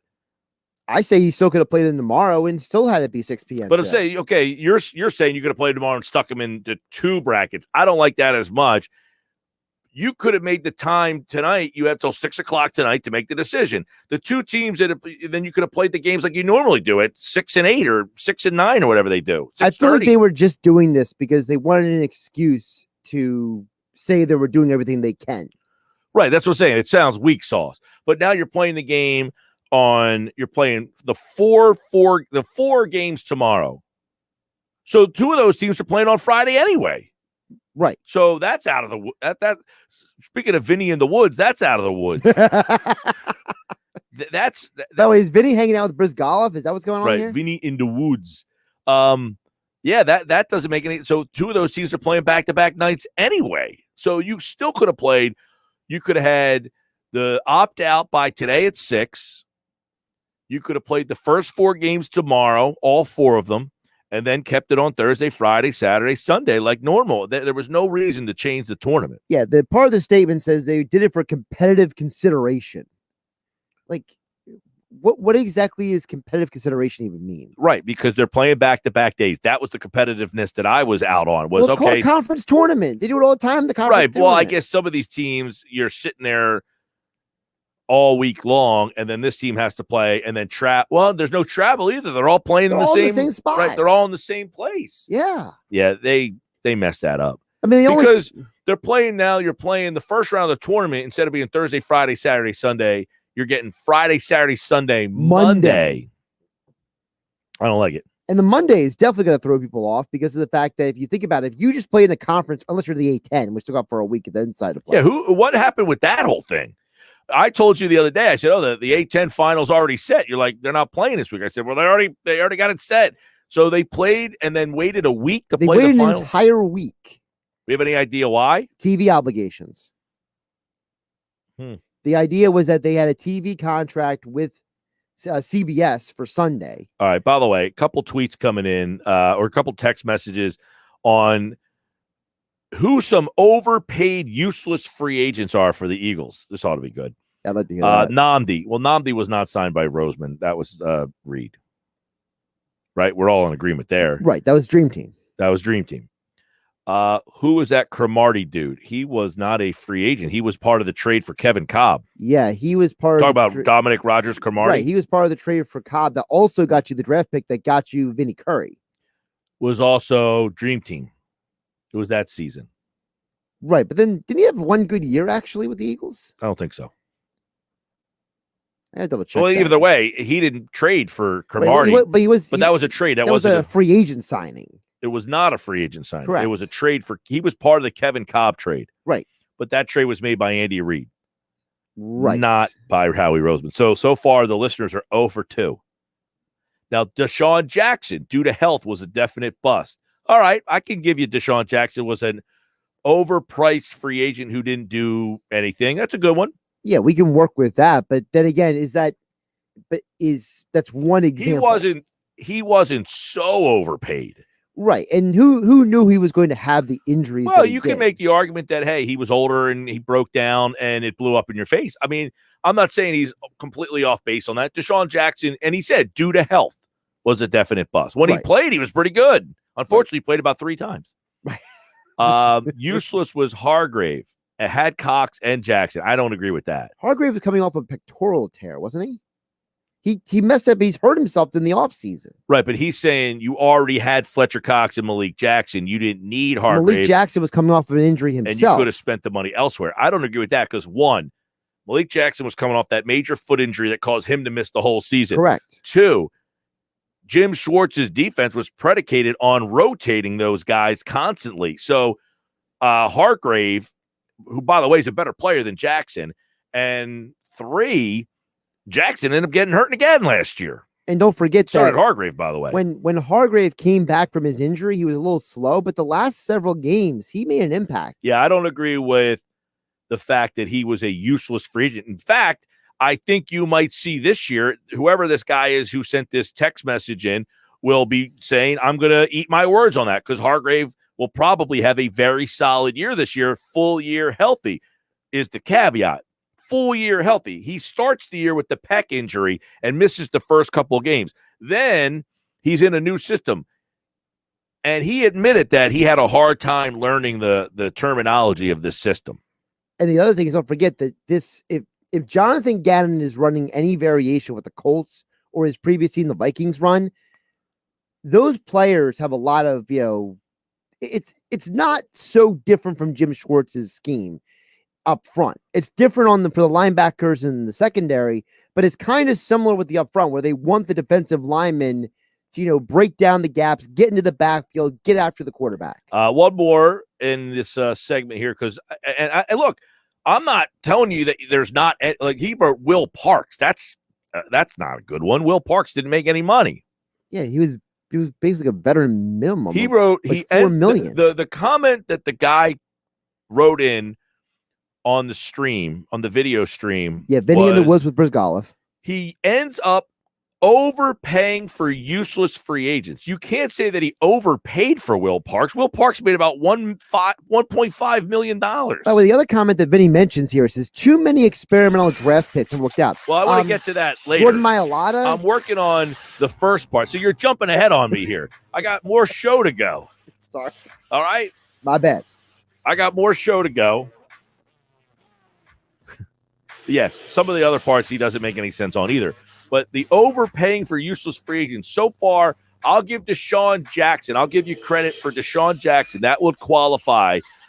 So in 10 years, we found one overpaid, useless free agent that I will qualify. If you have another one that I'm forgetting or missing, text 609-403-0973. If you're watching the video stream, you can post it there. We will get to that. And the rest of his comments that he mentions that I don't agree with either. More Sports Patch coming up.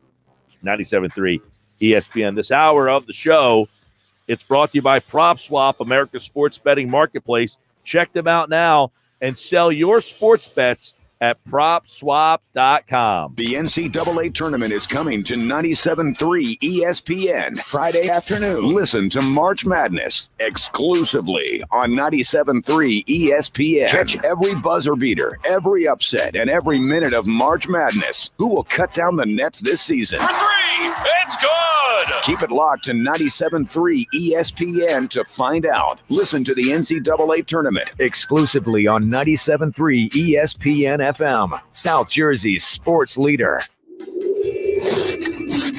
You skipped the New Year's sales, waited out the weather in February, and lucky you, the deals at Sport Hyundai just got way better. For starters, there's 0% financing and no payments for 90 days. After that, very small payments. $174 for a Tucson SE all-wheel drive. A Santa Fe SEL with lots of extras, only $247. Just a couple Hyundai Spring Upgrade specials at Sport. Get offer details at sporthyundai.com, where Hyundais really do cost less. Making popcorn for movie night? Whoa, who are you? This is your wake-up call from TracFone Wireless. What if every time you tried a new streaming service, you had to buy a new TV? That'd be ridiculous. Yeah, some wireless companies do that when you switch. Make you buy a new phone. Right. But TracFone Wireless lets you keep your phone and your number and your network, and gives you unlimited talk and text starting at $20 a month. Seriously, who are you? This is your wake-up call, people. TracFone Wireless. Now you're in control. Oh, you're burning it. Oh, no.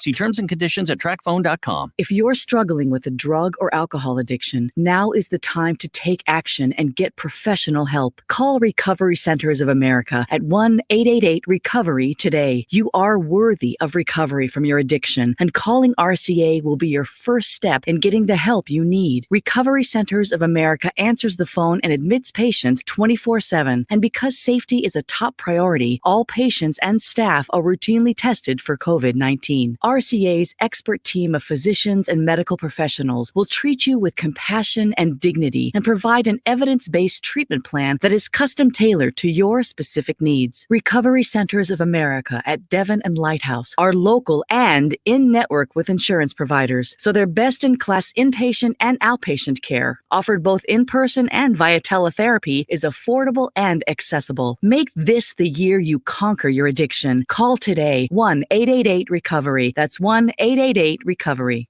Allstate now has deeper savings, and deeper savings require deep thoughts and a deep voice, like mine. Save for being a new customer. Save more for adding DriveWise, and save even more for driving safely. Visit allstate.com or contact your local agent for a quote today. As someone once said, saving today is money tomorrow. That's deep. Not available in every state. New customer savings based on early signing discount. Drive-bys is an optional feature. Savings vary based on how you buy. Subject to terms and conditions. Allstate Fire and Casualty Insurance Company and affiliates, Northbrook, Illinois. When you place a wager with William Hill Sportsbook, every sports moment becomes even more interesting. And we have a special offer to help you bet on all your favorite sports, risk-free. Download the William Hill mobile app, and when you sign up, you can get started with a risk-free bet of up to $500. Use promo code RADIORF. Must be present in New Jersey. 21 plus only. Terms and conditions apply. Gambling problem? Call 1-800-GAMBLER or visit 800gambler.org. Let's make it interesting with William Hill Sportsbook.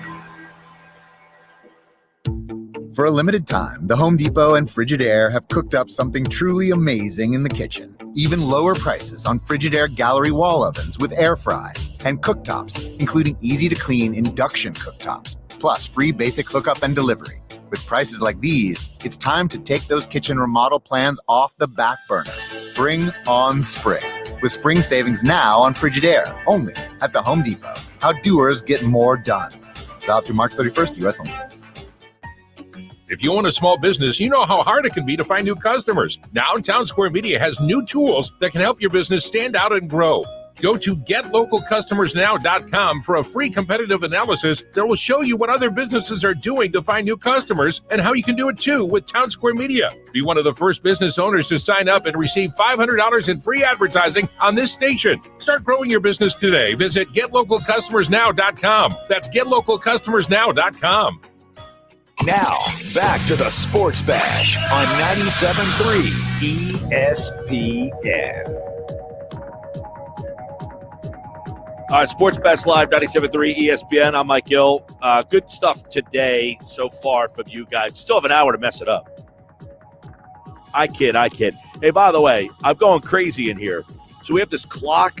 I got to show the people that are watching on the stream somehow if I can. I don't know that I can. We have this clock in here. And the clock, I guess at daylight savings time, went nuts. So it's going back and forth. So I keep looking at the clock to see, like, do I have to take a break? What's going on? And it says 4:46:11. And then all of a sudden it goes and switches. Let's see. That just switched to 3:46. So it keeps switching back. And so I'll look over and it says 3:46. I'm like, wait a second. It's a 4 o'clock hour. It's been doing this for 2 days now. It's driving me insane because I keep looking at that clock. I'm like, wait a second. It's only the 2. Wait a second. We already did football. What time is it? All right. Vinny in the Woods is watching the show on YouTube. He made a comment that he says, I think Roseman tries to be sneaky and clever, but usually winds up overpaying for useless free agents. Too many experimental draft picks that never worked out. I'd like the list of those guys, too. Who are these experimental draft picks? Like, I would say, like, Jordan Mailata was an experimental draft pick that worked out. Other than that, who are some experimental draft picks? Like, most of these guys you take because you think that you hope they're going to help you out. They're not experimental. But the overpaying for useless free agents should have been getting younger for years, he also says. Well, that was the organizational philosophy pretty much approved by everybody, including the owner, that they won a Super Bowl. They were trying to go for another Super Bowl. By the way, the guy who texted in about Hargrave texted back, said, I hope I do eat my words. LOL. I hope he does too. Alshon, I wouldn't say they overpaid for a useless free agent. He won them a Super Bowl. I mean, Alshon Jeffrey was the best receiver on the team the year they won the Super Bowl. How is that overpaying for a useless free agent? Now, the extension was not a good one. You could definitely rip him for the extension, 100%. I would agree with that. But Alshon, I wouldn't say they overpaid. In fact, the year that they got him, I would think he was a pretty good free agent signing. I think they got him for under market value. Let's see what else we got going on in the chat over here. All right, here we go. This is it. Now, Ryan Robinson is watching on Facebook. He said Deshaun Jackson. Yeah, that one was brought up. I would say that qualifies. That would be a free agent. Now, he didn't really overpay for Deshaun Jackson, but I will qualify that one. Kyle says Alshon was definitely overpaid. I don't think they overpaid him when they got him as a free agent. I think they overpaid him when they extended him as a member of the Eagles. That's a different story. So the first time, what did they sign Alshon when they got him here? I don't think they overpaid to get him to come here. I think they overpaid him. I don't even know if they overpaid him. I think they didn't need to extend his contract, and they just did. That is maybe one of the most baffling decisions that Roseman made. Why did they extend Alshon Jeffrey's contract? They did not need to do it. That is one that I will say 100% he gets an F for, a definitive F. So, look, I'm trying to play the fair and balanced side here, okay? I'm the actual Fox News, not the one side of the Fox News or the other side that tells you all kinds of crazy. I'm the fair and balanced guy. Roseman gets an F for the Alshon deal. There's other moves he doesn't get an F for. And many people want to give him an F4. I'm here to give you the fair and balanced side. Alshon definitely gets an F for extending Alshon. Now, what was the original contract? I don't remember. The original contract was a 1 year, $14 million, but that's not an overpay. So it was conditional though. He couldn't make half that money unless he played X number of games and had X number of receptions. That's not an overpay. 1 year, $14 million for a 1,000-yard receiver. He was a 1,000-yard receiver in Chicago multiple times. And he only made that money because he hit the prerequisites. Yeah, Kyle Dubray, I can't agree with you that he was overpaid. The statement was that he signs overpriced veteran free agents. And I said that's not the case. You said that he was definitely overpaid. 1 year, $14 million, and half of that was not even earnable. or it's not guaranteed at all. Guaranteed. It was all incentive based. I cannot agree with you, Kyle Dubray. And for those who are wondering, the extension was 4 years, $52 million. So that was the extension he got. I give him an F for that. Right. That, if you want to criticize him for F. But that was also, remember, they were saying, this is the new norm. As you said, they're trying to extend the window. So they assumed that still a bad one. You earned the contract. Yeah, they didn't need to. Now, what was Malik Jackson's contract? Let me check that. Yeah, you go check that one out. Malik Jackson's contract, because Ryan Robinson brought up Deshaun Jackson, who I'm giving you credit for. But Malik Jackson, I don't remember. I don't know that Malik Jackson got paid. I will say this. Whatever he got paid, he has not produced to the level of what you had hoped. He's been hurt so much. He had the foot problem and all that stuff. So I would say that most likely Malik Jackson, who was a good signing, has not worked out. That's how I would anticipate how this would go down. He signed a 3-year, $30 million contract, Malik Jackson. So, yep, that would qualify. Malik Jackson has not worked out. 3 years, $30 million. It's $10 million a year. I mean, that's not ridiculous amount of money, but I will give Ryan Robinson, you get credit for that one. 3 years, $30 million. He has been a useless free agent so far. But only 17 of that was guaranteed money. Yeah, that's the thing. These football contracts are not what they seem. So he had a chance to make up to $30 million, but only 17 of it was guaranteed. So 3 divided into 17, you're just under $6 million a year. Is that really an overpay? No, but he hasn't done what you hoped he would do. And by the way, you just restructured his deal, so he's never going to see some of that money anyway. Yeah. By the way, who signed Byron Maxwell? That was Chip Kelly. What year was that? Yeah, I think that might have been. It could have been a Roseman. If it's a Roseman, it's a horrible deal. I hated that Byron Maxwell deal. Horrible. That would be an F. I'd give you an F for that. I have no problem giving him an F for that. Bradley Fletcher, that's another one. That would be an F. Although he didn't get paid all that much money. He just stunk out loud. He was horrible. Bradley Fletcher was horrendous. Maxwell was Kelly. That was when Howie Roseman was the broom closet. That's what I thought. And so was Fletcher, I think. Well, they signed Bradley Fletcher and Kerry Williams in the same offseason. Right. What year was that? That was the year before. So was that Roseman? That was supposedly when Kelly was taking control of personnel. So 2014. Right. That was supposed to be the first year that Kelly had. Kelly was hired in 13. Right. And the first draft, it was Roseman's draft. But they said the next year Kelly was going to have a say in personnel. Yes. 14 and 15 was Kelly. Roseman was 13. Right. Well, 15 was all Kelly. 14, depending on who you ask, is a little bit ambiguous, blah, blah, blah. By the way, remember remember when Kerry Williams didn't show up in the offseason and Bradley Fletcher did? Yeah. That story, I remember that, taking calls on that for a while. That's why I stopped taking calls. Kerry Williams forced me to not want to take calls anymore. Let's see. Alshon was a big waste of money. Well, I mean, now, Kyle, you're bringing up something that, yes, the extension he gets an F for, not the free agent signing. Was it a waste of money to win a Super Bowl? No, and 1 year, $14 million you won a Super Bowl with. How many times do we always hear, I'll take one Super Bowl in 10 years of being bad? Well, it sounds like all those people are wrong now. Davion Taylor is definitely a good one, an experimental draft pick. That draft pick stinks. Well, it may stink right now. Yeah, we don't know. We don't know. Yeah. By the way, Jalen Mills was supposed to be a risk. Remember that? I mean, he was a 7th round guy. Was that because he had some off the field issues at LSU? Yeah. Byron Maxwell. A lot of people put Maxwell up. That one is Chip Kelly. So is DeMarco Murray. DeMarco Murray is also a Chip Kelly. Yeah. Remember the whole thing was DeMarco Murray was supposed to come in here and be the back that Kelly always wanted. Yeah, he traded LaShawn McCoy away. Yeah, he dumped him. For what year was that trade? LaShawn McCoy for Kiko Alonso. I believe. Because that trade will tell you all you need to know about who was in charge. There you go. I think that trade happened in 2014. Because 2015. So that's definitively a Chip Kelly trade. So whoever put that one, Murray was a signing, but that was a Chip Kelly signing. That was a fun exercise. We could do more on the other side.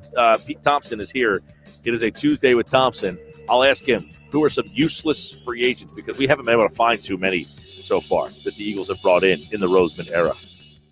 It's Sixers basketball tonight on 97.3 ESPN with the voice of the 76ers, Tom McGinnis, calling all the exciting play-by-play action. Simmons downhill, up to jam, and a foul, a rugged basket by Ben Simmons. The Sixers host the New York Knicks tonight. Coverage begins at 8 p.m. Philadelphia 76ers basketball on your radio home of the Sixers in South Jersey, 97.3 ESPN. Bigger, better, Boardwalk Honda. Bigger, better, Boardwalk Honda. Looking to upgrade? Get to Boardwalk Honda. Take advantage of fresh savings during the Honda Dream Garage Spring Event. Right now, lease a new 2021 HRV LX all-wheel drive for just $89 a month for 36 months. Or lease a new 2021 Civic Sedan LX front-wheel drive for $119 a month for 36 months. Plus, browse our entire selection of pre-owned and certified pre-owned Hondas. We have it all from store to shore. We're sure to have the vehicle you want at the price you want. Accord, Civic, CRVs, you name it, we have it. Plus, we work with all credit situations. Boardwalk Honda partners with over 25 top financial lenders, so we'll help you get approved and on the road in your new Honda in no time. Visit Boardwalk Honda today, located in Egg Harbor Township, or shop online at boardwalkhonda.com. And remember, from Maine to Miami, nobody beats a Boardwalk deal. Call us toll-free at 844-890-3390 for more details. Boardwalk Honda. Those big wireless companies try to lure you in with a new phone just to lock you into a contract. Not Simple Mobile. If you have a great smartphone you love, you can get a powerful nationwide 5G network without the contract. Just text the word BYOP to 611611 to see if your phone's compatible. Simple Mobile. Out with the old, in with the simple. Message and data rates may apply. Visit simplemobile.com/privacy policy for privacy policy and the terms and conditions at simplemobile.com/terms and conditions. Compatible 5G capable device and SIM required. Actual availability, coverage, and speed may vary. 5G network not available in all areas. 5G upload speeds not yet available. I struggled with symptoms like frequent gas and stomach pain for years. I was bloated all the time with daily diarrhea. At first, I thought it was what I was eating. I kept thinking it was stomach issues. So I did my research and talked to my doctor, and we finally uncovered the truth. It was actually EPI. Exocrine pancreatic insufficiency, or EPI, is a condition where your pancreas is unable to help break down your food. It can lead to symptoms like diarrhea, gas, bloating, stomach pain, unexplained weight loss, and oily stools. And EPI symptoms can be confused with those of other common digestive conditions, like irritable bowel syndrome, Crohn's, and celiac disease. So getting to the right diagnosis meant being more open with my doctor about the severity of my symptoms and how often they were happening. But there's good news. EPI is manageable, so don't wait any longer. Use the symptom checker at identifyepi.com and schedule a visit or call with your doctor to ask, could I have EPI? Sponsored by AbbVie. What's in store right now at your local Staples? Your one-stop shop for shipping solutions. Staples has everything your business needs to ship, like packing materials, mailers, and UPS shipping services. And now, get 20% off UPS Express shipping services at Staples. Plus, buy two, get one free on decorative shipping supplies. Staples can even help you customize your shipping materials to create a memorable unboxing experience for customers. Staples, your total shipping solution. In-store only, ends 4/3/21. Exclusions apply while supplies last. The thing about comparing rates at Progressive.com is that by now you've heard a lot of ads about comparing rates at Progressive.com. We probably don't even need the words comparing rates anymore to remind you that seasoning steaks at Progressive.com is an easy way to save on car insurance, or that swimming in trousers helps you find the lowest rate. And that's the thing about foraging for truffles. You've heard a lot of ads about standing tiptoe on a cinder block. Compare rates and sing softly to a wounded field mouse and save at Progressive.com. Progressive Casualty Insurance Company and affiliates. Comparison rates not available in all states or situations. Maxwell, he was a runaway to rescue, great disposition. About 9 years ago, he was scratching a lot, and he started losing some hair. My vet, she says, oh, he must be allergic to the chicken. Another vet that eats the grain. Third vet, she said it's the weather, something in the air. And then somebody said, DINOVITE.com. I have been listening to these Dynavite ads, hearing about different stories of different people, and it just clicked. I got my first 90-day supply, and it took a grand total of 2 weeks. And the dog stopped itching, the hair stopped falling out. Dynavite is nutrition. And Maxwell loves it. Now he's close to 10, and the Dynavite is a big part of Maxwell's diet. Dynavite for life. You won't believe how happy your dog will be. And he's a spectacular dog. DINOVITE.com. The radio home of the Sports Bash with Mike Gill. WENJ, WENJ HD, Millville, Atlantic City, 97.3 ESPN. This is the Sports Bash with Mike Gill on 97.3 ESPN. Now, live inside the Matt Black Kia Studios, here's Mike Gill. All right, it's time for Tuesday with Thompson. The PT's in the house. Got a lot to spin around on, if you will, here on the Sports Bash. We will spin around topics. I got this tweet that I want to read off because he took a lot of time to type it. At KCon18, Kevin is his name. It says, we have the Sixers in first place, the Flyers playing, even if not currently well, the Phillies with all kinds of storylines before the season starts, and all Mike Gill Show wants to talk about is the Eagles, the worst franchise and the least interesting team in Philly. Now, Pete Thompson, we had Tom McGinnis on earlier to talk Sixers. We did the Phillies mailbag at 2:40. We did the NCAA tournament with my man Jeff Nadeau earlier today. We also did the Phillies yesterday with Bob. We have the Sixers segment every single day at 3:20 on the Sports Bash. We did a whole NCAA tournament preview. I don't know what this guy's talking about. But you weren't talking about anything but the Eagles when he was listening. I mean, how did you not know that was the 5 minutes he was listening? That's people are so funny like that. You know, they hear what they want to hear.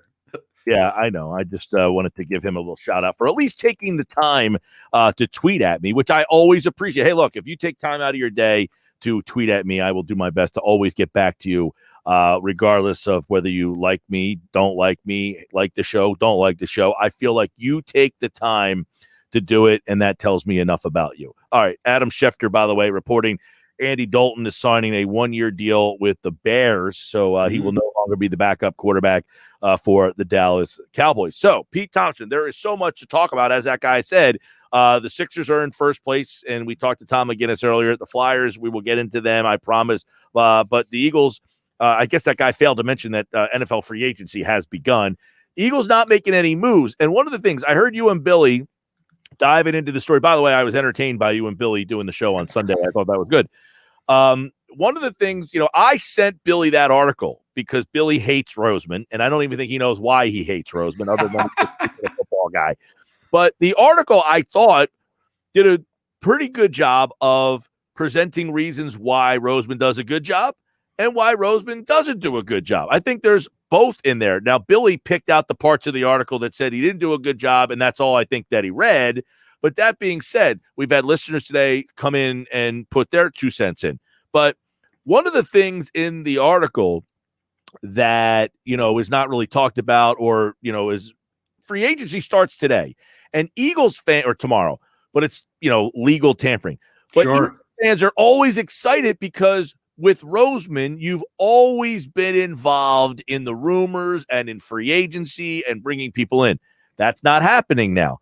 So it's almost like people are like, what's going on? Well, you don't like this guy. And are you now kind of saying, well, I did like this guy when he does it? You know what I'm saying? Like, so I find it interesting that during this free agent period, people are getting frustrated that the Eagles are not really involved because of the salary cap situation.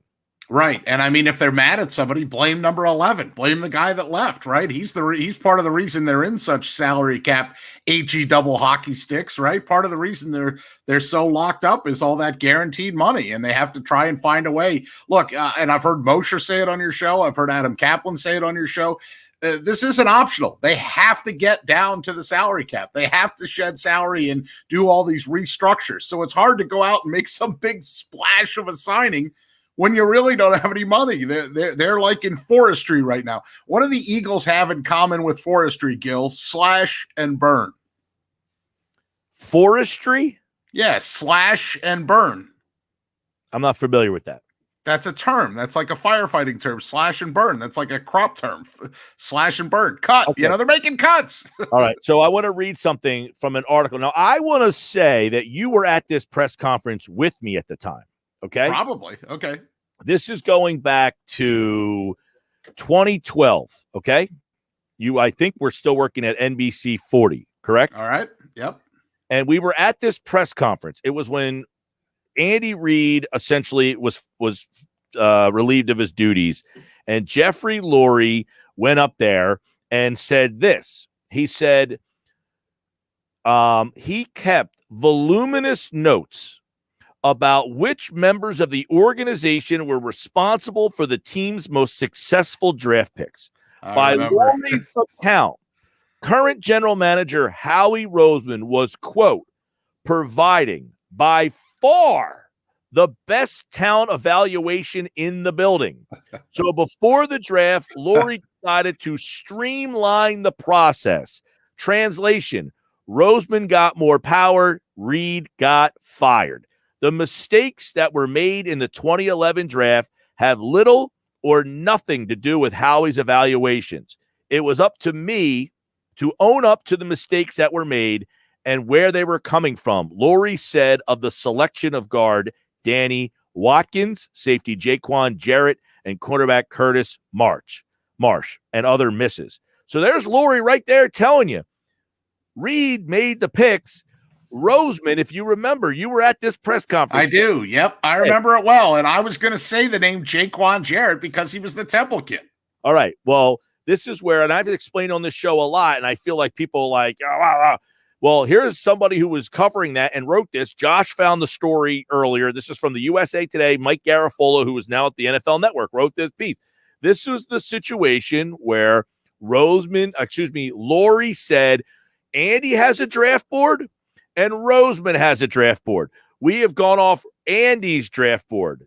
But now we're going to start streamlining Roseman's into it because his draft board has been the most effective one in the building. That was a direct quote from the owner. So all these, ambiguous, like who drafted this guy and who took that guy and who did this, that's the owner saying Andy Reid took Danny Watkins. And Jaquan Jarrett, too, Well, the safety. in other words, he ran the 2011 draft that did not go very well. Right. But I remember at the time when that came out that we were all like, really? We're supposed to absolve Howie of all the picks? Like, how convenient that Andy is now let go and Howie gets the pass on everything, that he didn't have anything to do with him. And here we are, 9 years later, and we're going back tick by tick to look through guys that Howie fought for. Hey, in this most recent draft, the last draft where Doug Peterson was still with the football team, so Howie had a draft board and other people had a draft board. And whose board were they going off of? It wasn't Doug Peterson's, because ultimately, there were other people that wanted to say Justin Jefferson, and they ended up with Jalen Reagor. Obviously, they were going, Howie's got the top say in the room. Well, that's interesting because we have talked about that with Sal Paolantonio, and I want to play a bite that Sal Paolantonio said on our show the day after the draft when I asked him about who makes the decisions. This was Doug Peterson's pick. And the dynamic within that organization is they are co-equal partners, Roseman and Peterson. Roseman makes the final call, but he is not going to do anything that Peterson hasn't bought into. That's just not the way it is. Roseman owes Peterson, and Peterson owes Roseman for that Super Bowl trophy that's in his office that we saw on draft night. Peter? Wow. I'm sorry. I forgot that Sal Powell stood up and said this was Peterson's pick. Maybe he's trying to save face. Maybe he's trying to put the spin on it of what Doug was telling him to say. Don't you agree now in hindsight that and there's been multiple reports that it was Howie that went off on his own and pushed for Jalen Reagor? See, I had heard and read totally different, that the scouting department wanted Jefferson and the coaching staff said Reagor fit the offense better, and that's why they went that direction. Okay. All right. Well, one of those is the truth. That's not to say that you're not the side of the story that you're hearing isn't right, or the side of the story that I'm hearing is not right. The whole point of this is We don't know the real stories, and I think the Eagles. That was in the story, Mike Gill. Remember in that, and by the way, I thought the Jeff McClain piece was excellent. In that story, they talked about the fact that Howie's approach to the draft was so secretive that it's one thing to be secretive with other teams in the NFL. It's one thing to send out misdirection and things like that. It's another thing when your own staff has no idea who the pick's going to be or which way you're leaning. When you're being so secretive that the rest of the room has no idea what direction you're going to go in, that's a little too secretive. There's no question. And I was following up by saying, I think that a lot of this is the way that Laurie likes it. He likes people not knowing who's accountable in this front office. Yeah, well, it's the old Phillies excuse. Remember when the Phillies never really had an owner, you couldn't yell at the owner because you had no idea the owner was a conglomerate, right? Well, if Jeffrey sends out the message that we do this as a team, we do this as a unit, there's a group effort to our talent evaluation process. Yes, Howie is a voice, but there are other voices as well. If you put that into the mix, then the fan base never has anybody to direct their ire at, even though they do anyway. And by the way, while we're talking about who makes these picks and who's in charge of this and who's in charge of that and misdirection, what if Jeffrey Lurie put that thing out to Chris Mortensen saying, we want to give Jalen Hurts the best opportunity, when in reality, he was quietly telling his people behind the scenes, yeah, go get me the best quarterback you can. Well, this whole Zach Ertz thing has become similar to this, where it was reported last week that it could come in the coming days. Now, today they're saying, then there was a report that he's frustrated. Now, today there's a report from Mike Garafolo, who wrote the piece for USA Today all those years ago. Now he's working for the NFL Network, reporting that, hey, the Eagles are not in a rush to trade him, and if they can't find a partner, they'll just keep him. Right. That's the funny thing. Everybody forgets that's an option. He's under contract, right? They're under no obligation. I mean, yes, they still have to make salary cap work and things like that, but they're under no obligation. See, everybody likes to present the picture that the Eagles are over the coals, right? And that other teams know that he has to be released. What if, here's the shocker. What if, even though all signs pointed to the fact that they were going to release him, they don't, and they find another way to get under the cap? Here's the thing. I think most people felt that he would be unhappy with the contract because he wanted a contract last year and the Eagles would not acquiesce to him, and that's what ticked him off to begin with. Well, now they're saying if he was to get traded, that he doesn't need a contract extension, that he would play under the last year of the deal to show that he still has something left in the tank to try to get a new contract for the year after. That's not how it sounded like, hey, I'll come back to the Eagles and play for this and be very happy. Yeah, no, that didn't sound like that at all to me either. So I'm very curious to see what happens. The Zach Ertz thing's been a fluid situation. It seems like that's day to day, but there is no doubt, Gill, that I don't know about your phone, but my phone over the last 24 hours has been going nuts with every NFL tweet, every move, who's re-signing here, who's leaving here. The Patriots made a bunch of moves yesterday, including goodbye Green Goblin. I heard you guys talking about that. So, all those moves, and yet the Eagles, what have their moves been? Oh, we're going to restructure this contract. We're going to restructure this contract. We're going to let this person go. I mean, they're basically trying to do everything they can to get under the salary cap. Yeah, they'll probably add some people, but it's not going to be the splash that we've been used to in years past. All right, a couple quick takes from Pete Thompson. Tuesday with Thompson. He's, by the way, there is no show on Friday, so maybe we'll do happy hour Thursday, Peter. Okay, yeah, that'd be fine. All right, you can have a couple Shastas on a Thursday, right? A couple elbow benders. Well, you and I are going to work together on Friday, so that's what I'm looking forward to. Yep, absolutely. And I look forward to that as well. Flyers last night get the overtime win, but the goalie hasn't looked right. Team hasn't looked right, but they got a much needed win last night. It was pretty crazy game. I texted Kevin Durso at one point during the game and said, I hate to say it, but this is a must win and they're blowing it. And he's like, I know, I couldn't believe I was fact checking with Durso before I sent my tweet out that Ghost was -3 at one point. He just kept getting beat down the ice. And it's no wonder, people are talking about Matthias Ekblom and different defensemen out there that Chuck Fletcher might be able to go get. And remember, the one X factor that people are forgetting too is whoever they bring in, we've got Seattle coming into the league next year. And they can only protect so many defensemen. There's going to be an expansion draft.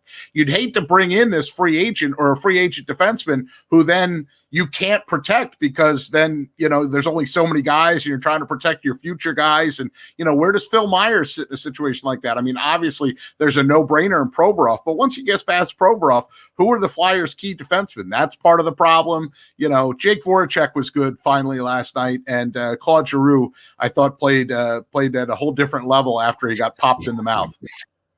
All right, Pete Thompson, I want to get your take on what is going on with the Phillies down in spring training. I know we're about a couple weeks away, but how do you kind of surmise what's this whole center field thing? Because I think this is one of the biggest storylines going on, and that maybe people aren't paying attention all that much to because of everything else that's going on. But this center field thing with Herrera and Kingery and Moniak, and Hazley gets hurt.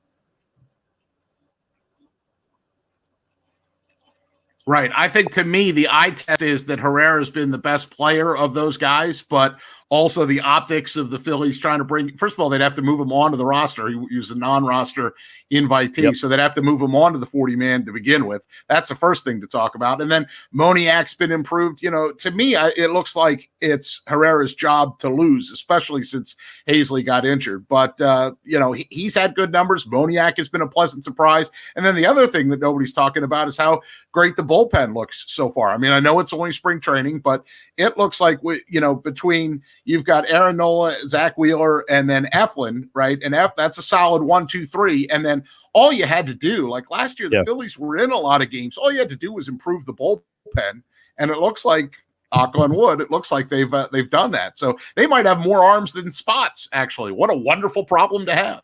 We've talked about that today. I was talking Phillies earlier for that listener out there with Frank, and we talked about how overcrowded this bullpen might be. You get guys like Vince Velasquez, Spencer Howard. If they don't win spots in the rotation, what might happen to them? All right, let's go over to the Sixers, who are number one in the East. They continue to play well, even without the presence of Joel Embiid. But my question is, without Joel Embiid out for at least 2 to 3 weeks, most likely 3 weeks, can they hang?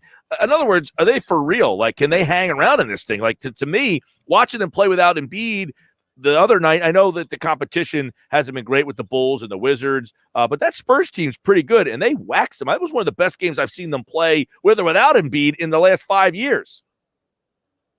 It was pretty unbelievable, wasn't it? I mean, listen, the Spurs obviously are not the Spurs of old, but still, if you can beat a Greg Popovich team the way that they beat him, and they gave him a hands down, knockdown, beat down. I mean, they absolutely destroyed him, I thought.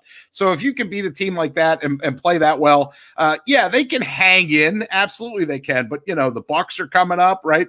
The Warriors are coming up. The Lakers are coming up. All these games are coming up. And look, thank God Joel Embiid isn't hurt worse. When he first went down, I thought, oh, my God, it felt like the Sixer version of like Carson Wentz in that season. So thank God it's not worse. Give him a couple, if anything, there might actually be a silver lining in this if Joel can actually get a little bit of a rest. I mean, the guy was playing at an MVP level, and you almost feel like if he gets a little bit of a rest and maybe gets himself right and then comes back in time for the push, sky's the limit. They're going to pick up a piece. We all think that, don't they? They got to pick up another shooter somewhere. Well, I think the most interesting thing, there's a couple things that are really interesting going on in Philly sports. How will Howie Roseman get them under the cap? Mm-hmm. What will Daryl Morey do? And this whole Phillies bullpen and center field thing. That's right. Do the Flyers have something that is on par with that? Can they get Carter Hart right? Can their franchise goalie get back to being a franchise goalie again? When Brian Elliott is your better goalie of the two, and they just had bad luck the other day. They tried to squeeze one more game out of Brian Elliott, and he just didn't have it the other night, and they had to yank him. And he's not a franchise guy anymore. But neither right now has been Carter Hart, so hopefully they can get him straight. Is it time to panic on Hart? I mean, last year we go on and on about he's worth the time to watch the Flyers. I mean, I thought he was brilliant last year, and I mean, this year he has not been. Let me put it in these terms. Do I think he's the next Steve Mason? No, I don't think like he's going to be Vezina quality in 1 year and then the next guy. Like I don't think we're seeing that. I just think it's a young guy that unfortunately there's nowhere to hide in the NHL. These are the best shooters in the world. These are the best skaters in the world. And when you're going through a slump and you're missing your ankles a little bit, and you know where they've been beating him, Gill? They've been beating him glove side. a lot of the pucks are going in on his glove hand. So I don't know what the drills are you do. I don't know if you're like Rocky and you go punch the beef in the freezer. I don't know if you lift some bags of flour or lift some bags of concrete or something to strengthen your glove arm. I'm not sure how you do it, but yeah, he's getting beat on the glove side. He needs to cut down those angles better, and he needs to improve his glove. All right, Tuesday with Thompson, the PT in the house, of course, every Tuesday right here on the Sports Bash. We'll do it again for happy hour Thursday with the PT coming in on a Thursday because we're off the air on Friday, and he, like all guys, appeared via the Boardwalk Honda hotline. All right, Peter. Hey, Gill, how did my Yeti mic sound? Was it amazing? Oh, I didn't know that you got a new mic there. Well, you don't hear buzzing, right? Yeah, it was much better today. Thank you. Take care. See ya. All right, Peter. Pete Thompson, of course, like all guys, appeared via the Boardwalk Honda hotline. He'll be back on Thursday's show, and we will do a little bit more for happy hour Thursday. Sports Bash brought to you by Broadleaf's Plumbing, Heating, Air Conditioning. Your local provider makes it easy for you to upgrade your home to the most energy-efficient equipment on the market. Learn how to get a free furnace the month of March only online at broadlees.net. When we come back, the Professor John Clayton is in the house. We'll talk a little NFL free agency with him as he joins us next on the Sports Bash on 97.3 ESPN, the free mobile app, and watch the show live at 97.3 ESPN.com. It's Philadelphia Flyers hockey Thursday night on 97.3 ESPN and the free mobile app with Tim Saunders and Steve Coates calling all the play-by-play action. Oh, big save by Carter Hart. The Flyers are at the Nassau Coliseum to face the Islanders Thursday night. Coverage begins at 7 p.m. It's Philadelphia Flyers hockey on the radio home of the Flyers in South Jersey, 97.3 ESPN. Today just got a little more exciting because you have the chance to win $184 million with Powerball. Talk about a way to really shake things up. So keep it interesting and take your shot because anything can happen in Jersey. Oh, yeah, it's on at Matt Blatt Nissan. The all-new Matt Blatt Nissan is receiving a special allocation of new Nissans, and we need your trade. So get out of that old car, truck, or SUV and into a brand new 2021 Nissan Murano. $5,000 off MSRP, plus 0 down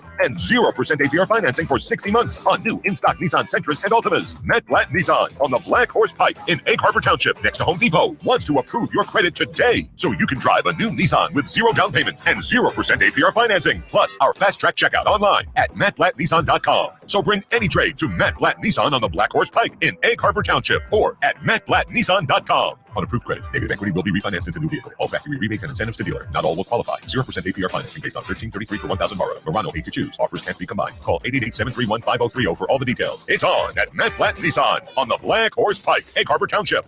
Oh, yeah, it's on at Matt Blatt Nissan.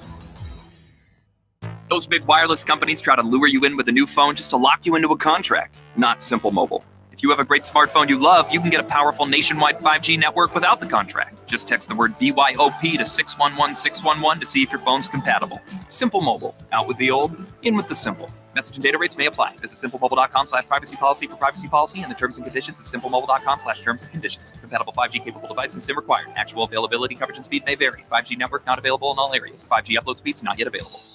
If you own a small business, you know how hard it can be to find new customers. Town Square has new tools that can help your business stand out and grow. Go to getlocalcustomersnow.com for a free competitive analysis that will show you what other businesses are doing to find new customers and how you can do it too with Town Square. Be one of the first businesses to sign up and receive $500 in free advertising on this station. Start growing your business today. Visit getlocalcustomersnow.com. That's getlocalcustomersnow.com. This is Renee. Happy to be here. She's not some influencer. She's more of a groundbreaker, turning her 4-acre lot into a little slice of heaven behind the wheel of a John Deere 1 Series tractor. Renee runs with us because the most important job is the next one. That's all I got. Nothing runs like a Deere. Get a 1 Series tractor for just $99 per month at your John Deere dealer today. For additional cost information, please call toll-free 855-633-2315.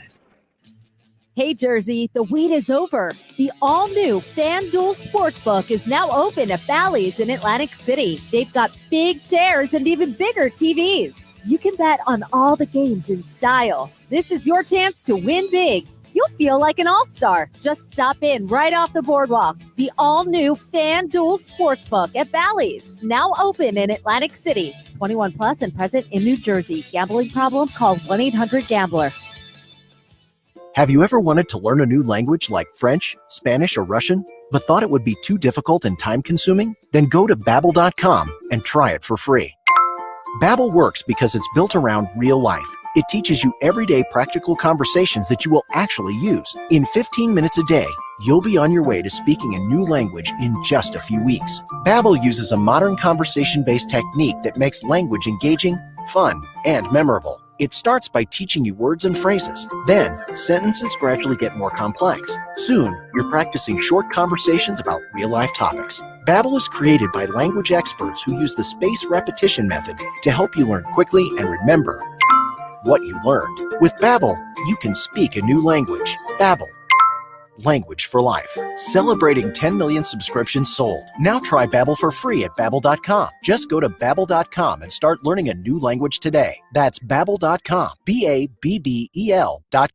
You can watch the Sports Bash live now on Facebook, YouTube, and Twitter. Search 97.3 ESPN or visit our website, 97.3ESPN.com. All right, bottom of the hour coming up. Sports Bash Live, 97.3 ESPN. This hour brought to you by Maplat Nissan. It's the all-new Maplat Nissan, open on the Blackhurst Pike in Egg Harbor Township next to Home Depot. Online, MaplatNissan.com. John Clayton, the Washington Post, covers the NFL. Long time on the NFL. Free agency officially opens tomorrow, but we know things are already happening all over the NFL. Not a lot happening here in Philly, but we'll get some takes from John on what's going on around the league and get some opinion from him on what could be on the way as he joins us now on the Boardwalk Honda Hotline. John Clayton, welcome back, pal. How you been? Good. Don't you get to think there was some illegal tampering sometime last week to get the point right now where we've got more than 60 guys who have agreed to move to different teams, probably about 50 that have re-signed with their teams. But don't you kind of get the feeling that this might have started a little bit before Monday? just slightly. I don't know why. Well, like, what was the whole reason why they just don't start the year on Monday and say, hey, it's open for business. You can start signing free agents, but your salary cap needs to be in order by Wednesday. Because obviously there's a lot of teams like Philadelphia that can't get involved, John, because they can't get cap compliant yet. Well, actually, the legal tampering period was actually a good thing because they didn't have it. I think it was about 6 years ago, something like that they put it in. And, of course, what ends up happening, if you're a team, you can't get a gauge is what your guy to try to re-sign is going to get. Now, at least you know where it's like, okay, if this guy's going to get 12.5, I mean, it's like if Corey Linsley's going to get 12.5, well, I'm not going to be able to keep him in Green Bay, so I'll let him go to the Los Angeles Chargers. So this actually turned into a good thing because everybody started free agency cold, and you knew that the teams that had the cap room were going to be aggressive, but you just didn't know what the numbers are. At least starting Monday, you knew what the numbers are and what you can keep and what you can't keep. Well, we know that there's been a lot of movement so far. I want to get your take on this change of heart or change of philosophy, if you will, by the New England Patriots, who have really sat out free agency in years past, but this year they turned into the Washington football team of years past. Yeah, I mean, you can kind of understand it because, well, and obviously with Cam Newton signing a 1-year, $5 million contract, this is now the second straight year that they've had no money at the as far as in the cap. But now what they did is that with all that money, because they saved last year and set this up so they can make this move, they made the moves that they couldn't make years from now. But also the problem with this, it also shows why did they go so big into this, spending over $250 million on players. And the big reason, unfortunately, is they've drafted poorly. Because particularly on offense, they've drafted poorly at wide receiver. They've done well on the offensive line. They've done well at they've done poorly at tight end. They've done well at running back, and then some of the defensive players. But you think about this: they've not drafted a Pro Bowl player since Jamie Collins, and I think that's probably 2013. Jeez. No Pro Bowl players they've drafted since 2013. So now what they have to do to get the Pro Bowl players, they're picking them up in free agency and trying to do it at a time that the quarterback's not making any money. It's funny because, that's been one of the big gripes here in Philadelphia is that, they haven't drafted a lot of Pro Bowl talented guys during their time, and they're not active in free agency either because of the cap situation. They got to get there by Wednesday. John, I got to be honest with you. I'm pretty intrigued by how they're going to get to that by Wednesday. I know they have to, but do we anticipate that they're going to have to get rid of a bigger name to kind of pull this off, or is this something that Roseman probably already knows what he's going to do? Yeah, I think he knows what he's going to do because, again, that's why there was no change as far as Howie Roseman, because he's the only one in this complex cap situation that would be able to figure it out. So don't you get the feeling that Zach Ertz is going to go to a team maybe like the Los Angeles Chargers, who just lost Hunter Henry to the New England Patriots? You got the Chargers right now sitting there with 2 third-round picks. I'm sure he's eyeing one of those. Ertz is $8.25 million as far as what comes off the cap. So that's what I'm kind of wondering is that you see a Zach Ertz deal. I mean, you probably figure there's probably going to be another Lane Johnson replacement deal, because what they can't, but what they've already done is, try to clear as much room as they can. Now, again, everybody gets under the cap. Nobody's going to be over the cap by 4:00 Eastern time tomorrow. But in the end, it's going to strap them for not being able to do too much. Now, for the listeners out there, when they hear restructuring a deal and they're essentially just moving, does this benefit the player? Does it benefit the team? Why the Eagles have done it to essentially half the roster, it feels like. What exactly, in a simple form, does restructuring that deal mean to help the team out? Does it help the player out at all? Yes and no. It doesn't. I mean, certainly what it does is that you get your money up front as opposed to waiting for it in the regular season. The only difficult, and one thing I guess from the player standpoint, now your cap number gets so much bigger. Like, for example, I was just looking at at my database as far as the Saints restructures. And if you include restructures from the past years and all that stuff, they've got $38 million of their cap in restructures. Because, again, these are straight replacement deals. They've done about maybe 8 or 9 so far this year. I think you have to go back in memory looking at it the other day, but I think the Eagles are somewhere at about $25 million tied up in that. But all it basically is that it's not, you're not going to get traded if you keep getting that cap number bigger and bigger, because again, you're basically what teams are doing, they're borrowing money from future years. And with this year with the cap being 182.5, they needed to do something because again, we don't know how tight the cap's going to be next year. But in the end, that's the only thing you can do. Like right now as we speak, the Los Angeles Rams are taking their 3 highest paid guys as far as the cap, except for Matthew Stafford, and they're doing replacement deals for those. So you just take the base salary out, you put the signing bonus in. Kansas City did it. Patrick Mahomes, and they had 2 big roster bonuses, one on $20 million on Chris Jones that they converted, and then $7 million on Travis Kelce. So it's just one of the things that you can always find cap room, but at some point it catches up to you. Yep, and that's something that we're going to see here. Wednesday is the day that the Eagles need to be cap compliant. And John, as we're seeing all over the league, there's some pretty good players that are all of a sudden on the free agent market because their team could not figure out a way to get under the cap. So you see a guy like Adoree Jackson get released today. You've got Damian Williams. The Chiefs released their 2, the running back. They released their 2 starting tackles. I mean, not everybody wants to release these guys. They just can't physically find ways to keep them. No, my count right now, there's been about maybe 80 guys that have been released for cap purposes, which is really high for this time of year.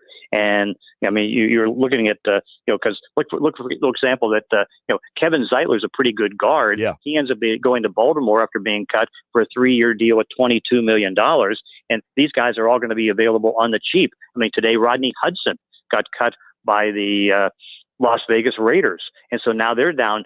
In fact, we're waiting to find out if Gabe Jackson got cut because they've told him he's going to be waived, but that hasn't happened yet. But yeah, there's a lot of good players in the street, and they're going to be coming in at smaller numbers, which of course is quite affordable. And look at, for example, at some of the tackles now, Fisher and Schwartz. Schwartz is probably going to retire. Riley Reif is out there. You got Trey Turner, a 5-time Pro Bowler who's 30 years old. he got released, so he's available. We'll see about Gabe Jackson. But yeah, there's some good players out there that have hit the market, and they're not going to get big money. Hey, Ryan Fitzpatrick goes to Washington. He's bounced all over, but he's obviously giving credibility to teams. They won the division last year, but does this, in your mind, make them the favorite in the NFC East? I think right now you have to go back. If they don't lose too much on defense, I'd go to the Dallas Cowboys because they do have Dak Prescott. They've got 3 great receivers. Obviously the health of their offensive line is going to be a key because it wasn't healthy last year, and they've taken they did 3 replacement deals on their offensive linemen, and so they're going to be there for several years. And now it's a matter of just getting the defense better. But I think the fact that you've got Dak, a powerful offense, an offensive line, if it's healthy, is going to be good. That's the key right now to keep them in the mix to win the division. But yeah, I mean, you can look at the division. But here's the weird part. Of the 63 deals that have been done, there's only been maybe 12 by NFC teams. I find it amazing because what you're seeing is Jacksonville, Houston, and the New England Patriots have dominated, but all these teams have low cap numbers, not in the case of Deshaun Watson for Houston, but it's like, all the action has been on the AFC side, not the NFC side. A lot of quarterbacks too, though, John. By the way, Jacoby Brissett just went to Miami, so they got a new backup down there in Miami, but we saw Andy Dalton go to Chicago. The quarterbacks are starting to move all over the place. Tyrod Taylor, he ends up in Houston, so and we just mentioned Fitzpatrick. So while there's not a lot of movement on the NFC side, the quarterbacks are starting to move a little bit. So what's some interesting quarterback stories in this offseason that you're still keeping an eye on? Obviously, there's some trades that could be happening, but we're starting to see these veterans move.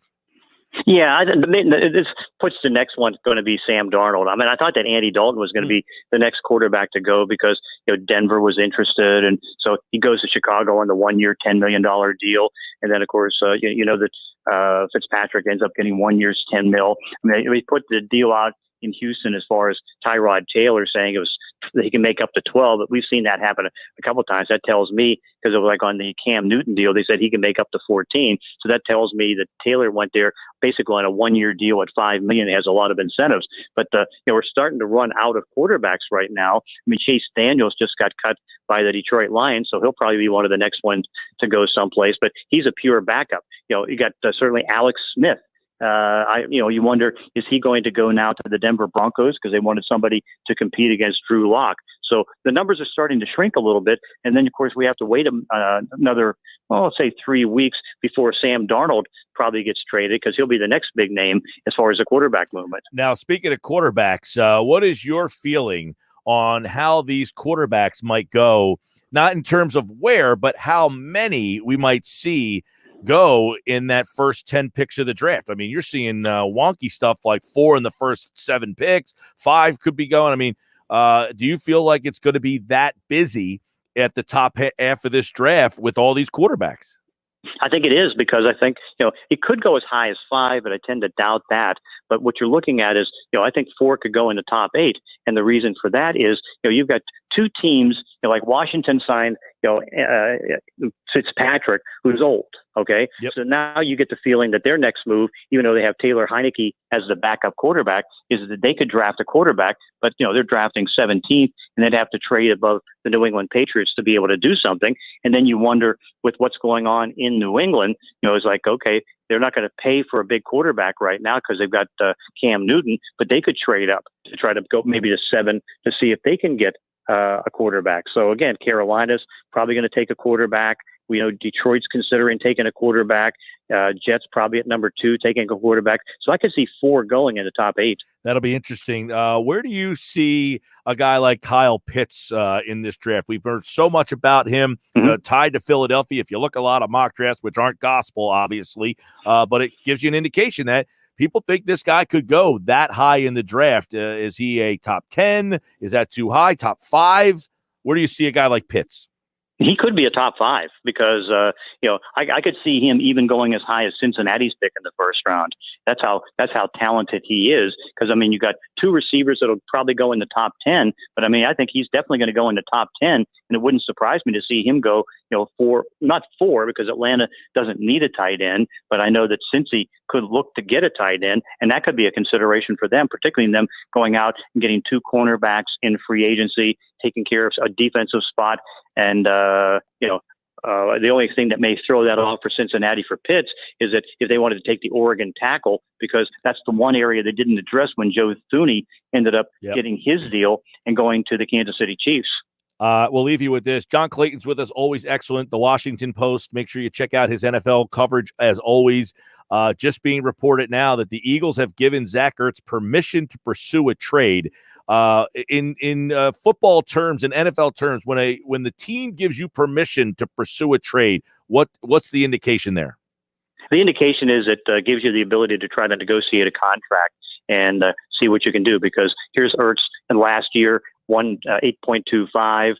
He can maybe work out some kind of a 2-3 year deal to see what team. And again, we'll see if Seattle's going to be involved. I'm guaranteeing that the Chargers are going to be involved. But no, what that does by giving him the chance to do it is, find some place where he's going to be comfortable enough with a deal, and then see if they can get the draft choice compensation, because you figure it's going to be maybe a 3 or a 4. But again, at 8.25, that's not a killer under the cap. Yep, and I know we've talked before about Seattle's interest. You said they don't have a 3, so it would have to be a 4 if they were to get involved, and we'll see. I mean, because it's weird. This whole Ertz thing is, he was frustrated, and then today it was, well, they're not in a rush to trade him, and now 2 hours later, well, they've given him permission to go seek a trade. It feels like this thing is all over the place.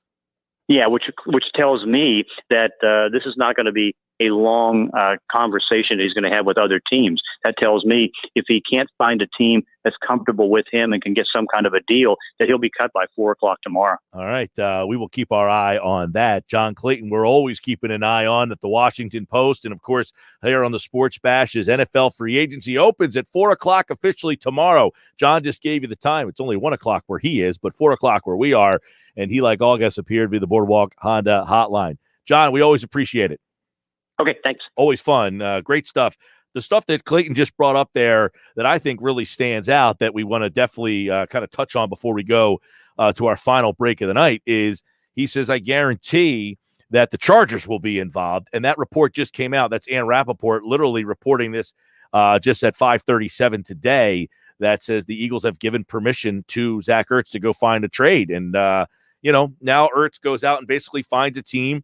His agent will start calling around and saying, hey, are you interested in my client? And if that team says yes, and he just said what they'll do is they'll try to find a contract first. So we'll call the Chargers, we'll call the Colts, we'll call the Seahawks. John has reported on our show many times. If you listen to John, he's been on our airwaves all football season long. It's the only place you'll hear John Clayton. And he has said it, that the Seahawks are interested, but they don't have a better pick than a 4th. So if the Eagles are willing to take a 4th, which I think they would be, that could be the deal. All right, Sports Bash is live, 97.3 ESPN. And by the way, I feel very fortunate to get a chance to talk to John Clayton every week like we do. It was funny today. I got a quick funny story about not John Clayton, but I was talking to a buddy of mine on the phone, and my phone started ringing. I looked down. It was Sal Palantonio. So my buddy's rambling on, asking me stuff about the Eagles. And I said, hey, bud, sorry, I got to go. Sal Pal's calling me. He says, he texts me, you got any Eagles news? I said, no. He was just asking me if I wanted to meet up for lunch. Actually, Sal Pal was asking me, and I appreciate it, if I was okay. He had emailed me a couple times, and I never got back to him. We're trying to set up a couple of April radio spots for the draft. He did. He said, are you alive? That's what he said. I just wanted to make sure you were alive. I said, I was out a couple days. But I feel very fortunate to get a chance to talk to guys like John Clayton and Sal Palantonio. And I feel very fortunate to be able to give them to you guys out there. That's what I like the best, is that you guys get a chance to hear those guys. All right, Sports Bash is live, 97.3 ESPN. Don't forget, Thursday we're live at Bally's FanDuel Sportsbook. Brand new, sparkingly beautiful place. My buddy Zach was just there. He told me how unbelievably beautiful this is. We'll be live inside on Thursday's show. And you can get the $1 million bracket right now at 973ESPN.com. Hundreds have entered, thousands have entered, millions of dollars are on the line. The most correct will win a $500 golden getaway in Atlantic City. Thanks to our friends at GoldenNuggetSports.com. It's Sixers basketball tonight on 97.3 ESPN with the voice of the 76ers, Tom McGinnis, calling all the exciting play-by-play action. Simmons downhill, comes in, jams and jam, and a foul, a rugged basket by Ben Simmons. The Sixers host the New York Knicks tonight. Coverage begins at 8 p.m. Philadelphia 76ers basketball on your radio home of the Sixers in South Jersey, 97.3 ESPN. Bigger, better Boardwalk, Boardwalk Honda. Bigger, better Boardwalk, Boardwalk Honda. Looking to upgrade? Get to Boardwalk Honda. Take advantage of fresh savings during the Honda Dream Garage Spring Event. Right now, lease a new 2021 HRV LX all-wheel drive for just $89 a month for 36 months. Or lease a new 2021 Civic Sedan LX front-wheel drive for $119 a month for 36 months. Plus, browse our entire selection of pre-owned and certified pre-owned Hondas. We have it all from store to shore. We're sure to have the vehicle you want at the price you want. Accord, Civic, CRVs, you name it, we have it. Plus, we work with all credit situations. Boardwalk Honda partners with over 25 top financial lenders, so we'll help you get approved and on the road in your new Honda in no time. Visit Boardwalk Honda today, located in Egg Harbor Township, or shop online at boardwalkhonda.com. And remember, from Maine to Miami, nobody beats a Boardwalk deal. Call us toll-free at 844-890-3390 for more details. Mom, I'm hungry. Popcorn? We should live stream this. Already am. With this new plan from Walmart Family Mobile, I get 40 gigabytes of high-speed data for under $40 a month. It's a limited time deal. Oh, watch out, loose ball. Whoa. That's double the data with no contract or surprise fees. Yay, buzzer beater! All powered by T-Mobile's nationwide network. Makes me feel like I'm a step ahead. Available at Walmart. Double data ends July 31st, 2021. Hotspot does not double. See terms at myfamilymobile.com. Walmart Family Mobile. Since there was no basketball tournament last March, Unibet is offering twice the sign-up bonus this year. Get $40 free and $500 risk-free. With twice the bonus, go twice as hard. Woo! Watch on 2 screens. Woohoo, yeah! On 2 couches. Both chicks. And place twice the bets. Bonus. Get $40 free and $500 risk-free. Unibet Sportsbook. Crazy about the odds. Must be 21 or over to play and physically located in New Jersey. Restrictions apply. Gambling problem? Call 1-800-GAMBLER. Finding great candidates to hire can be like, well, trying to find a needle in a haystack, but not with ZipRecruiter. It's powerful.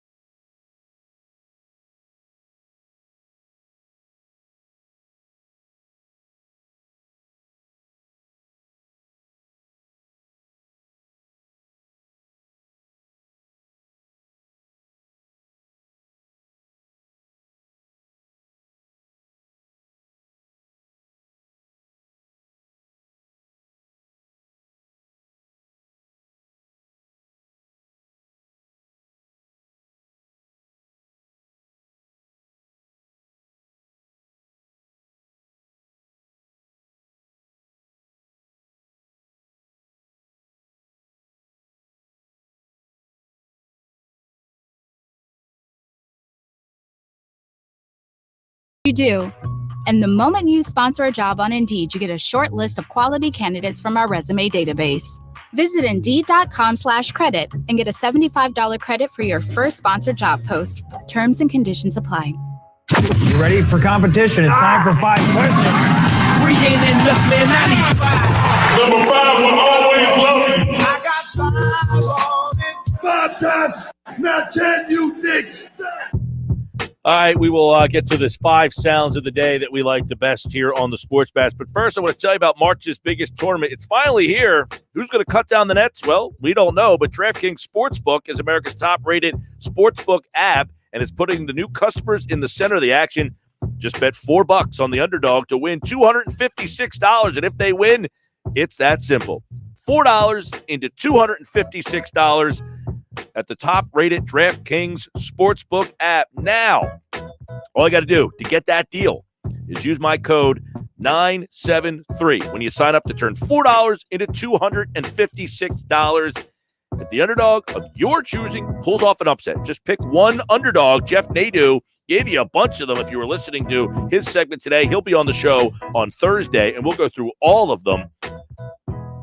$4, turn it into $256 for a limited time only.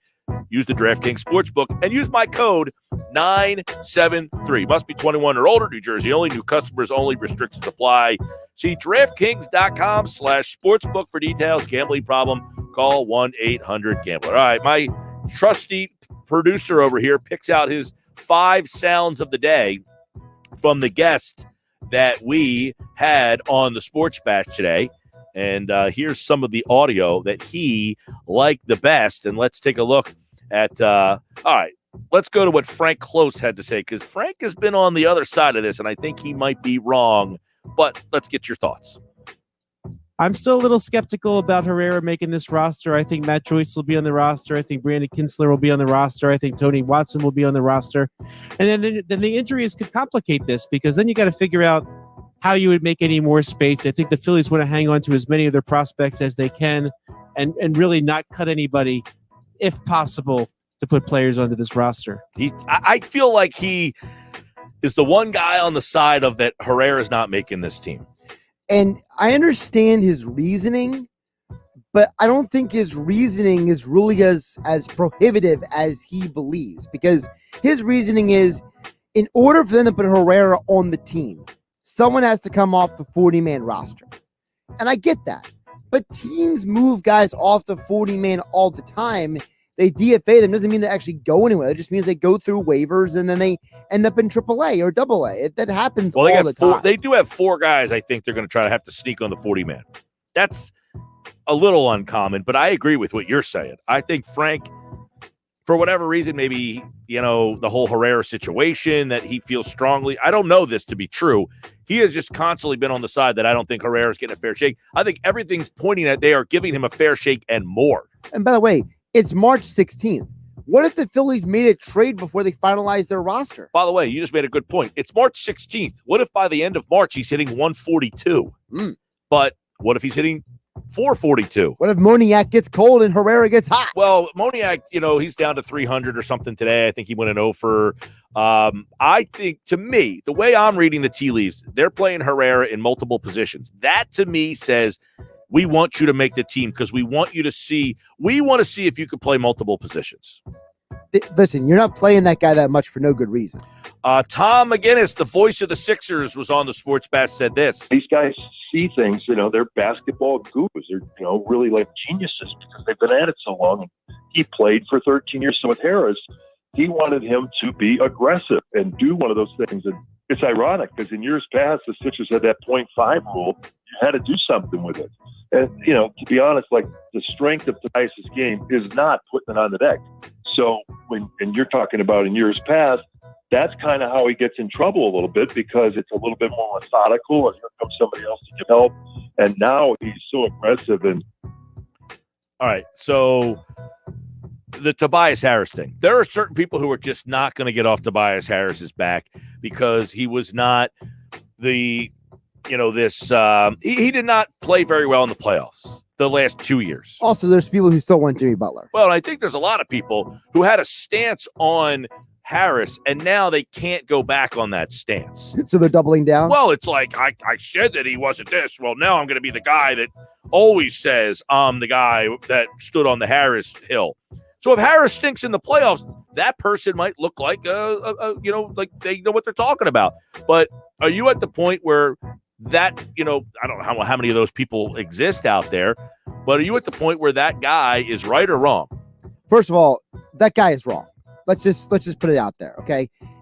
But the problem is that the guy who keeps saying that, they're kind of like the Howie Roseman hater. They pick and choose when they want to come out of the woods. You know what I mean? When they want to show up and No, the Howie Roseman haters come out of the woods all the time. Well, the Harris guy is having a tough year.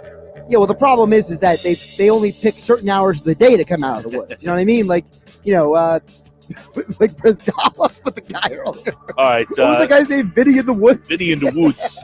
McCormick's up tonight live from the center at 6:35. A little later than normal for the Sixers preview tonight because Doc's talking later. McCormick is there, so you'll get the latest updates on the Sixers only here on the Sports Bash. And don't forget, tomorrow we are back with the opening of NFL free agency. 4 o'clock. The Eagles must be under the $182.5 million salary cap. How will they get there? Tune in tomorrow to find out. Have a great night, everybody.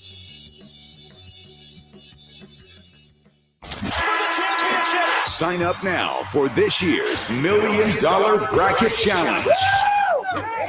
Registration is underway now at 973ESPN.com and the free mobile app until the tournament begins. The listener whose bracket has the most correct will win a $500 golden getaway in Atlantic City.